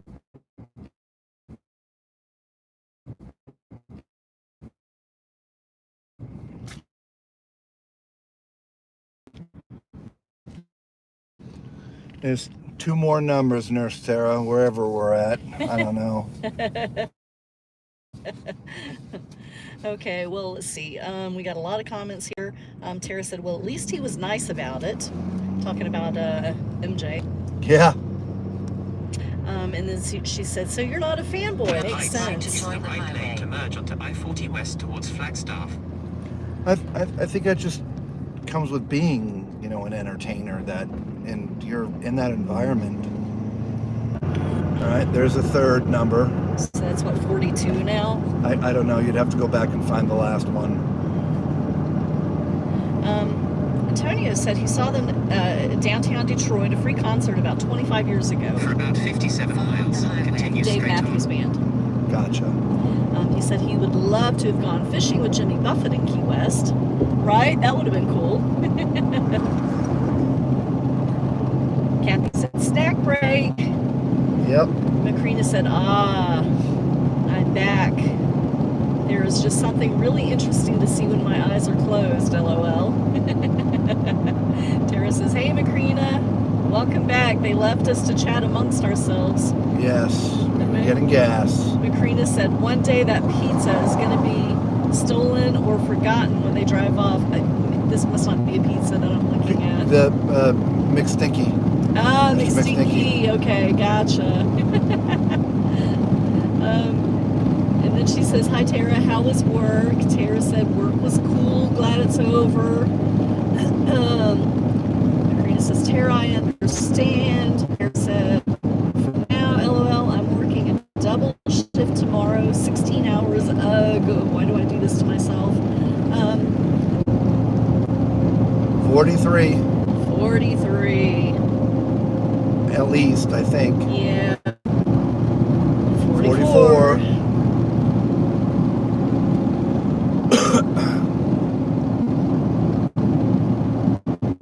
Alright, let's get back to reading some more comments. So Macrina said, "Tara, I'm going to work 9 hours today and have a short day Wednesday." Tara says, "Yes, Macrina, gotta get ready for the horizon." Macrina says, "LOL, just what I said." Tara said, "Yep, Macrina, just said that." Bev said, "At least they steal the mascot on a drive. If they steal the mascot on a drive, we'll have Video footage the of it. thief on camera." Right? For sure. Macrina said, "Yes, Bev, that's right." Where are we at? Still in New Mexico? Actually, no, we're in Arizona. Yeah, we're Well, into 50. Arizona. 53 miles for the turn onto I-17 to head south into Phoenix. Yeah. Kathy said, "I noticed the mascot on the dash." She just noticed it. Antonia said, "Hi, Macrina. I think they're close to Winslow, Arizona." And then he said, "For you Eagles fans, while I'm standing on a corner in Winslow, Arizona, it's such a fine sight to see. It's a girl, my lord, and a flatbed Ford slowing down to take a look at me." That's funny. Winslow, Arizona. I never made that connection. Bev said, Winslow, "Take it Arizona. easy, take it easy." Did a gig with them. That was a disaster. Oh, you did? Yeah. The MCI WorldCom party. Oh yeah, MCI. Oh yeah. Enough said. I got them back together again to play the gig. Oh my God. Wow. I don't know. There's a lot of people that I'd love to just hang out with and chat. Right? I don't know. Does that count? Well, yeah, that's what he said. Who would you like to meet? That physicist dude, Neil deGrasse. You know the guy I'm talking about? No. Neil Tyson deGrasse. He's funny. We watch shows, talks about, like if we're out at the History Channel or whatever, it's all sci-fi stuff that he talks about. But he does it with, it's tongue-in-cheek.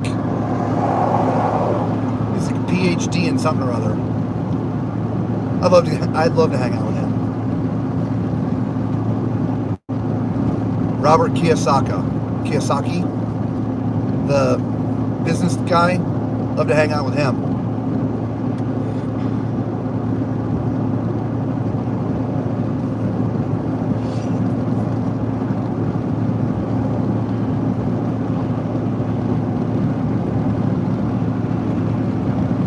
Alright. I seem to have lost my phone somewhere.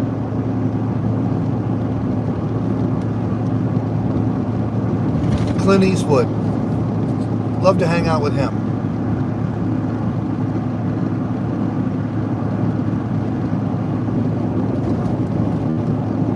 Where is my phone? Is it attached to the charger? Follow the charger then. It's on the floor.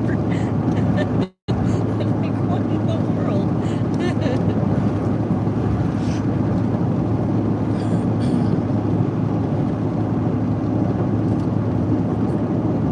Ron Howard, Tom Hanks.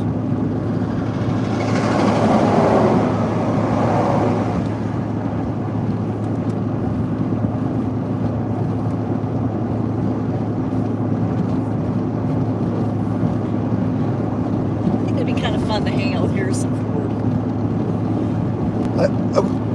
thinking about that. I don't think so. Oh, Peyton Manning. That would be hilarious, hanging out with him and Brad Paisley. Yeah. That's who I would want to hang out with. Oh my goodness.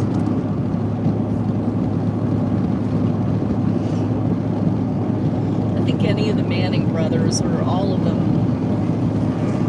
There's a couple other visionary production type people that I'd love to go hang out with. You wouldn't know them, so I won't even say their names.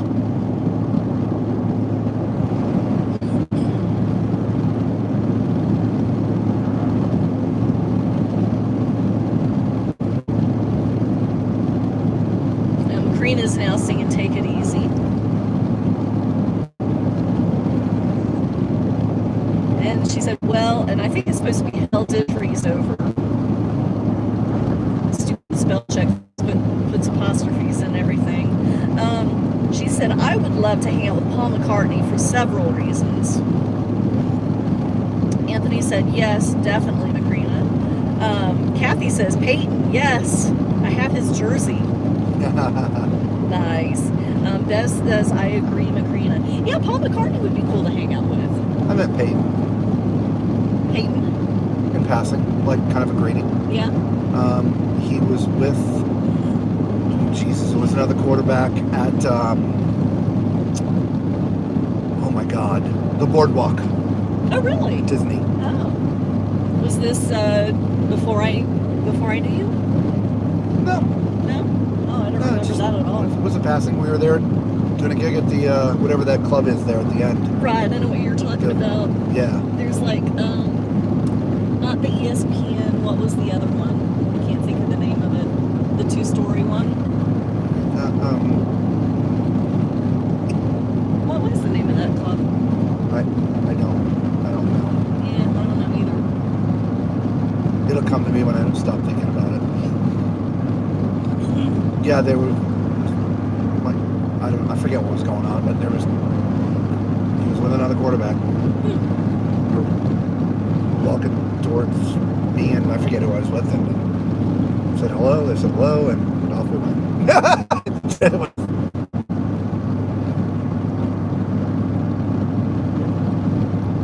It wasn't his brother. Just for the life of me, I can't think of who it was. Anyway, moving on. I met Vinny Testaverde when he was quarterback. Shook his hand.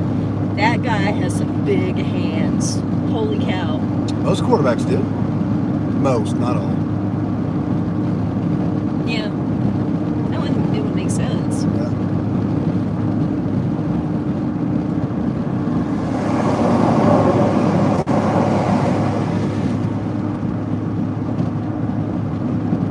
Olympic swimmer dude. Hangs out at RY. Oh, yeah.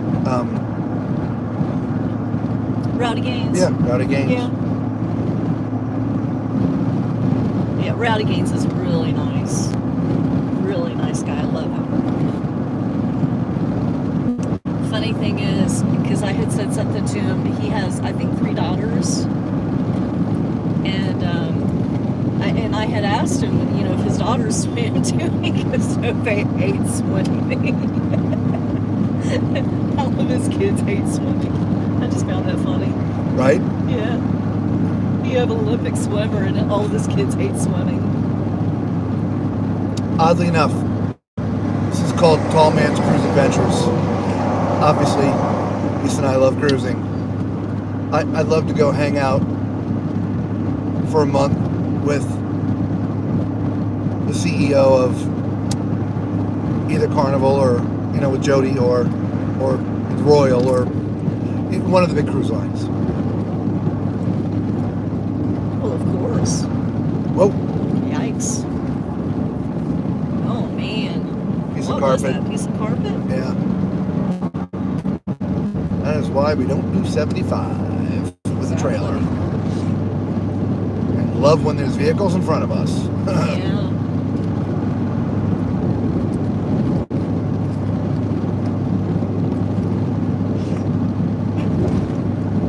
I don't know if that's just a given or not in the conversation.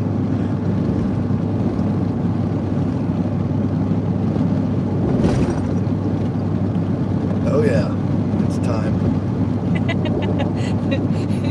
Funny Rowdy Kane story. The first time I saw him, I was trying to be really slick, and I was going to take a picture of him and text it to Robert, like, "Hey, look who I just saw." And my camera went click, click as he walked by. I cracked up laughing. I kept trying to be so sly and take a picture. My phone totally sold me out. Oops. My phone totally sold me out. I'm trying to be so secretive and sneaky about it, boy. There was no hiding that. Did he stop and look at you? No, he just didn't. kept on going? He just kept on going. But I mean, he knew. He had to have known, and it was just so obvious. I cracked up laughing. I mean, what else was I gonna do?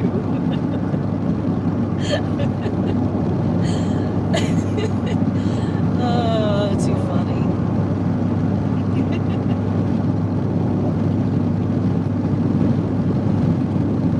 At least I thought it was funny.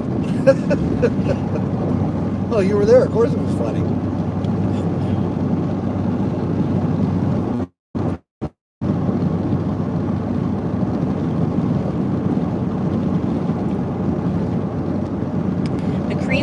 Macrina says she has met Tim Conway, Hulk Hogan, and Dolph Lundgren, to name a few. Dolph Lundgren. Yeah. Nice. Hulk Hogan used to come in. My mom worked at a Circle K and out in Blanton in Florida. And Hulk Hogan used to come in, have little conversations with my mom. And my mom also met Johnny Depp. He also came into the store when they were filming Edward Scissorhands. They filmed that out in Blanton, the castle part of it. Antonio went to school with Gladys Knight, or her son, which I met her. And he used to cut David Ruffkin's grass. Yeah, I'm tongue-tied today. I'm sorry, you guys. I'm butchering everything. And he also lived 2 blocks from Marvin Gaye and 4 blocks from Stevie Wonder. Nice.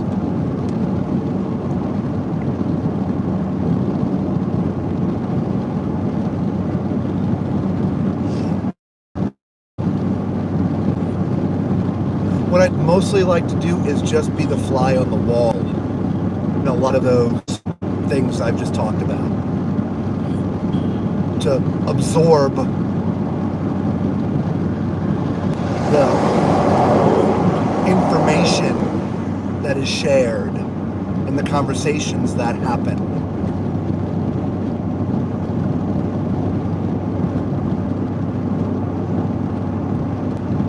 I think it would be just so fun.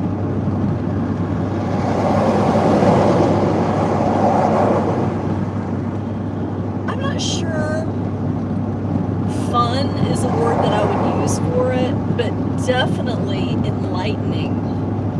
Well, see, that would be fun to me.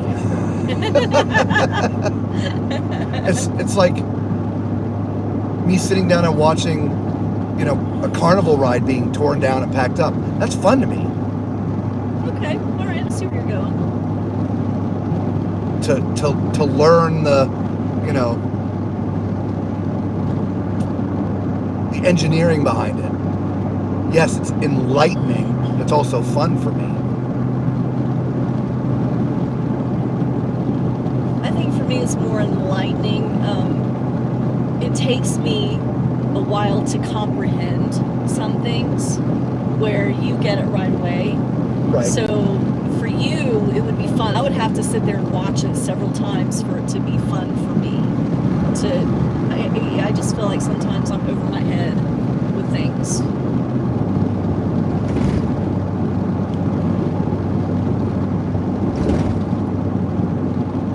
I can only grasp so many things at once.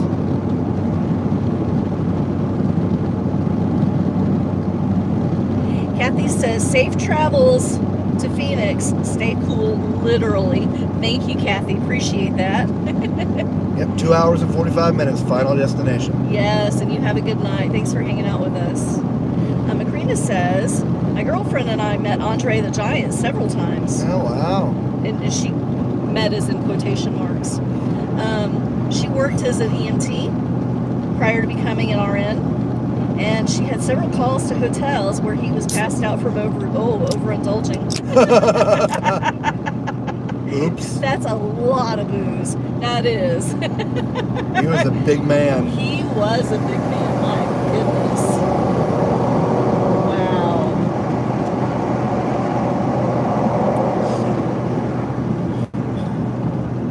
That's a lot of overindulging. Macrina says, Antonio, wow, they all lived in Detroit.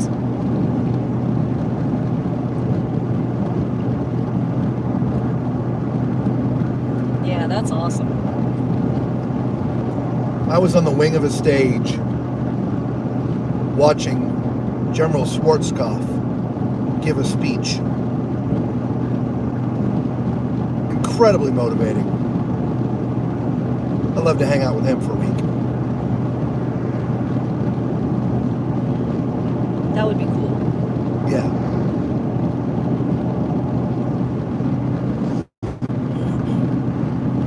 That was a cool event. Macrina said he was too big and wouldn't fit on a backboard or in the back of an ambulance. Oh no.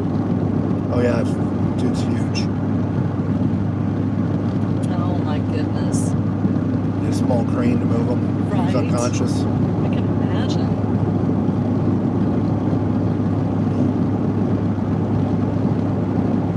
Anthony said, yeah, all in about 1 mile area.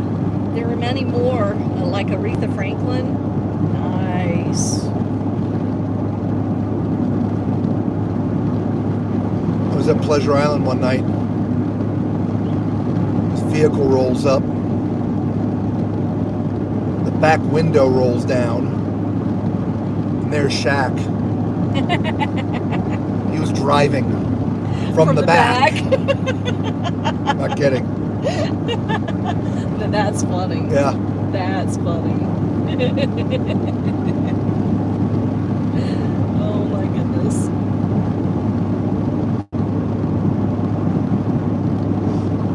He's another big man. Oh yeah. He was obviously still playing at Orlando at the time.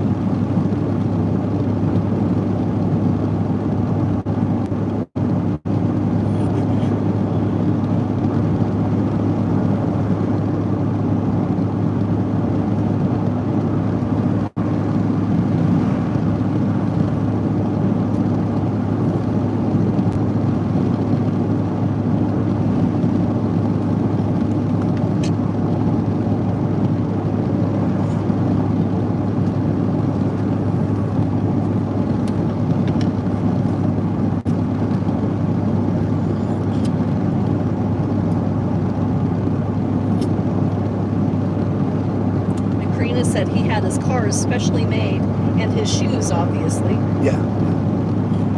And Antonio says, and his bed. Everything. Oh, I'm sure. Yeah. I'm sure it all has to be custom. Well, I don't know. There's so many stores now, big and tall, and, you know, with Amazon and all of that stuff. It's probably much easier now. His poor mama, while he was growing up, though, she probably had to make all of his clothes.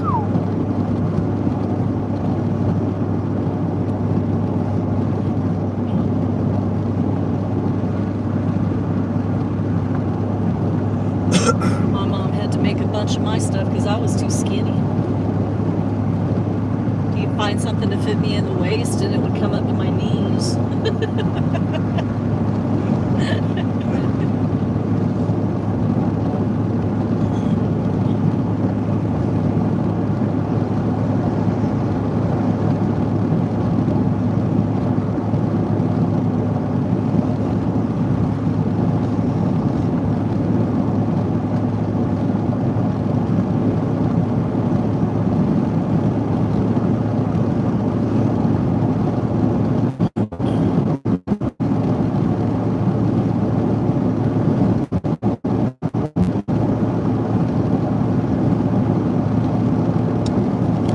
one of the things Lisa and I talked about doing doesn't have to do with meeting people, but it's sort of a thing. And it's for this channel. Is we would like to go. I'll just say I. She can include herself if she wants. I want to go watch and document the entire process of building a ship. Absolutely, I want to go. I love watching construction. We'll move over to wherever for the 3 years and have a daily update of everything that transpires. And there's lots of, documentary type videos out there, but they give you cool stuff, but it's little bits and pieces of a process that takes 3 years. Never mind the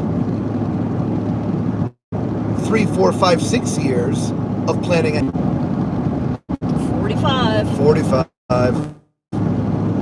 From the second they cut the first piece of steel until the inaugural cruise. And everything in between.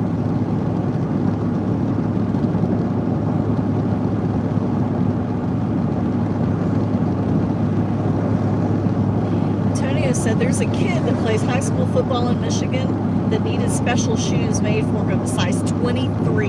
Oh my God. Can you imagine? Oh my goodness. Macrina said, I would love that too, Robert. I love those time-lapse videos too. I love behind the scene thing. Yep. Yeah. Antonio said he's 14 years old and a freshman. That's insane. Right? Size 23 shoe. Dev said they'd be like clown shoes. Right? Yeah. Wow. 32 miles Hey. To Flagstaff. to turn, yeah.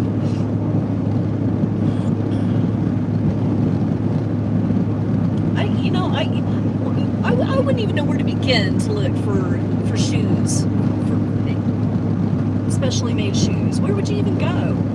You'd have to call Nike or Adidas or Adidas or however you want to call it, or Puma or whoever.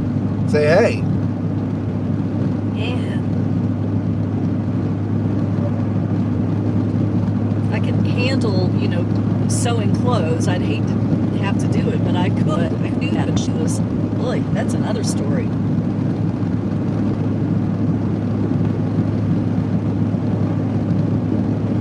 Macrina said, and he is not done growing yet. That's No. true. He's only 14. yeah. And this one over here is still growing. Yeah. I think if you're in that circle, there's a number for you to call, right? Does that make sense? I'll explain it like this.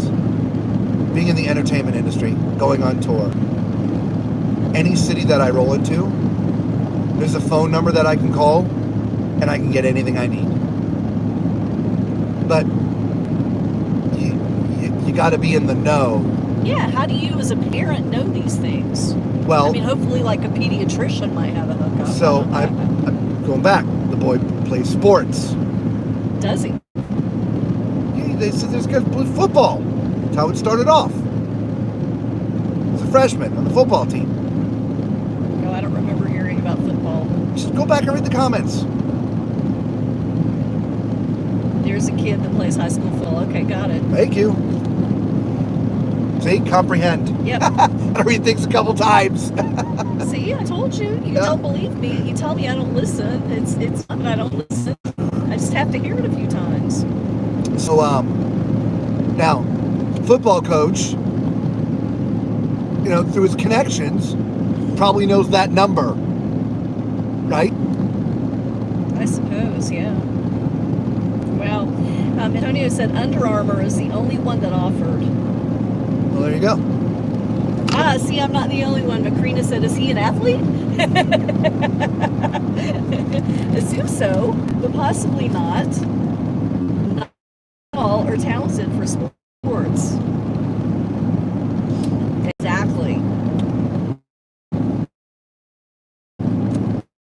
And then she said, oops, Lisa, I had to go back too. You get that size, you get talented.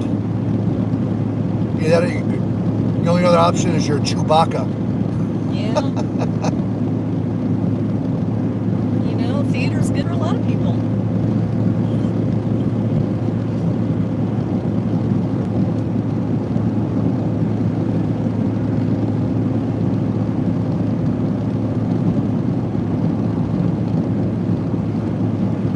Going up. Oh, yeah. I feel my ears. Been going up for a while. Yeah. Antonio said he's 6'10", 310 pounds. Oh yeah. They asked Shaq for help. There you go. 6'10", 310. Wow. That's a big boy. Yeah. He's an offensive line or a defensive lineman. One of the two. Yeah, I would agree. Oh yeah. We'll see him on. Feet. Really? Yeah. Well, I don't think back to the same. You're not. I feel like the temperature's dropped too. It has 65. Oh yeah, we dropped 10 degrees. Yep. 12 degrees. It was 77.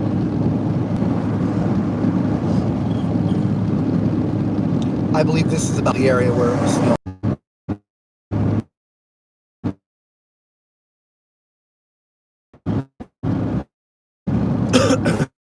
47. Macrina said, Jack, he probably paid for the shoes. Probably did. You're probably right. He is very generous. He is. Yeah. Yeah, he'd be somebody else that'd be cool to hang out with. I mean, not because he's generous, but just because of everything that he does. He's a great businessman.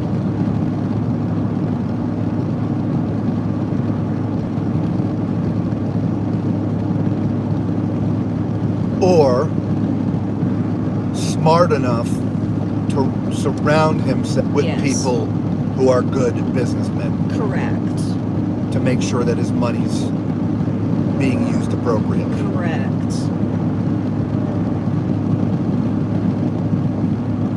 Most of the commercials you see him in, he owns part of the company. So the deals they put together. Yep. He doesn't want to get paid. He wants a piece of the company. I mean, he's going to get paid, but Right, he doesn't want a salary. yeah, Yeah. I don't want a one-off fee for $1 million. Yes. I'll take, 20% of whatever it is. I have no idea. I only know that he He is. takes a piece of the company. Yeah. Yeah, he's very smart about that. Yeah.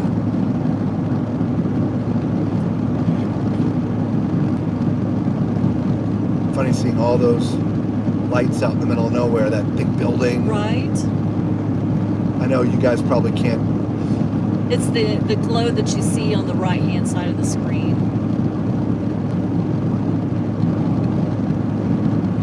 Antonio said, I didn't realize, but did you know some high schools pay their athletes to play for them like colleges now? No, I did not know that. Like High school. like high school scholarships. In college, it's in the form of a scholarship. Now, I'm vaguely aware that they can receive gifts, if you will. I'm not sure about pay, but like clothing and supplies. I've heard about things like that, but I haven't heard about, pay. It's got to be a casino. It has to be. That's huge.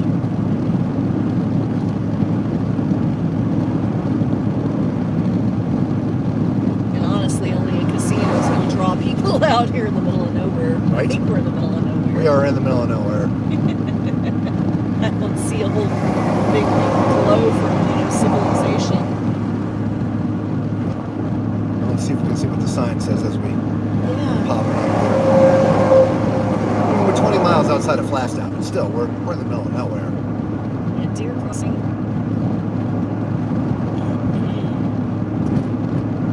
Twin Arrows, 1 mile. They have their own road. Let's see, at this exit we have food. Aero Sports Bar. Yeah, I couldn't read the signs. My vision's a little blurry. We have gas and lodging. Twin Arrows Arrows. Casino. Yeah, what it is. Yeah. Twin Arrows Casino. Just two. Dining. Exit now. Gas 360. That's got to be the gas station up in the front. Oh, yeah, true. Yeah, Chevron. Yep. Well, That is a well-lit parking lot. yeah. Wow.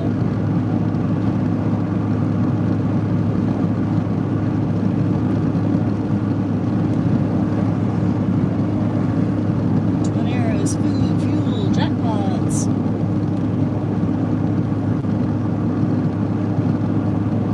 Hotel, casino, dining. Exit now. Sorry. Not gonna do it. Rena said, be careful out there. Antonio said they get what's called, it looks like bill. It's money for the use of their name or likeness by the schools. Huh, okay. It started in September in 30 states. I had not heard that. So they get paid if the school uses their likeness. Interesting.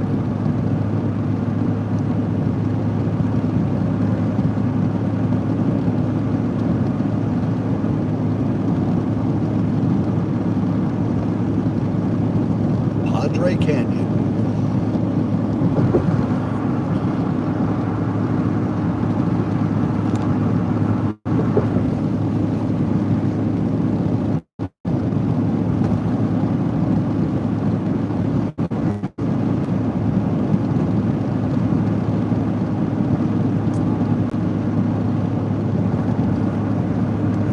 We're entering a national forest.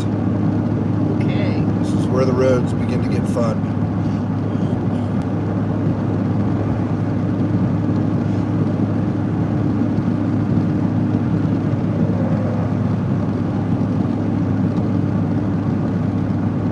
Well, we are at 5,900 feet in elevation, 5,950.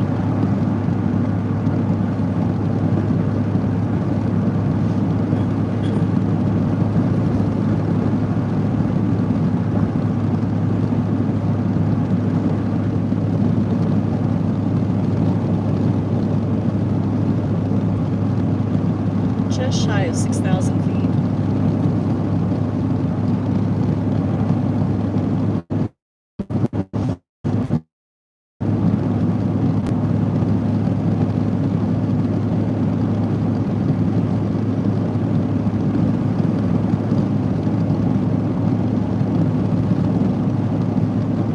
Are we gonna hit 6,000? We hit 5,995. Oh yeah. Oh, 97, 99,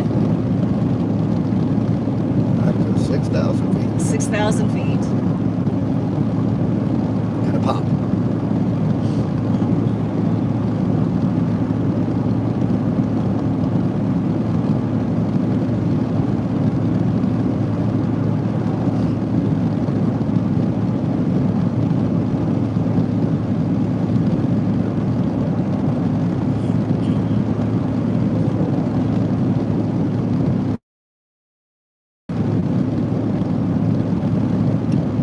See what I do on this brake.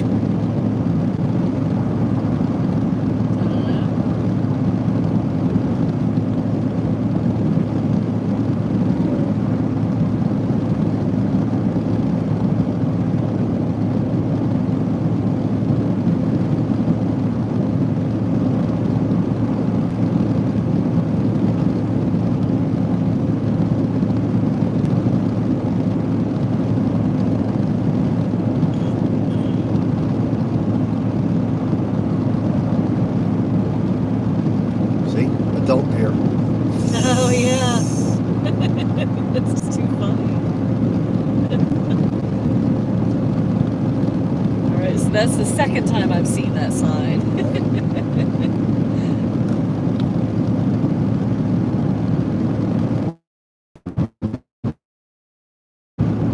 I don't know. We still have you, Nurse Tara. Are we 46 or 47? What did she say? That could be 48. Antonio says 999. I know, right?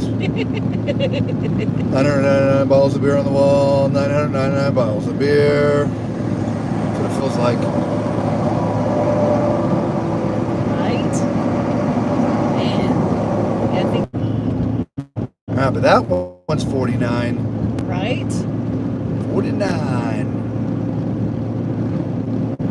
Still climbing.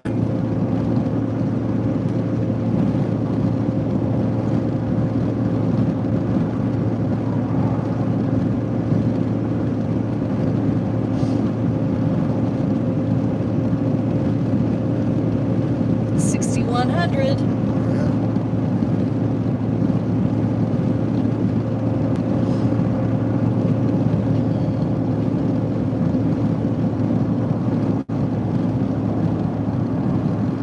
Yeah, he's slowing down. Why is he slowing down? I don't know. Because the guy in front of him is. I don't know why I didn't go by him. I don't know why either. He was traveling pretty good. Yeah.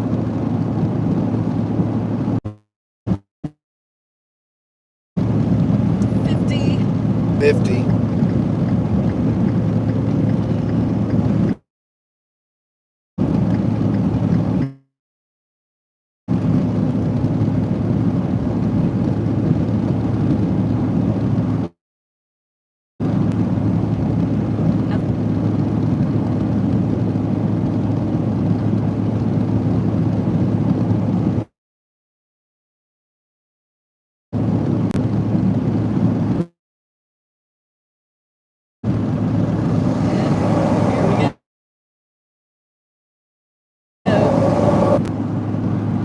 There it is. Okay.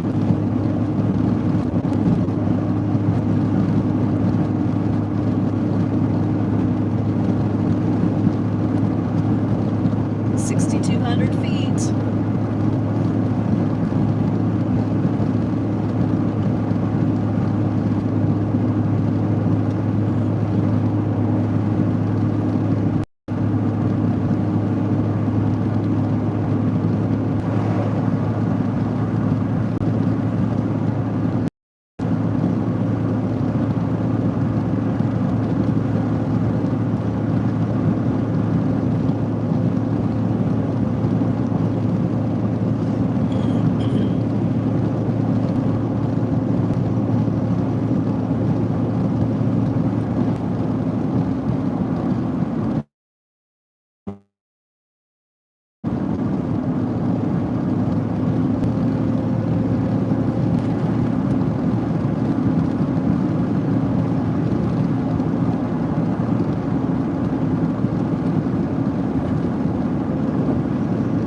Walnut Canyon. Nice.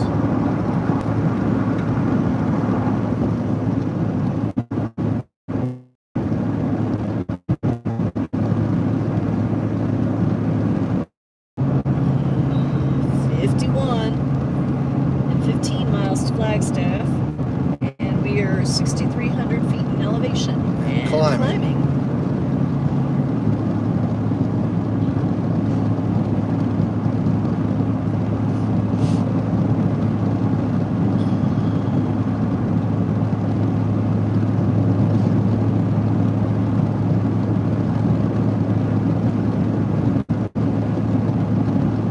Gaining altitude, losing temperature. Yep.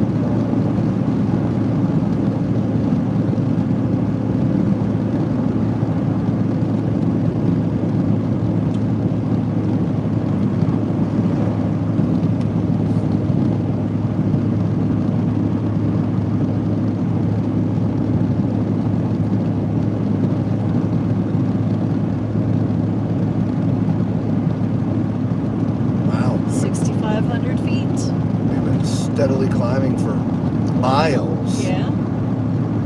Sorry, we're going to be steadily declining for miles.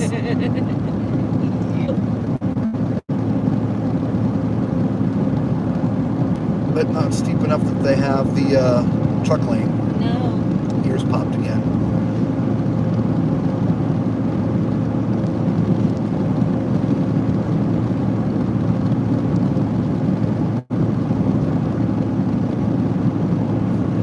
Well, only young deer here. I guess. Next 50 miles. 50 miles? Yep, Wow. that's what I said, next 50 miles. Oh my goodness.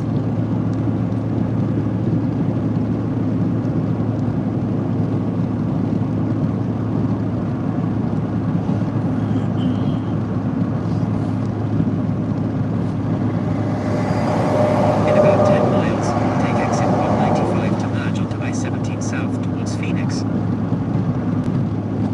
There you go, 10 miles to the turn, everybody.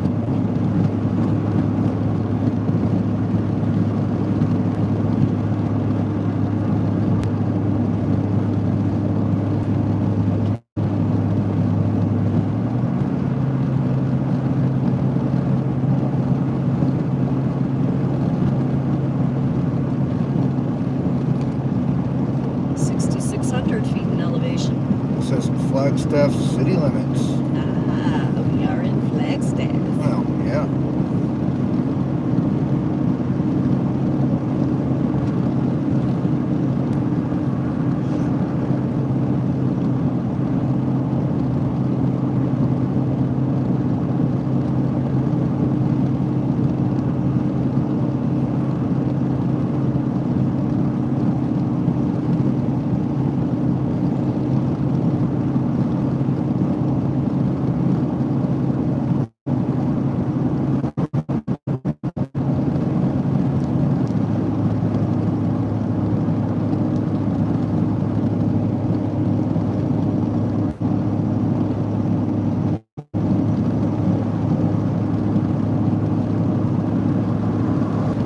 Oh, that's that guy at the gas station. Oh yeah.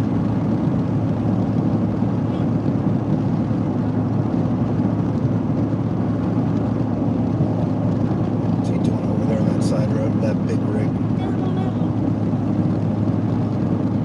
Thought it might be coming out, but he's not. No. I don't see him. Funny thing was, he looked like he had his left turn signal on, so I thought he was coming back out. Yeah, he is. I Oh, see he him is? now, yeah. Oh, okay.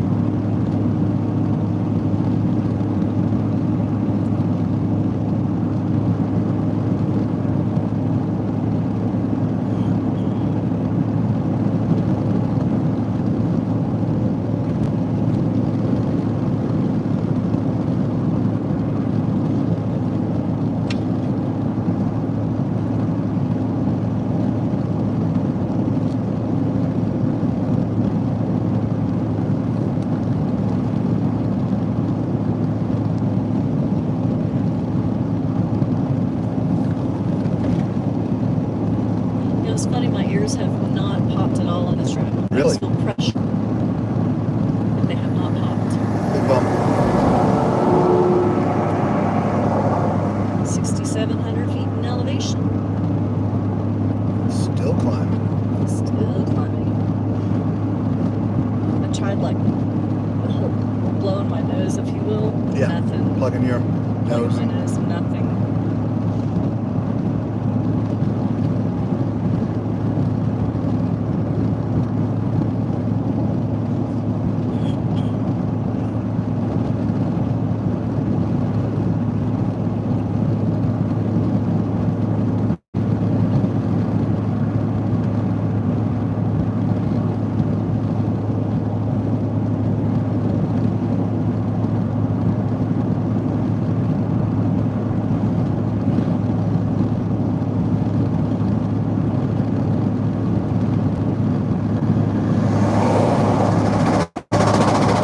There he goes. Yeah.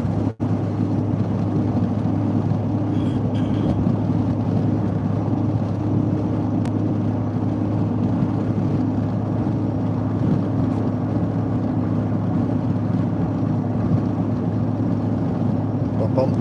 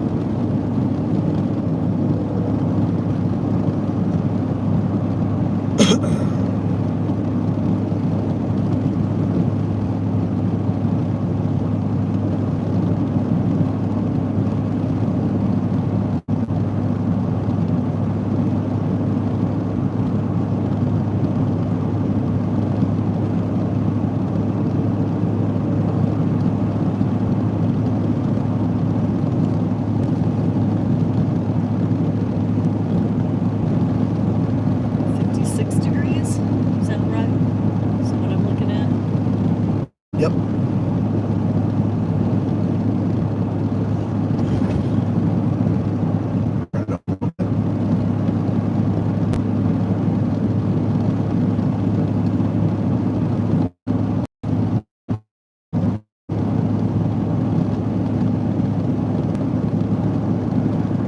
It's funny, there's going to be a 30 degree of 54. It's going to be a 30-degree difference in By the time we get to Phoenix. 120 miles. Yeah.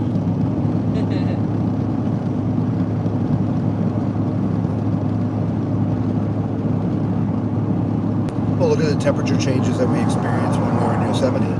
Right.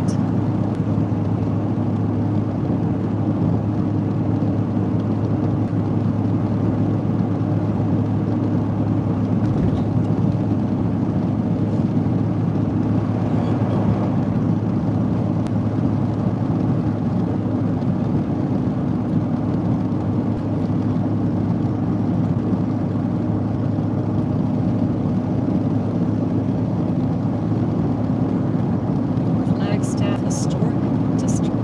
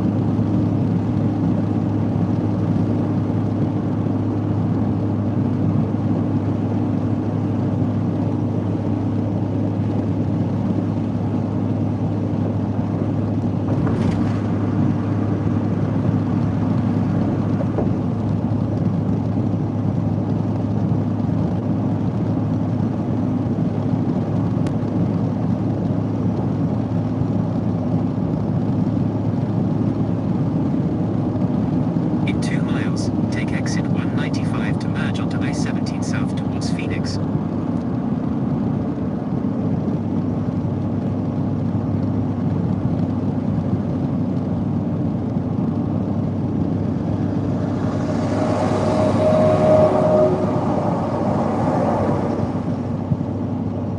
He is like close to the line. He was. Now he's close to the other line.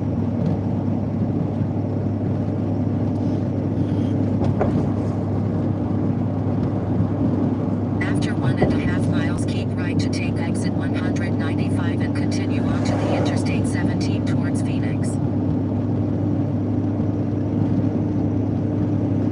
Grand Canyon, Northern Arizona University.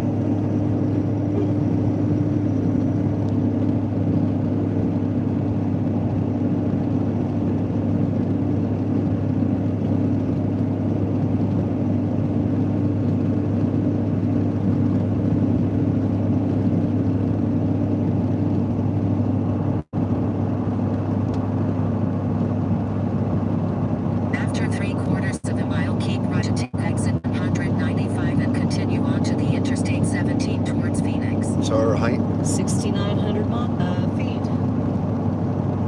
And climbing.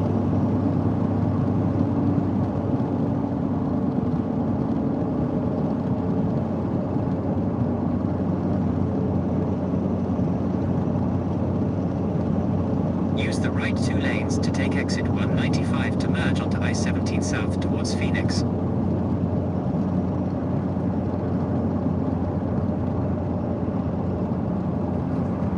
Now keep right and then keep left towards Interstate 17, Phoenix.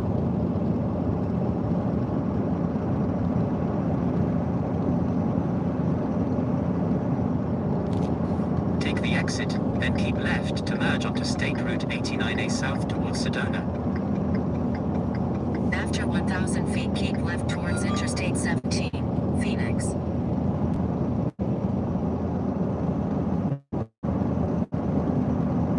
Now keep left.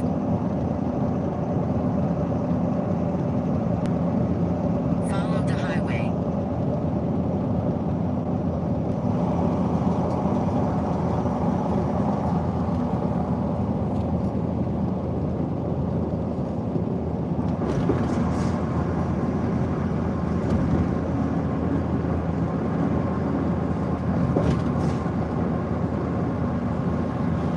All right, big turn south. All right.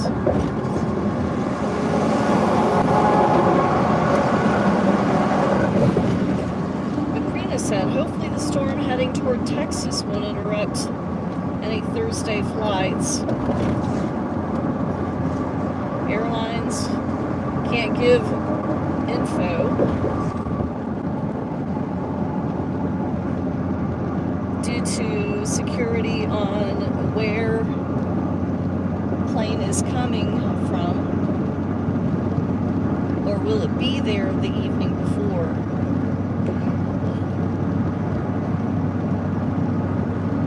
Yeah, there's a All traffic must exit 1 mile. In about 1.5 miles, take exit 337 onto State Route 89A south towards Sedona. there's a lot of uncertainty with all the weather in the south right now, for sure. The Gulf Coast. 49 degrees. Oh yeah? Yep. We're at 6950 in elevation.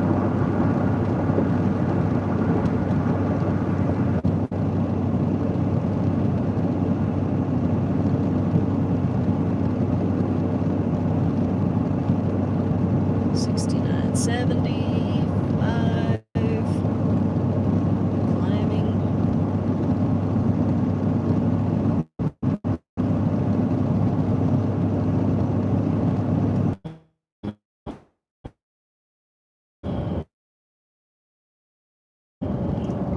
$55.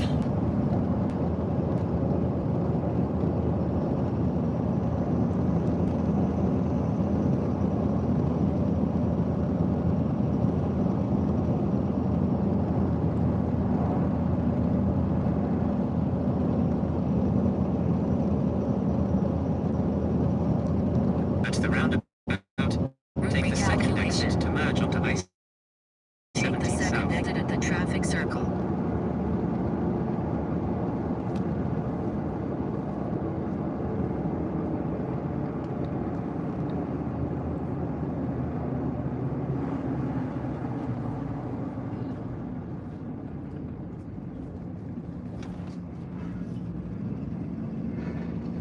There's no bridge.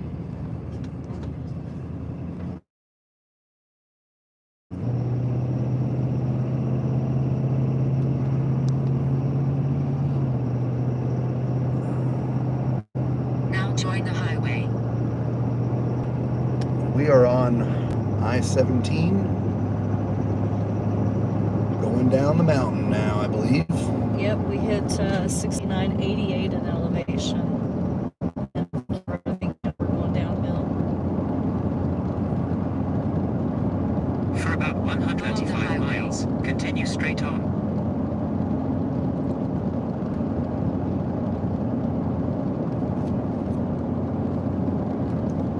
So just shy of 7,000 feet, feet in elevation.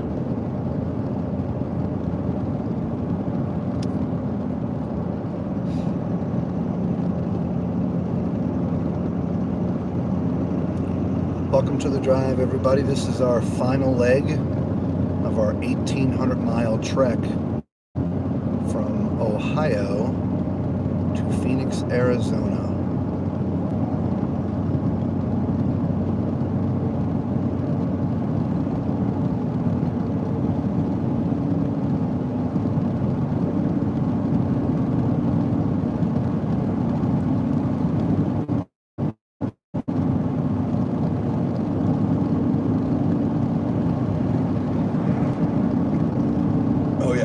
definitely paved this road since the last time we were on it. Yeah, they have, without a doubt. Of course, we're on this road for 120, 30, 40 miles, so. It's not gonna, how far the smooth section's gonna last. Yeah. And don't remember when the bump started either. No. 47. I feel like it's pretty soon after we made the turn, but maybe not. Yeah, I don't know.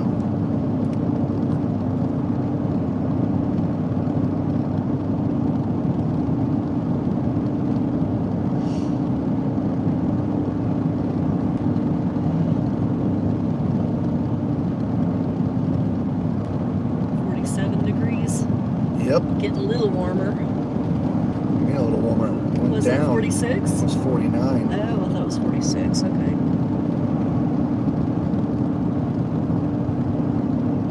Well, you might be right.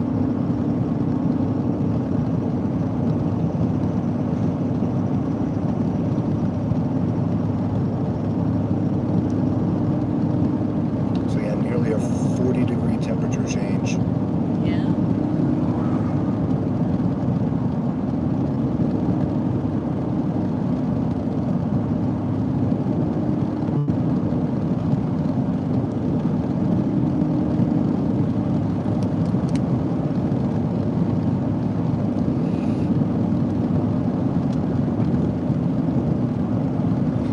Said deserts are cold at night. Well, especially when you're, 6,900 feet in elevation, almost 7,000 feet.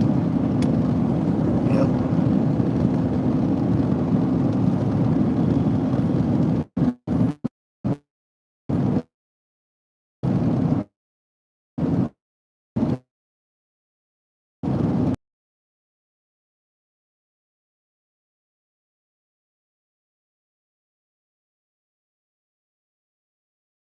A little bit later in the year, and there were snow flurries when we were driving through. Yeah, it was only about a week.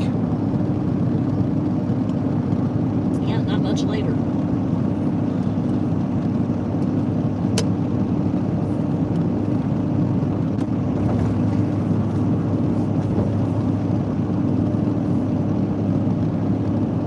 Two tops. Right?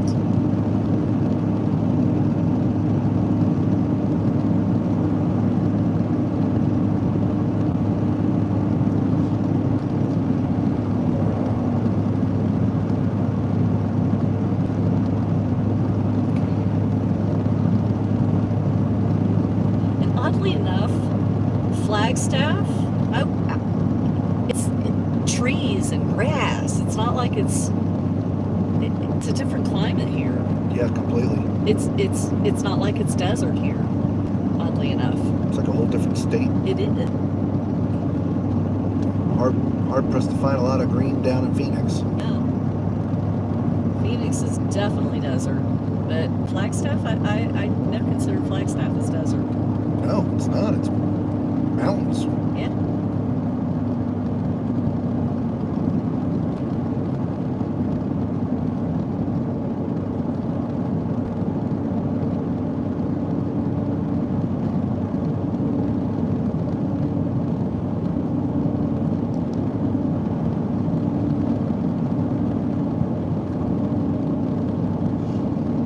Last time we came here, it was starting to get light when we were coming down. Oh, it was. Yeah. So we could see the change from mountains to desert.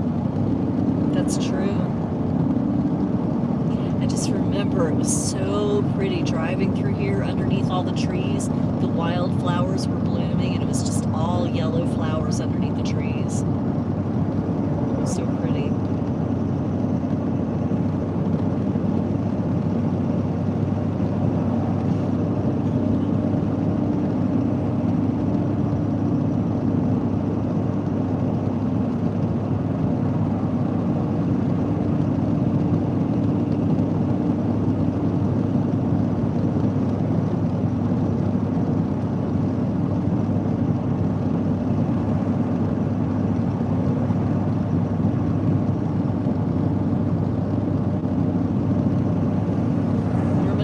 Yep, 49. Oh, it just hit 50 and then it bounced back down to 49.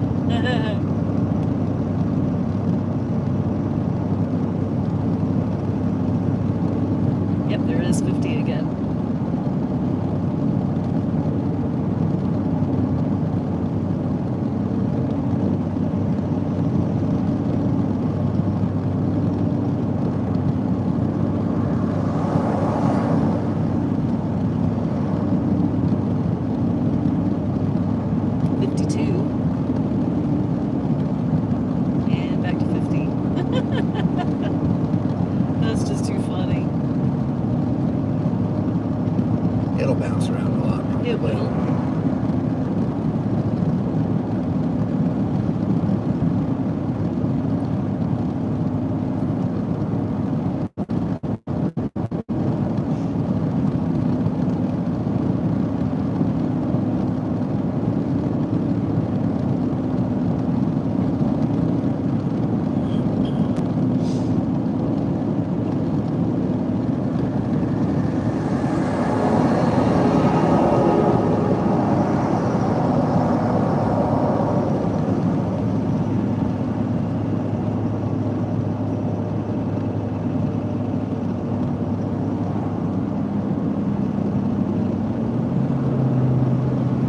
Oh, dude.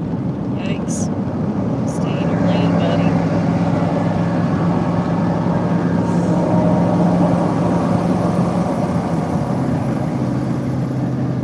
It's a nice big lane. Right?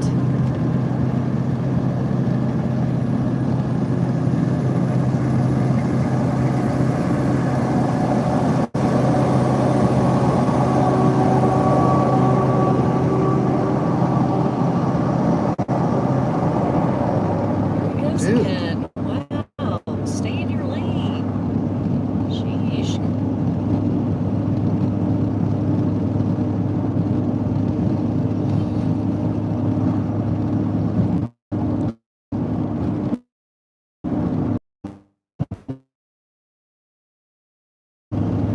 '56. If you're joining us and you haven't been with us, we are in the mountains, heading south from Flagstaff. There will be some buffering, but we just reconnect, so hang with us.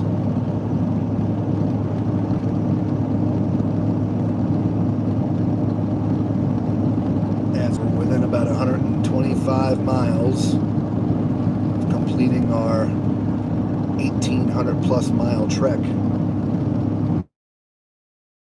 clear across the country. 57. By the way, the numbering out after going that late, that's the amount of times we've had to reconnect the camera, the live stream. 57 times. Yep. That's a lot of disconnection and reconnection. Deer. You see it? Yeah, it was off on the right. Well, I mean, that sign said 50 miles, so. Yeah, the last one gave us, it was 30. We're down to 30. Okay. Still.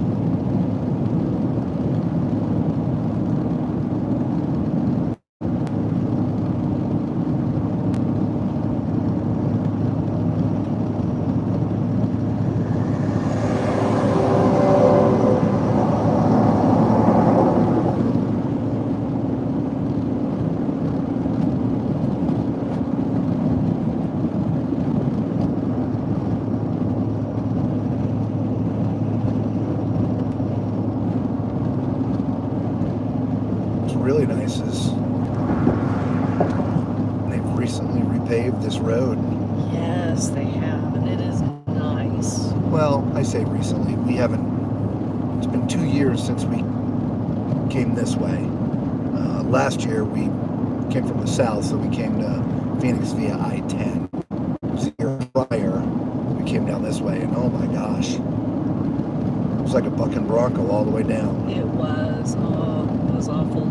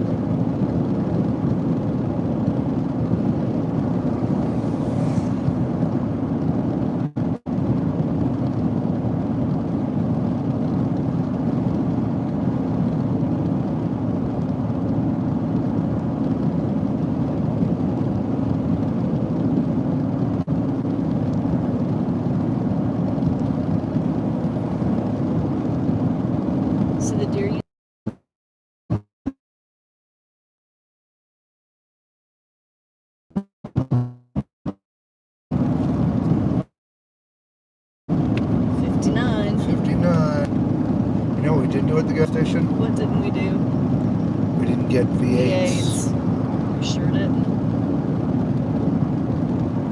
I didn't think a thing about it. Neither did I until just right now.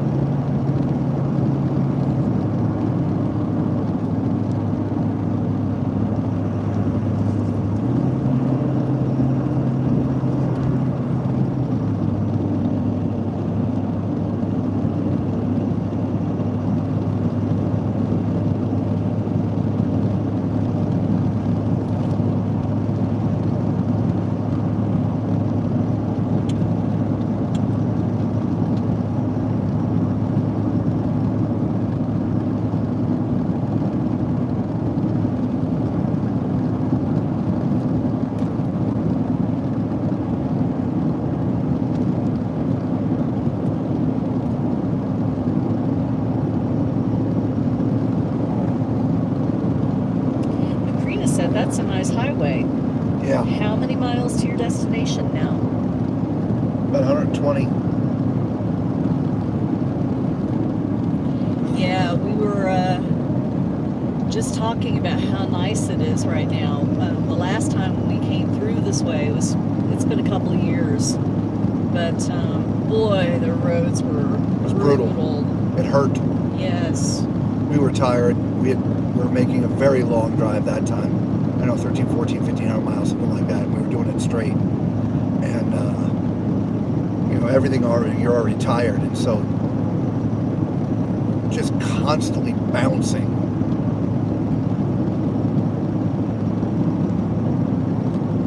Yeah. So they were working on the roads at that point in time. So we were hopeful that they would be complete. So far, it's looking really good. Yeah.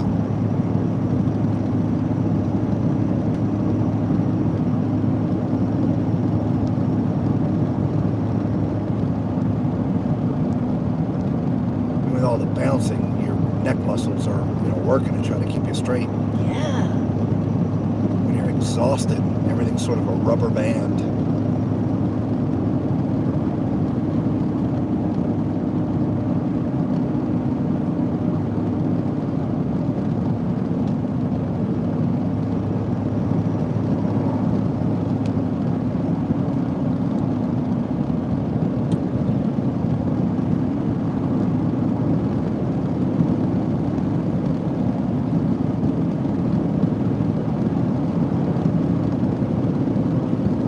So we're coming down in elevation and up in temperature.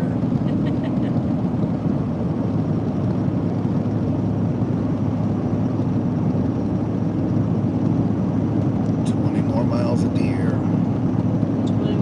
20 more miles of deer. 20 more miles of deer on the wall. 20 more miles of deer.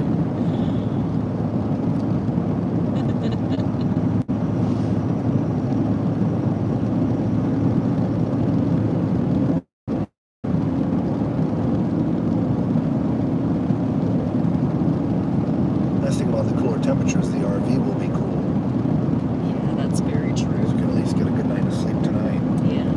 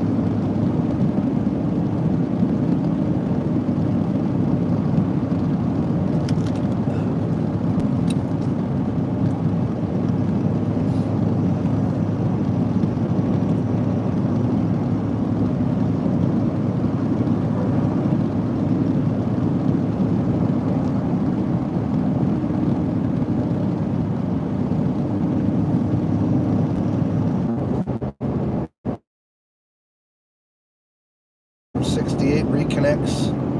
We're at 6,000 feet heading down and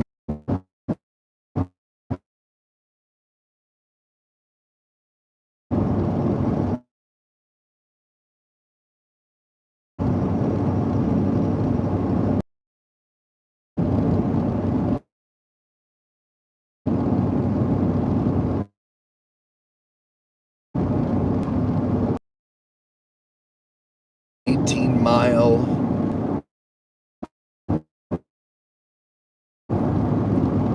74.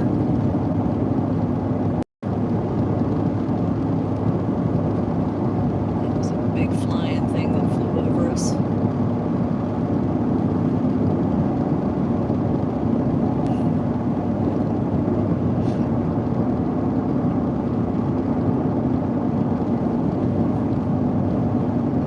Now we still have several miles to go here in this steep downgrade.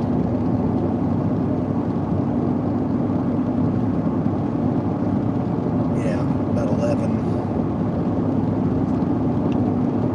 Total of 18 miles.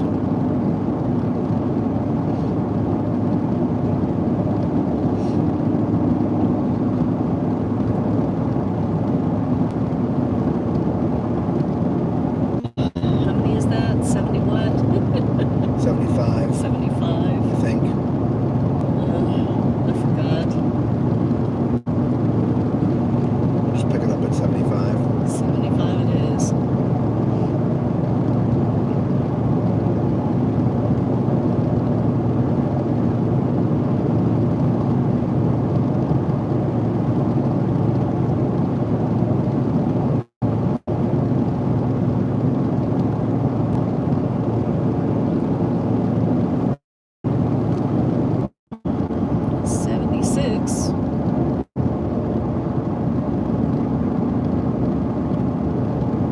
See lights up ahead.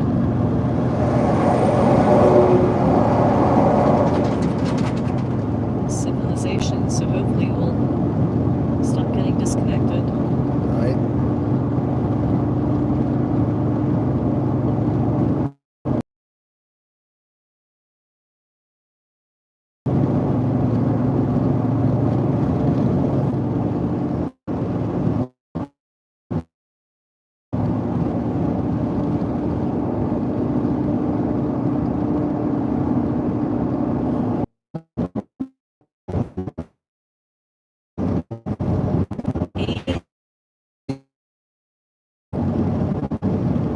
I was hanging there in this. Hang in there. We've got 10 people hanging in there with us. So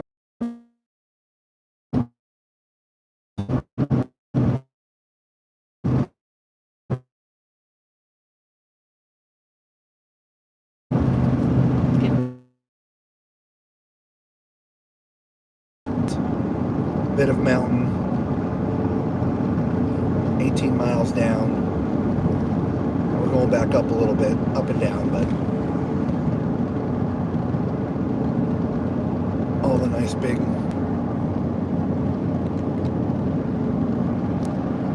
trees are gone, if you will. We're now getting closer to desert.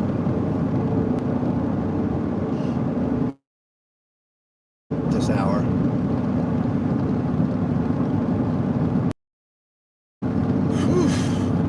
no, but we're definitely out of the green area. Yep, for sure. Under 100 miles. Our final destination. In fact, I think we're under 90 now. I can't see because we're bouncing around too much.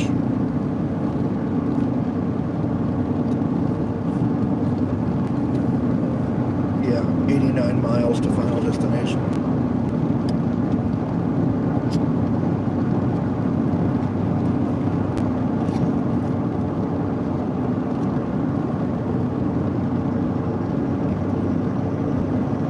The nice smooth road we had is gone. This isn't nearly as bad as I remember. The part they fixed up top there must have been the worst, because this isn't too bad so far.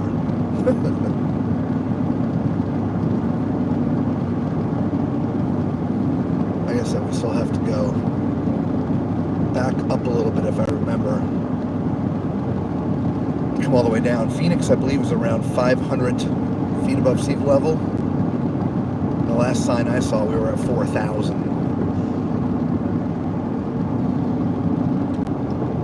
And again, we go up a little, down a little, up a little, down a little right now. We are at 3160-ish. Okay.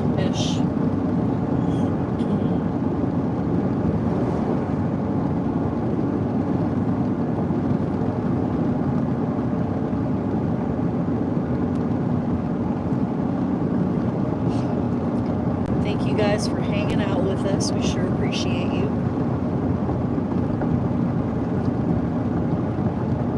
During the day, this is a beautiful drive down I-17 from Flagstaff into Phoenix. All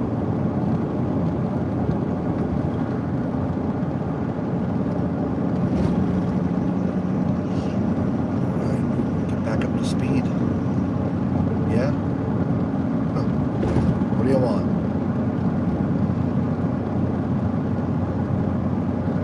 Stay on your side, I'll stay on mine.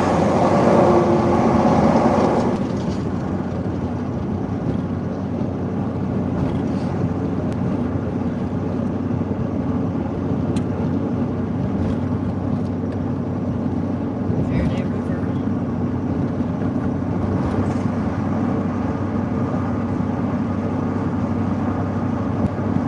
Entering Prescott National Forest.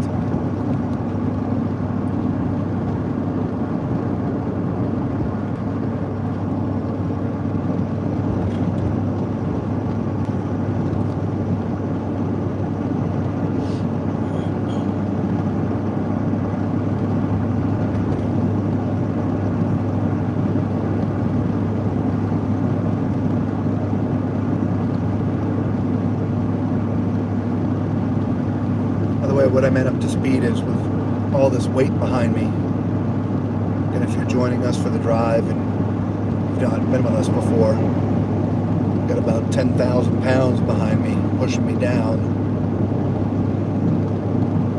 So when we hit these steep grade, we're at a 5 to 6% downgrade for about 18 miles. We got the tow haul rake on, and I keep it around 50, just so I don't burn out brakes, which is not something you want to do when you got 18 miles of downgrade to deal with. Definitely not. Fortunately, it's broken up a little bit. There's several sections where it flattens out,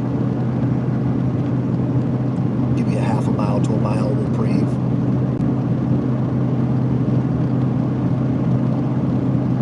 We are going back up. Yeah, we sure are.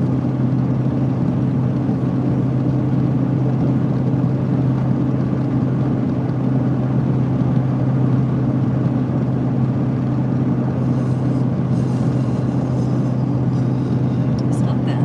Sorry.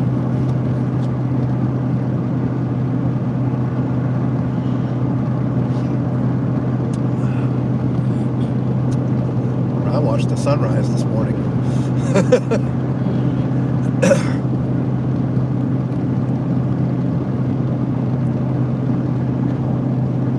Or yesterday morning, I should say now.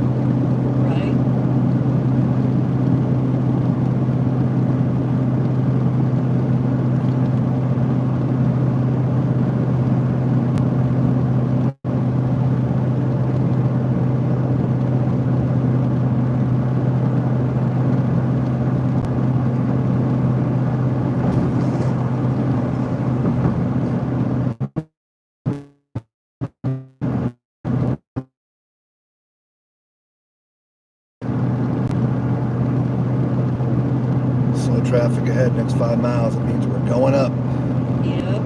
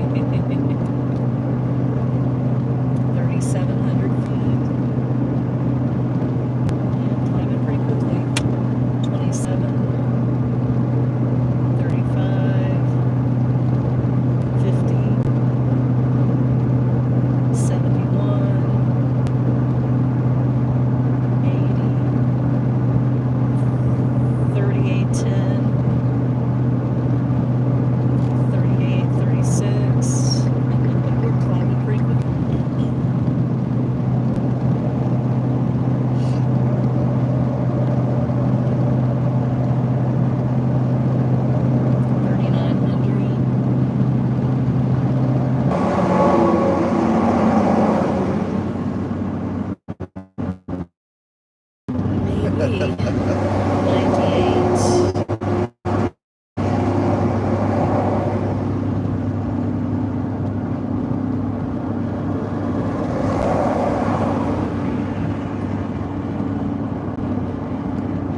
we got up to 4,600 feet.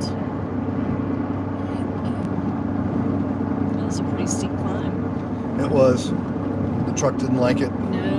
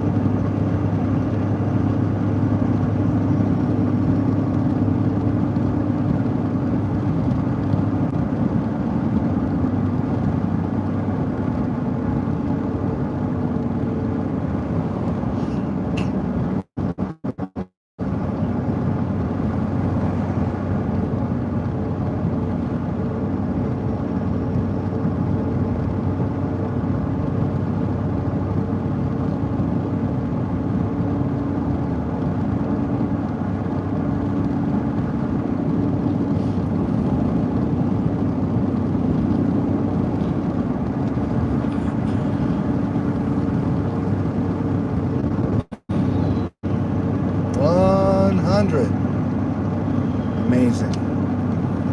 Man, half of that's right after Flagstaff. Right? Yeah.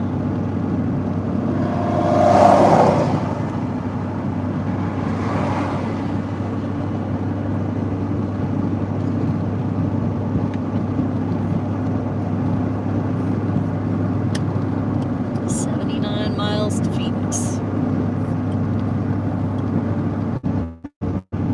101. 101. Thanks you guys for hanging in there with us.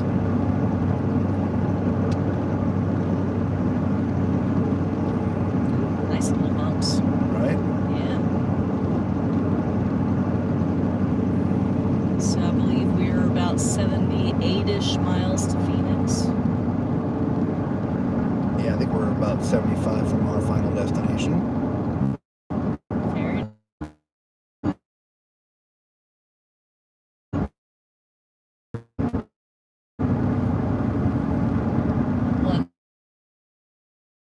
103. Reconnected 103 times. Yeah. Gina says, glad to hang in there with you. Well, thank you so much. We sure appreciate you. Yeah. Even though we've been buffering like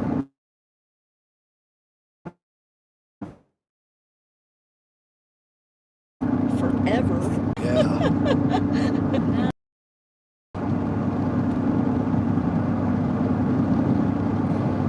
As you can tell, we are no longer in the mountains. No longer surrounded by trees. We have a bunch of shrubs now. Yeah. We've moved from the... Yeah, but it's the mountainous desert. It is. High Yep. desert. Yeah. And we're still up at, what, 45, 4,600 feet, something like that.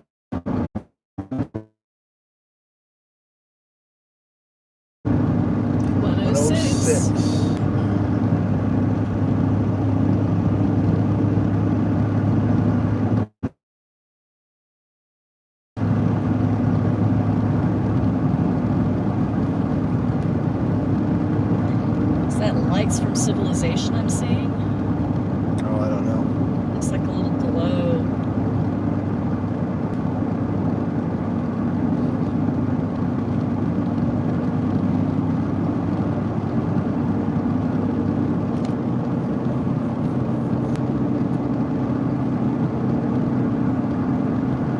Maybe it's just my imagination, I don't know.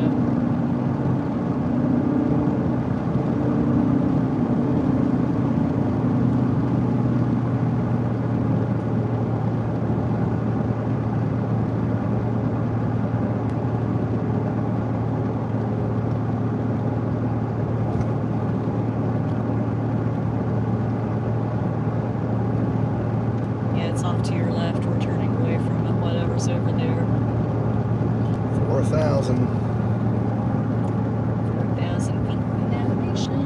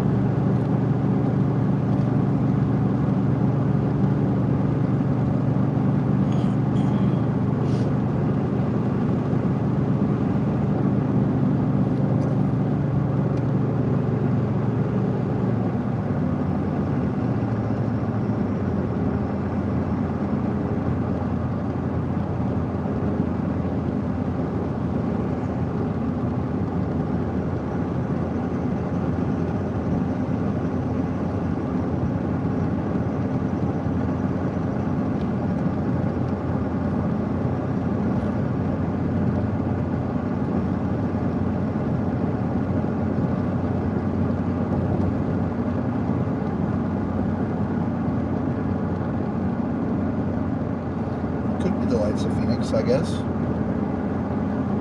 It's not the sun. No, it's not.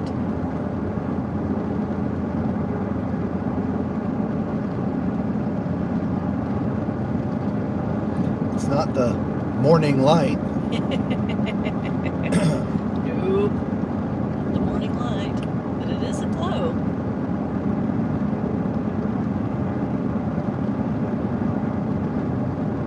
I don't think we can see Phoenix this far away. I mean, you might see the glow. I mean, remember, there's nothing out here. Yeah, I suppose. So, Yeah.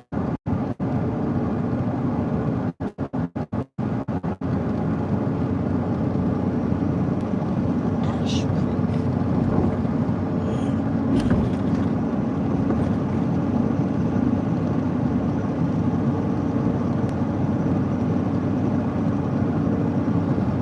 leaving the Prescott National Forest.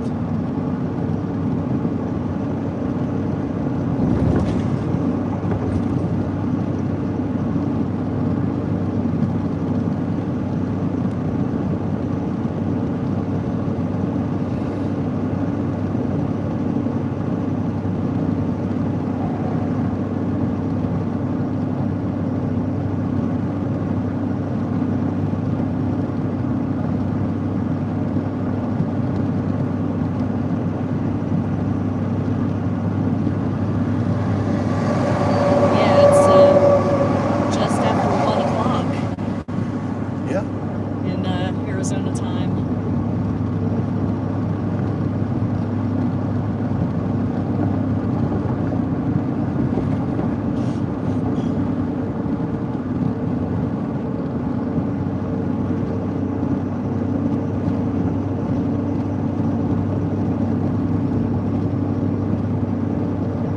$70 to Phoenix.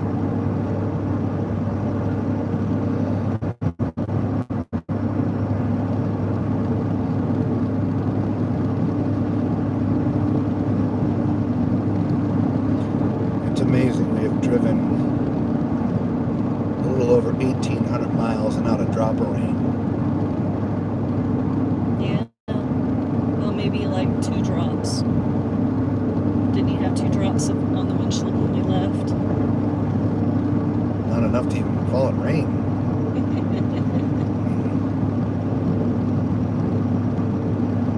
It's crazy. Yeah.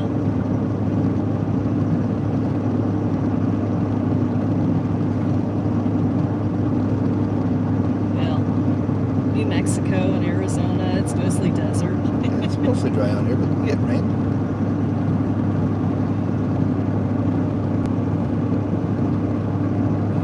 You think what's going down in the Gulf, you know? Yeah, true. They're getting too much rain. They sure are. Hope everybody's safe over there.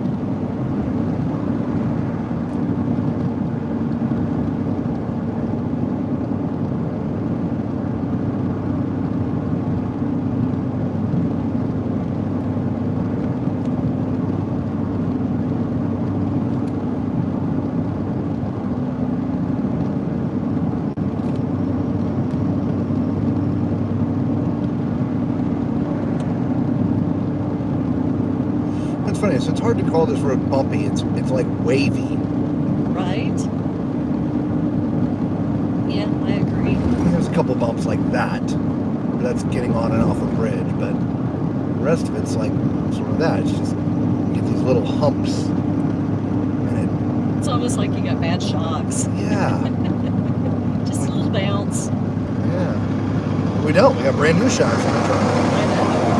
At the beginning of the year. I'm just saying that's what it feels like. Yeah. And airbags. We put airbags in the back. To help stiffen it up a little bit.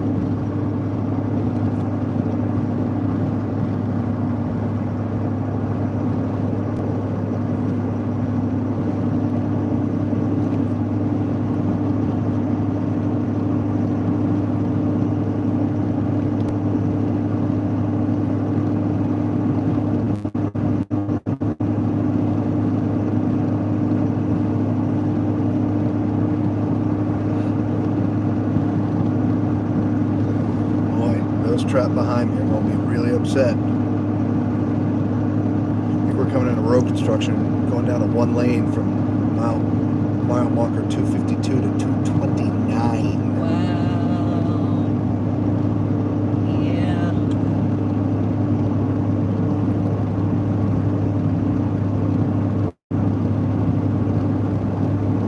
That's quite a ways. Yeah.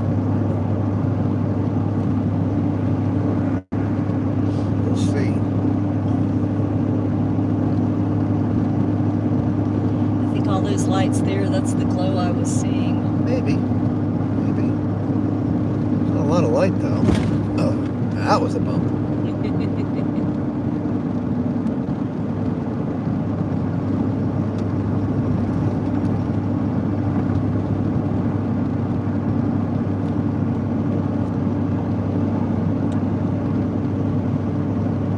But like you said, out here there's nothing, so a little bit of light. Yeah. See the glow for a while.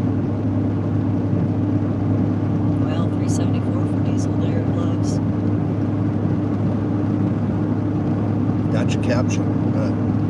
Yeah, captive. Yeah, they do.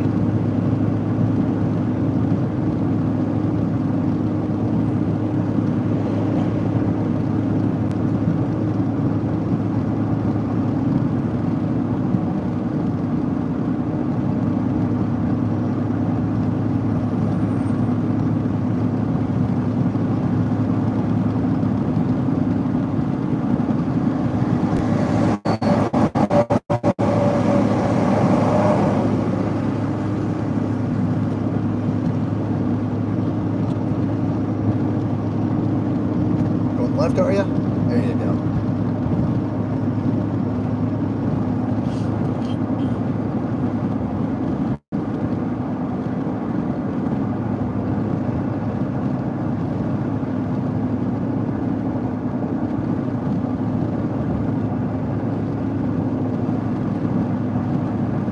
Yeah, there's a little bit of civilization off to the left over there. Yeah.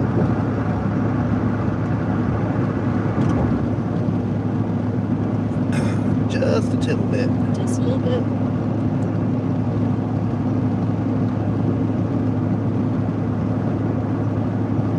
Yeah, see? Road mark 252 to 229. Oh, yeah.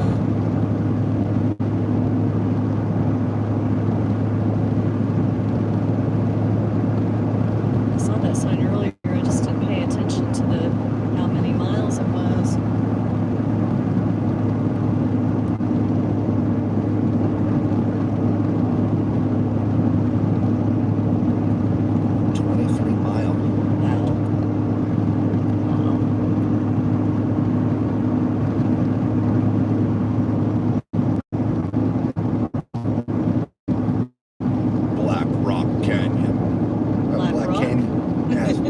City.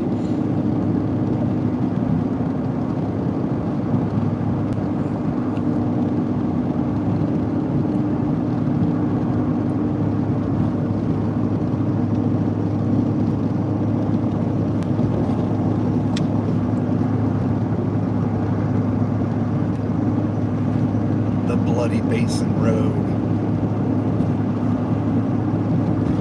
1 mile. I'd love to hear the story behind that one. I looked that up once. Did you? Yeah, some kind of massacre.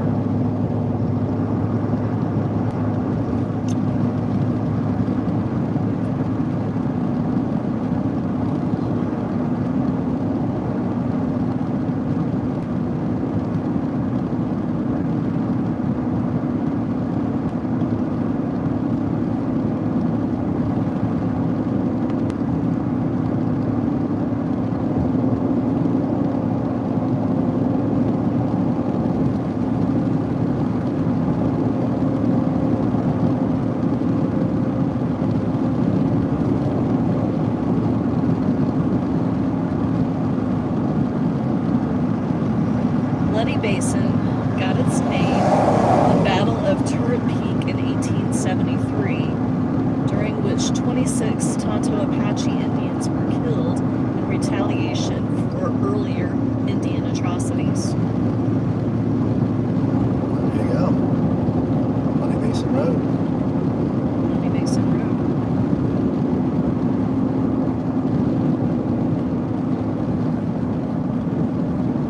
Battle of Turget Peak in 1873.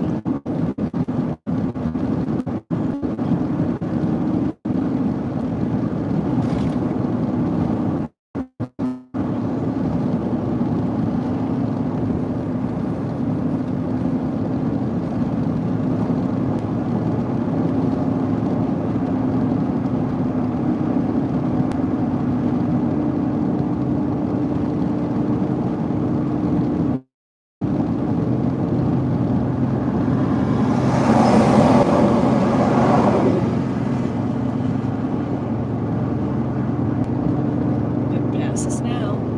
Yeah, right.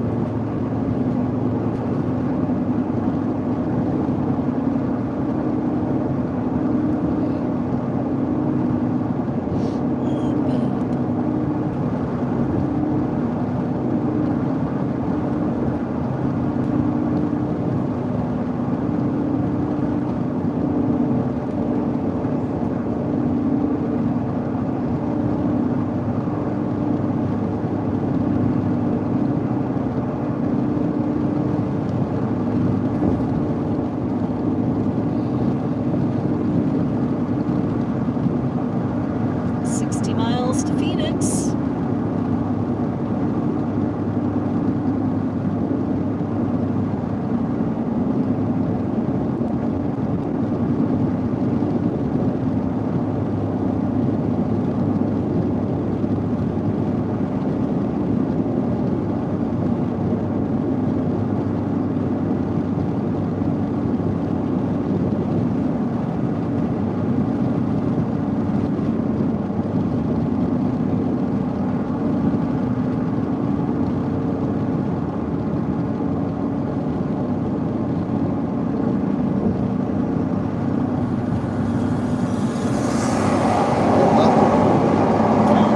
Ear pop.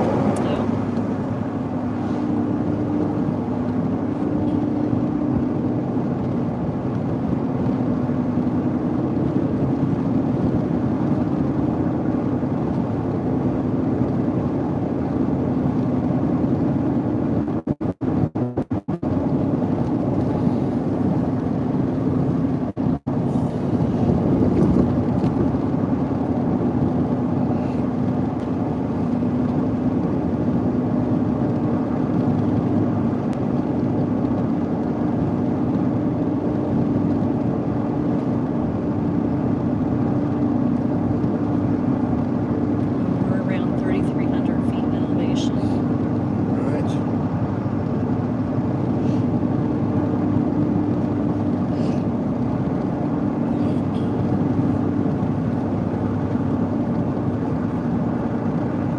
And we keep on taking these little drops, which is nice.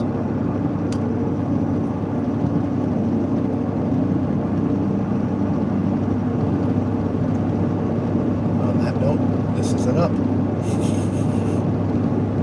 Yep.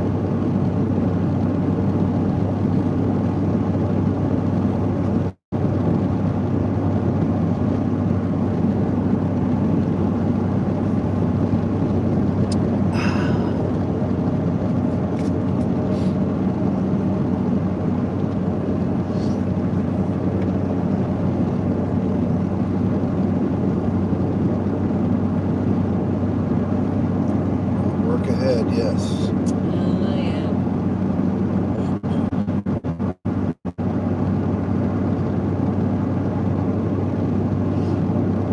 Main closures, 7 p.m. to 7 a.m. Wow. Monday through Saturday. Hopefully it's not like the whole thing. Right.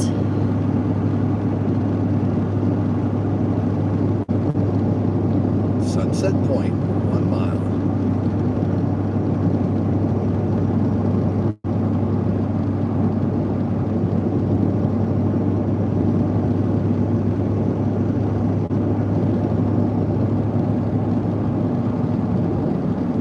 All on the downgrade too.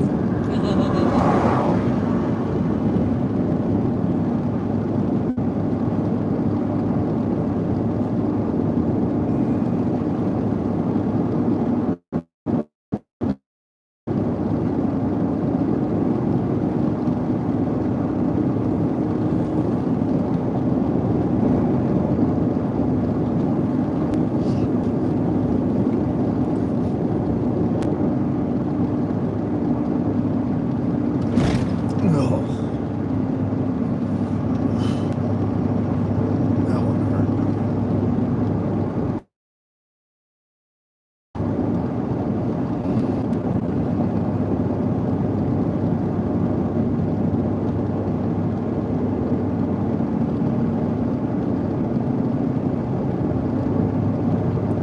Apologize now for those behind me. Right.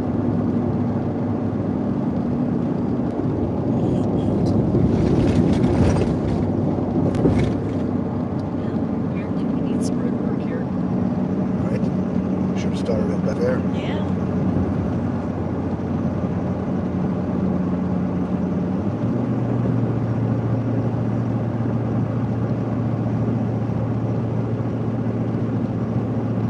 Gosh.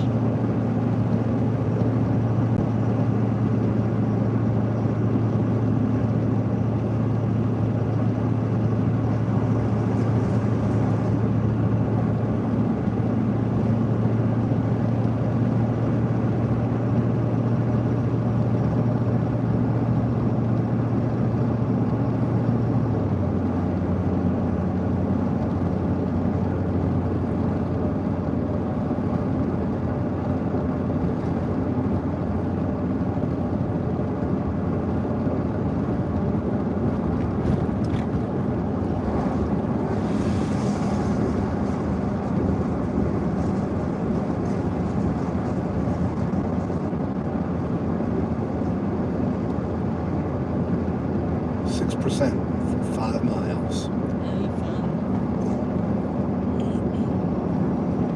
It's dusty too. It is. I mean, from the road construction. Yeah.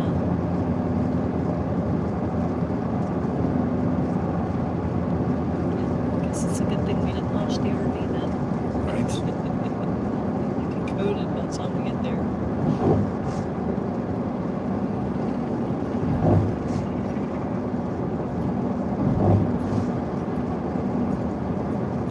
Speed limit 55, so they can't complain too much.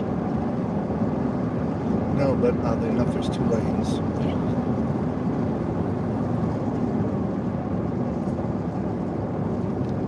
At least for the time being. Yep.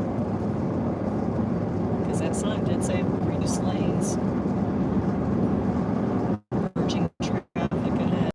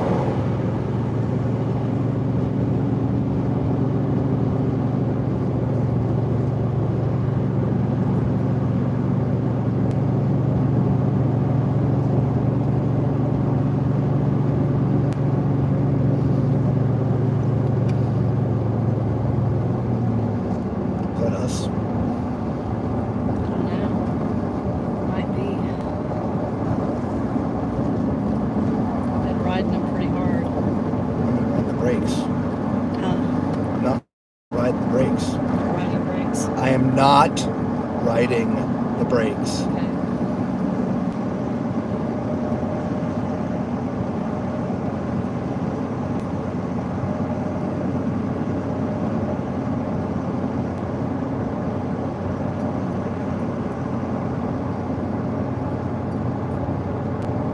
That's our elevation.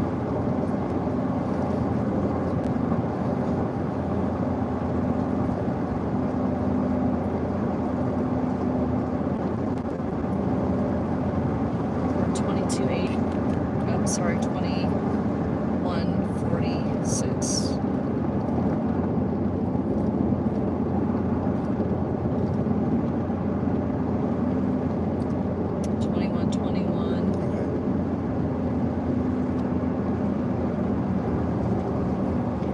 Bev said, "Are we there yet?" No, Bev, we're not.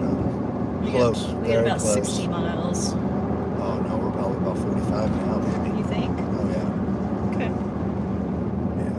We're gonna quick break in the 44. 44 miles. Okay.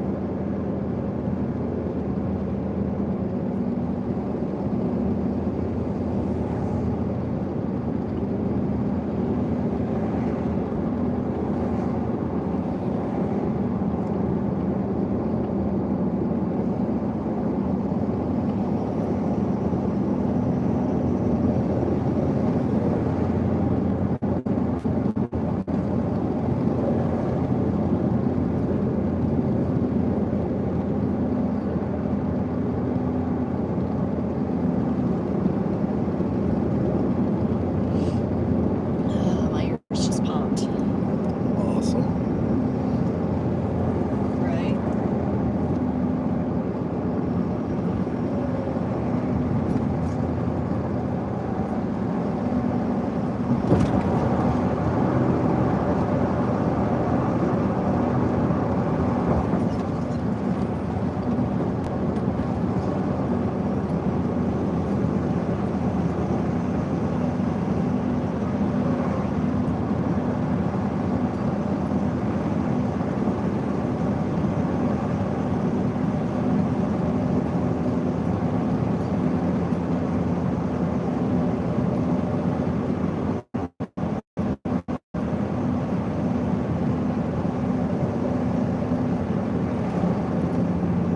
Woohoo!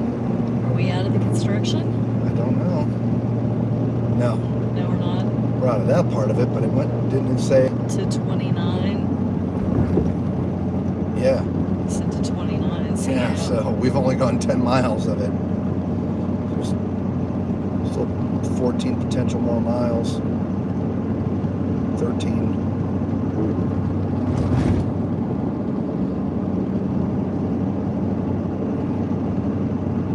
But if they started back there, then this it's still clean up here.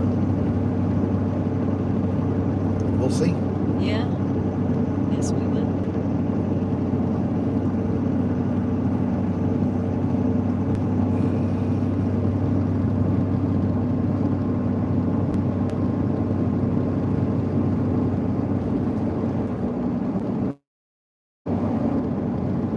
There you go.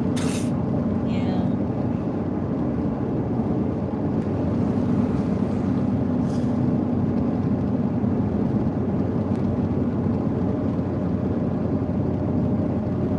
Rock Springs.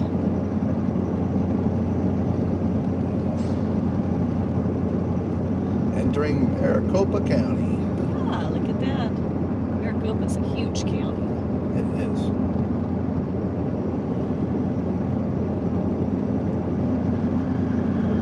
Seems to go off. Right.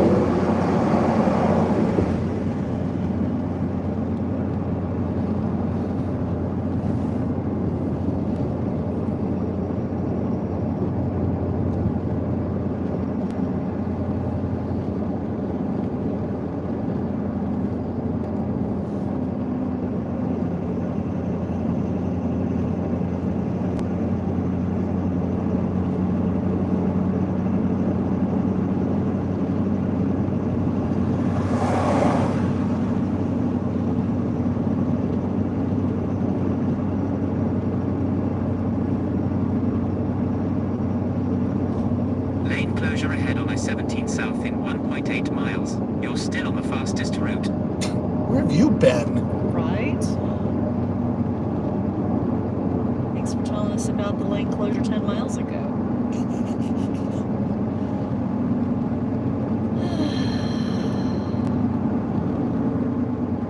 I don't know what lane is closed, but there'll be some people over there, so we'll come over here. True. Oh, that was a bad idea.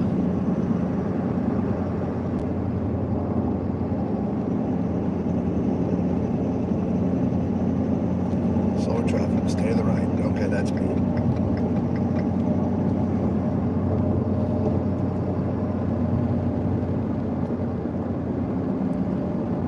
There's a left lane closed on. Okay.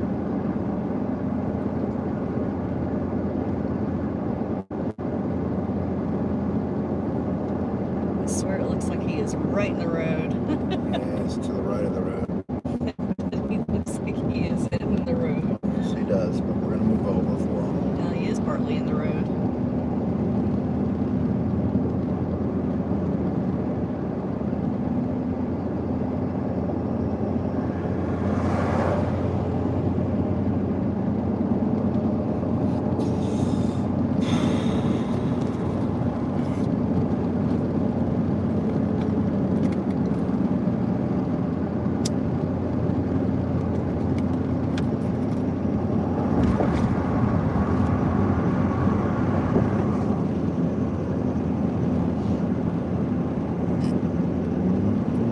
Going up again.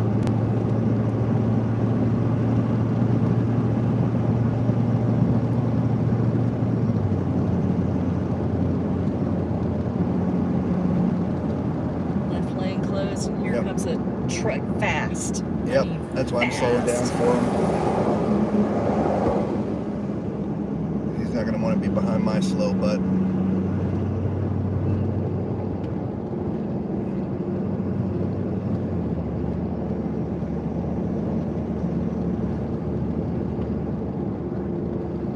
Plus, I can follow him. True. At least for a bit.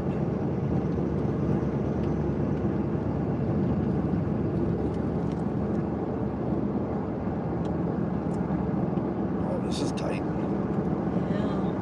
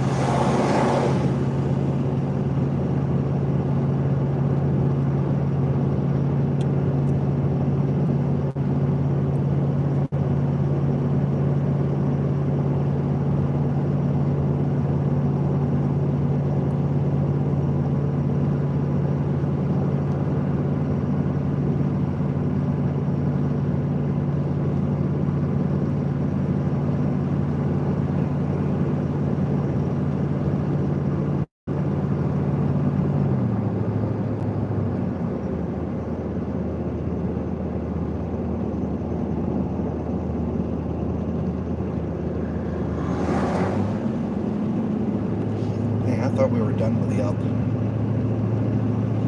Yeah, right.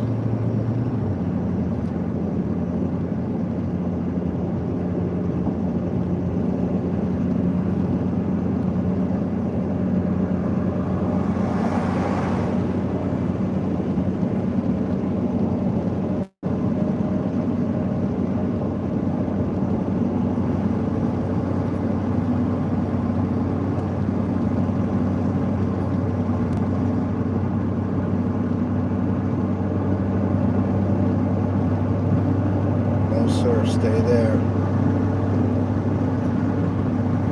Okay.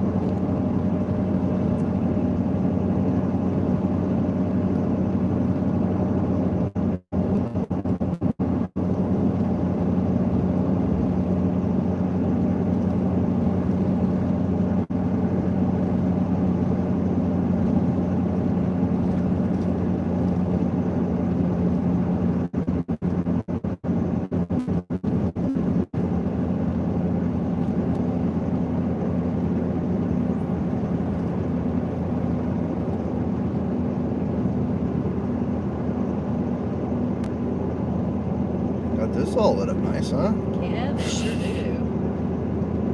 Working here. Oh, because of the power lines, I guess. Who knows? Because they're That working. could be, yeah. Yeah. You don't want the construction vehicles hitting those power Yeah. lines.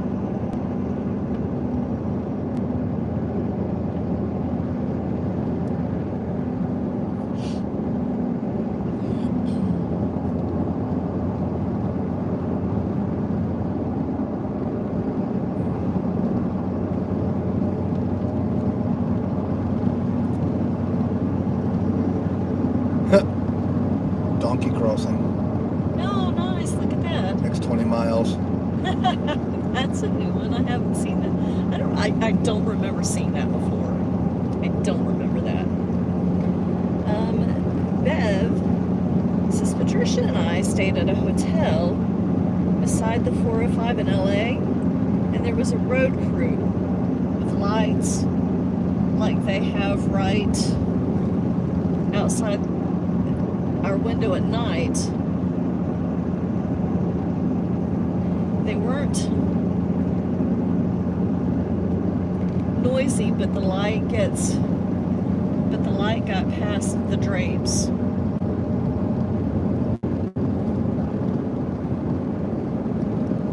Well, Yeah. you gotta see what they're doing, and it just sucks. Yeah, and many people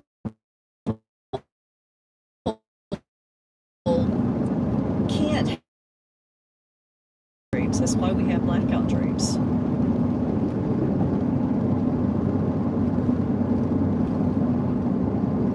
But if it's peeking through, then that's just not fun. You know, you're trying to sleep and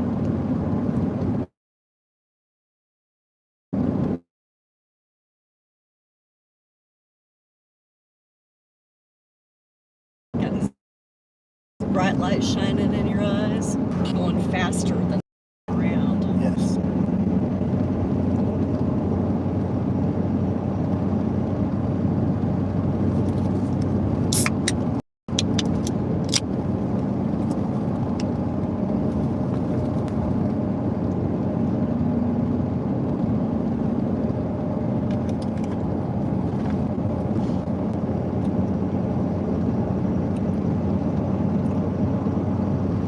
And one of my friends years ago was talking about having light in the room. She can't sleep at all if there's any bit of light, so she actually has like the blackout drapes in her room, and she still wears a mask over Jeez. her eyes.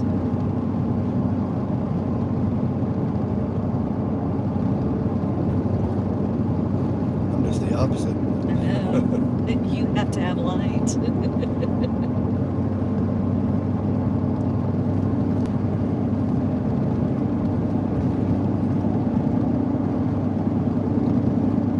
Let me correct I said something back there. It's not a donkey crossing, it's bros.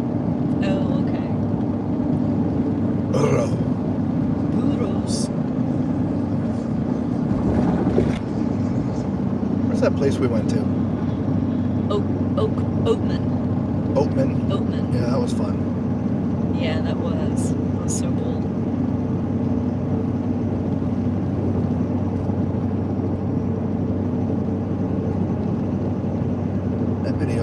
RV channel. Is it? Yeah. Yeah, we didn't have the cruise channel then. Yeah, I guess not.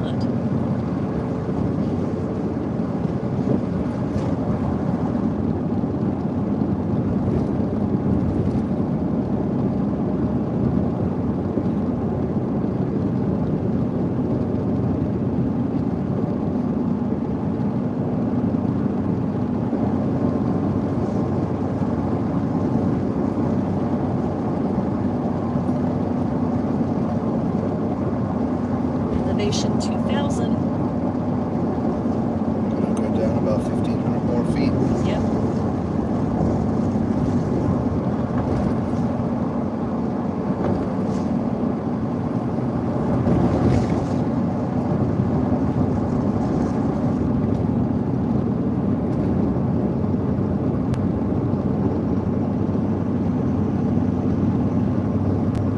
Next 15 miles.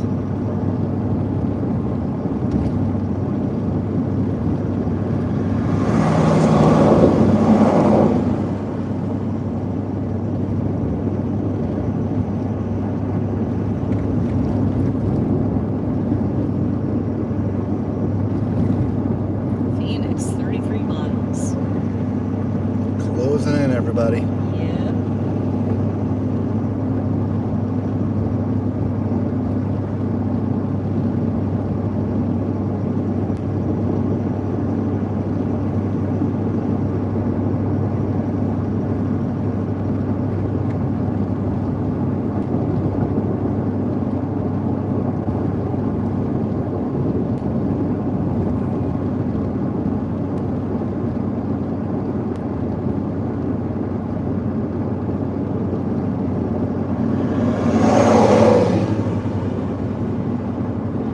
Okay.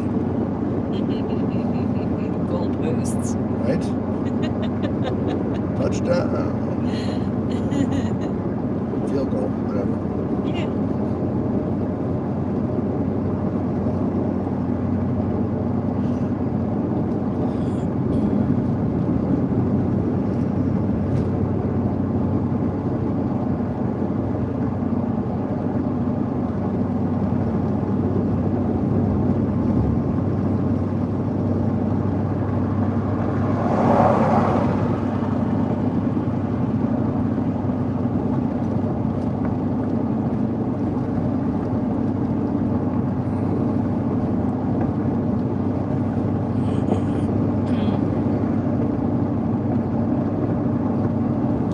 This is exit 229. So that Yep. should be the end of the construction. Should be. Do you still see cones?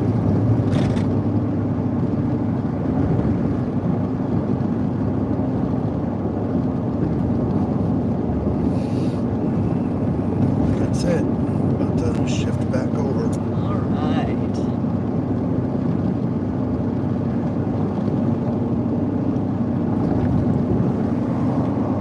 Oh, And road work, thank you. Woohoo!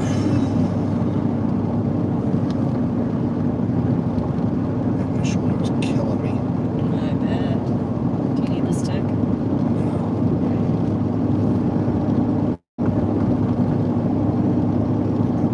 Grip of death on the wheel. Yeah, I know. Stress and tension. I know. I can see you over there. Daisy Milk Drive, 1 mile.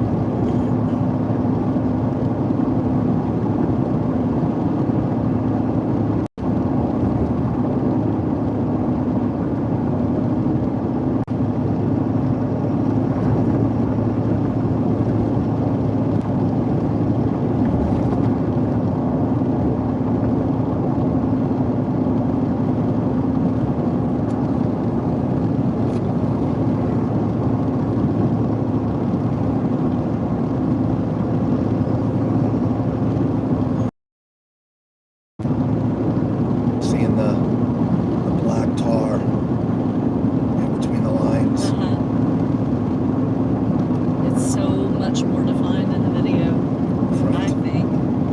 I agree.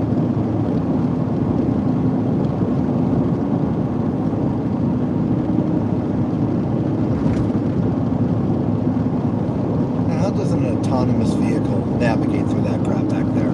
I don't know. That's a good question.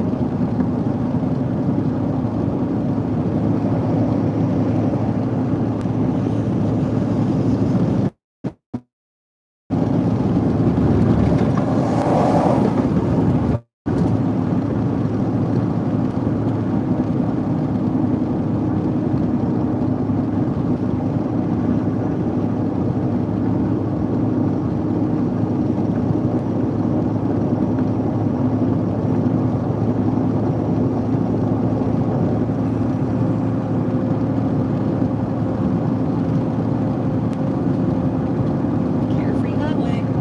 Carefree highway.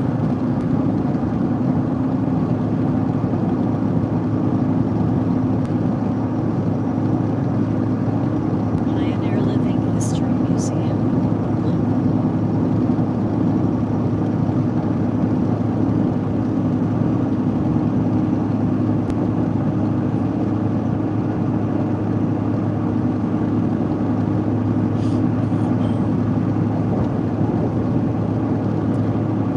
Well, it is 2 o'clock here in Arizona.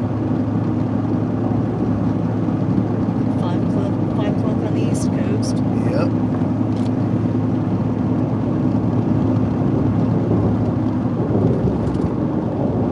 Yeah, we took a lot of that a little bit slower.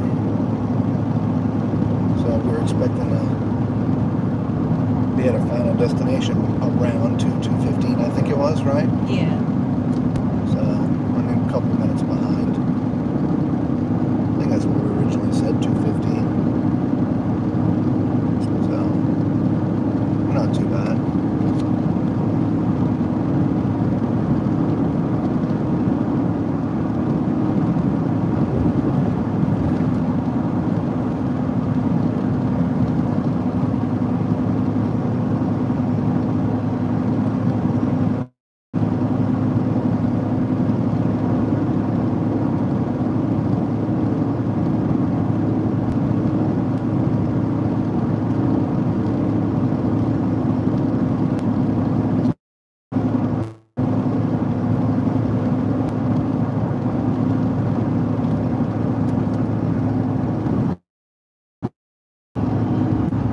Is 107.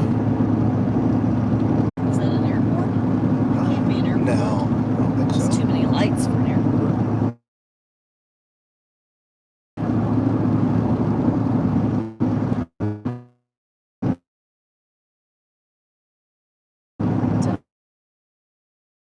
Valley.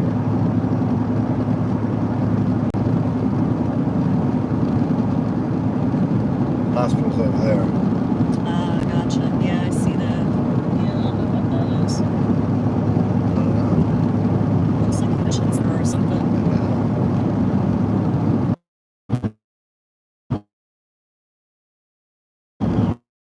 It's crazy. 109. 109. That makes 0 sense. I know. I agree.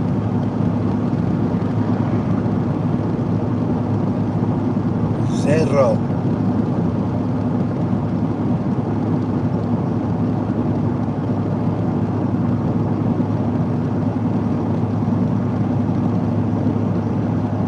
Bump.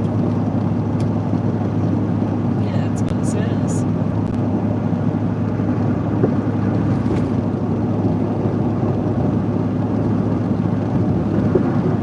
Bump. Bump.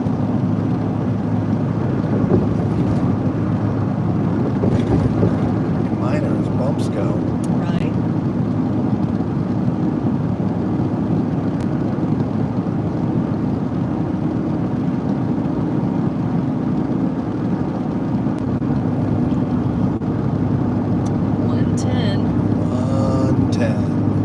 comments, or did you touch it by accident? Touched it by accident. That I will verify.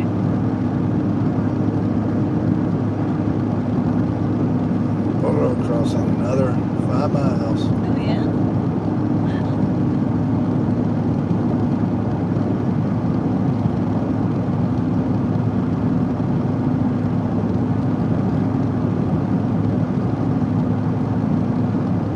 I'm sure you have to worry about them at night. You're gonna Yeah. sleep. I wouldn't think so. Not with heroes. Yeah.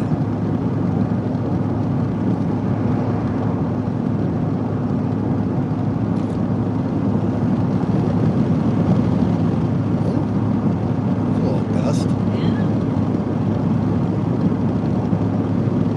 Oh, it's 83 degrees now. Is that 110? That's 111. 111? Yeah. 111. Bump.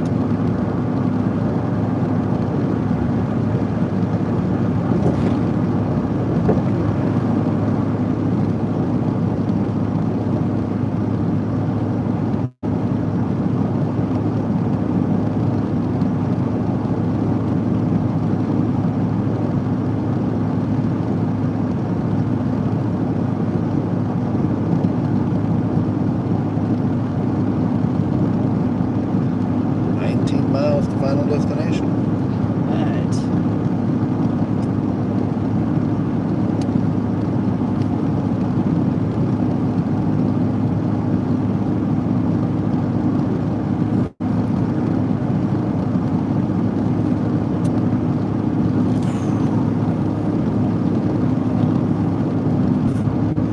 But one 12. 112.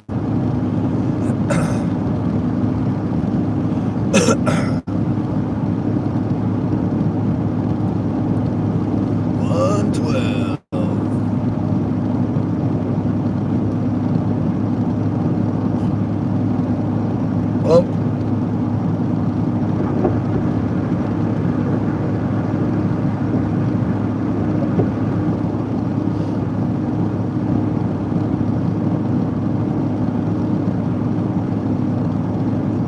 that wasn't like this last time we came this way. No, it wasn't.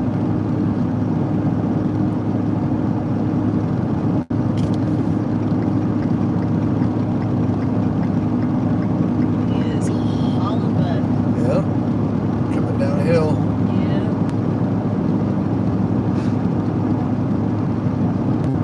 113.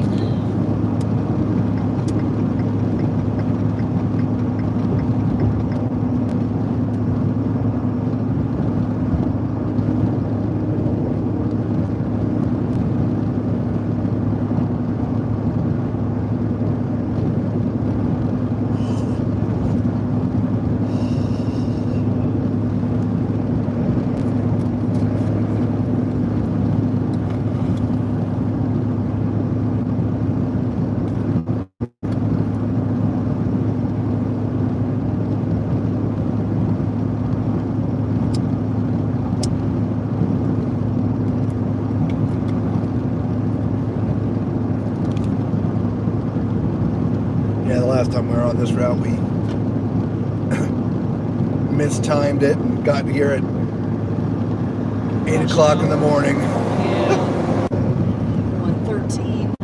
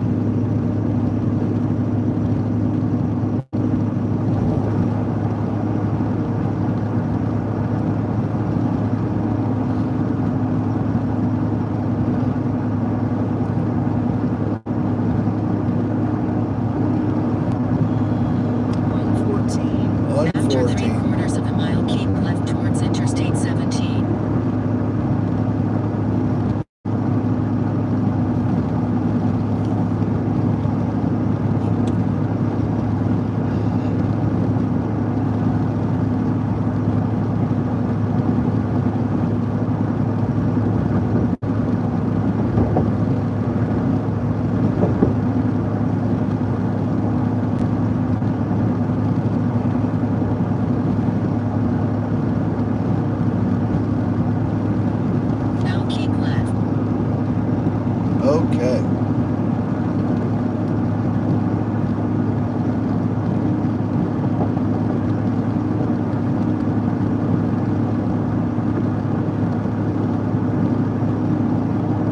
Follow the highway. Okay. So 115. Or was that 114? 115, I think, yeah.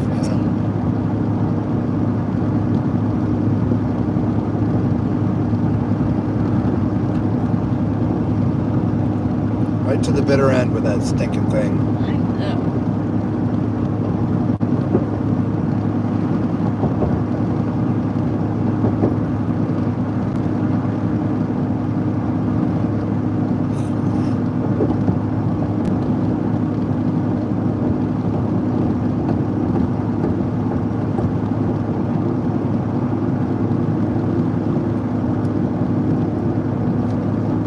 We have an exit. Looking for 200B.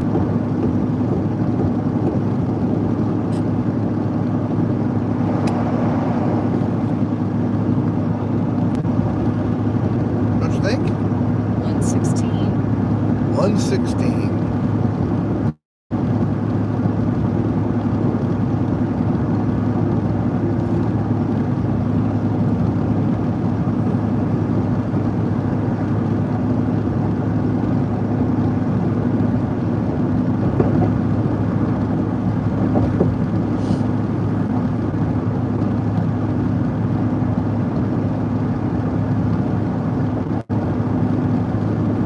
What do you think? Yes? No? Huh? You don't know? Is that what you said? Yeah, that's what I said. Maybe when we get off the road here. Yeah.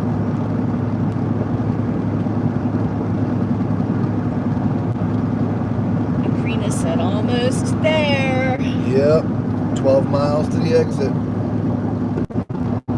117. Who's in Connecticut? I don't know what the deal is. I don't either. We're improper. I mean, it's just civilization everywhere.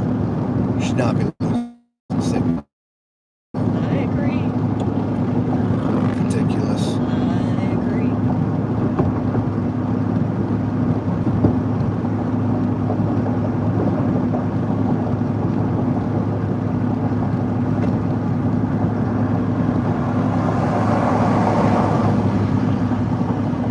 I see dualies.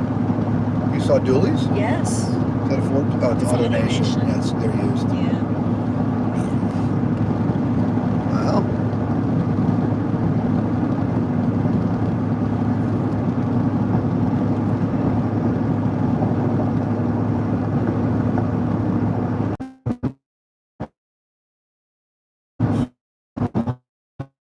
$119. 119. Akrina said, so the next I love is Sunday. Live. Yes. Yes, the next live is Sunday. Yes, with and you. that's you. 9 o'clock Eastern Standard Time. That's right.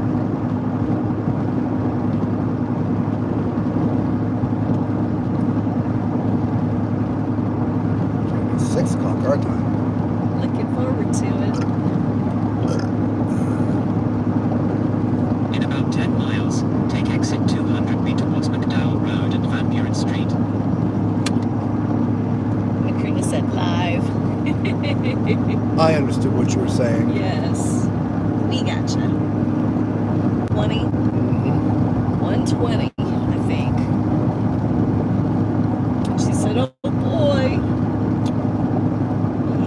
Yes. Looking forward to it. Yep.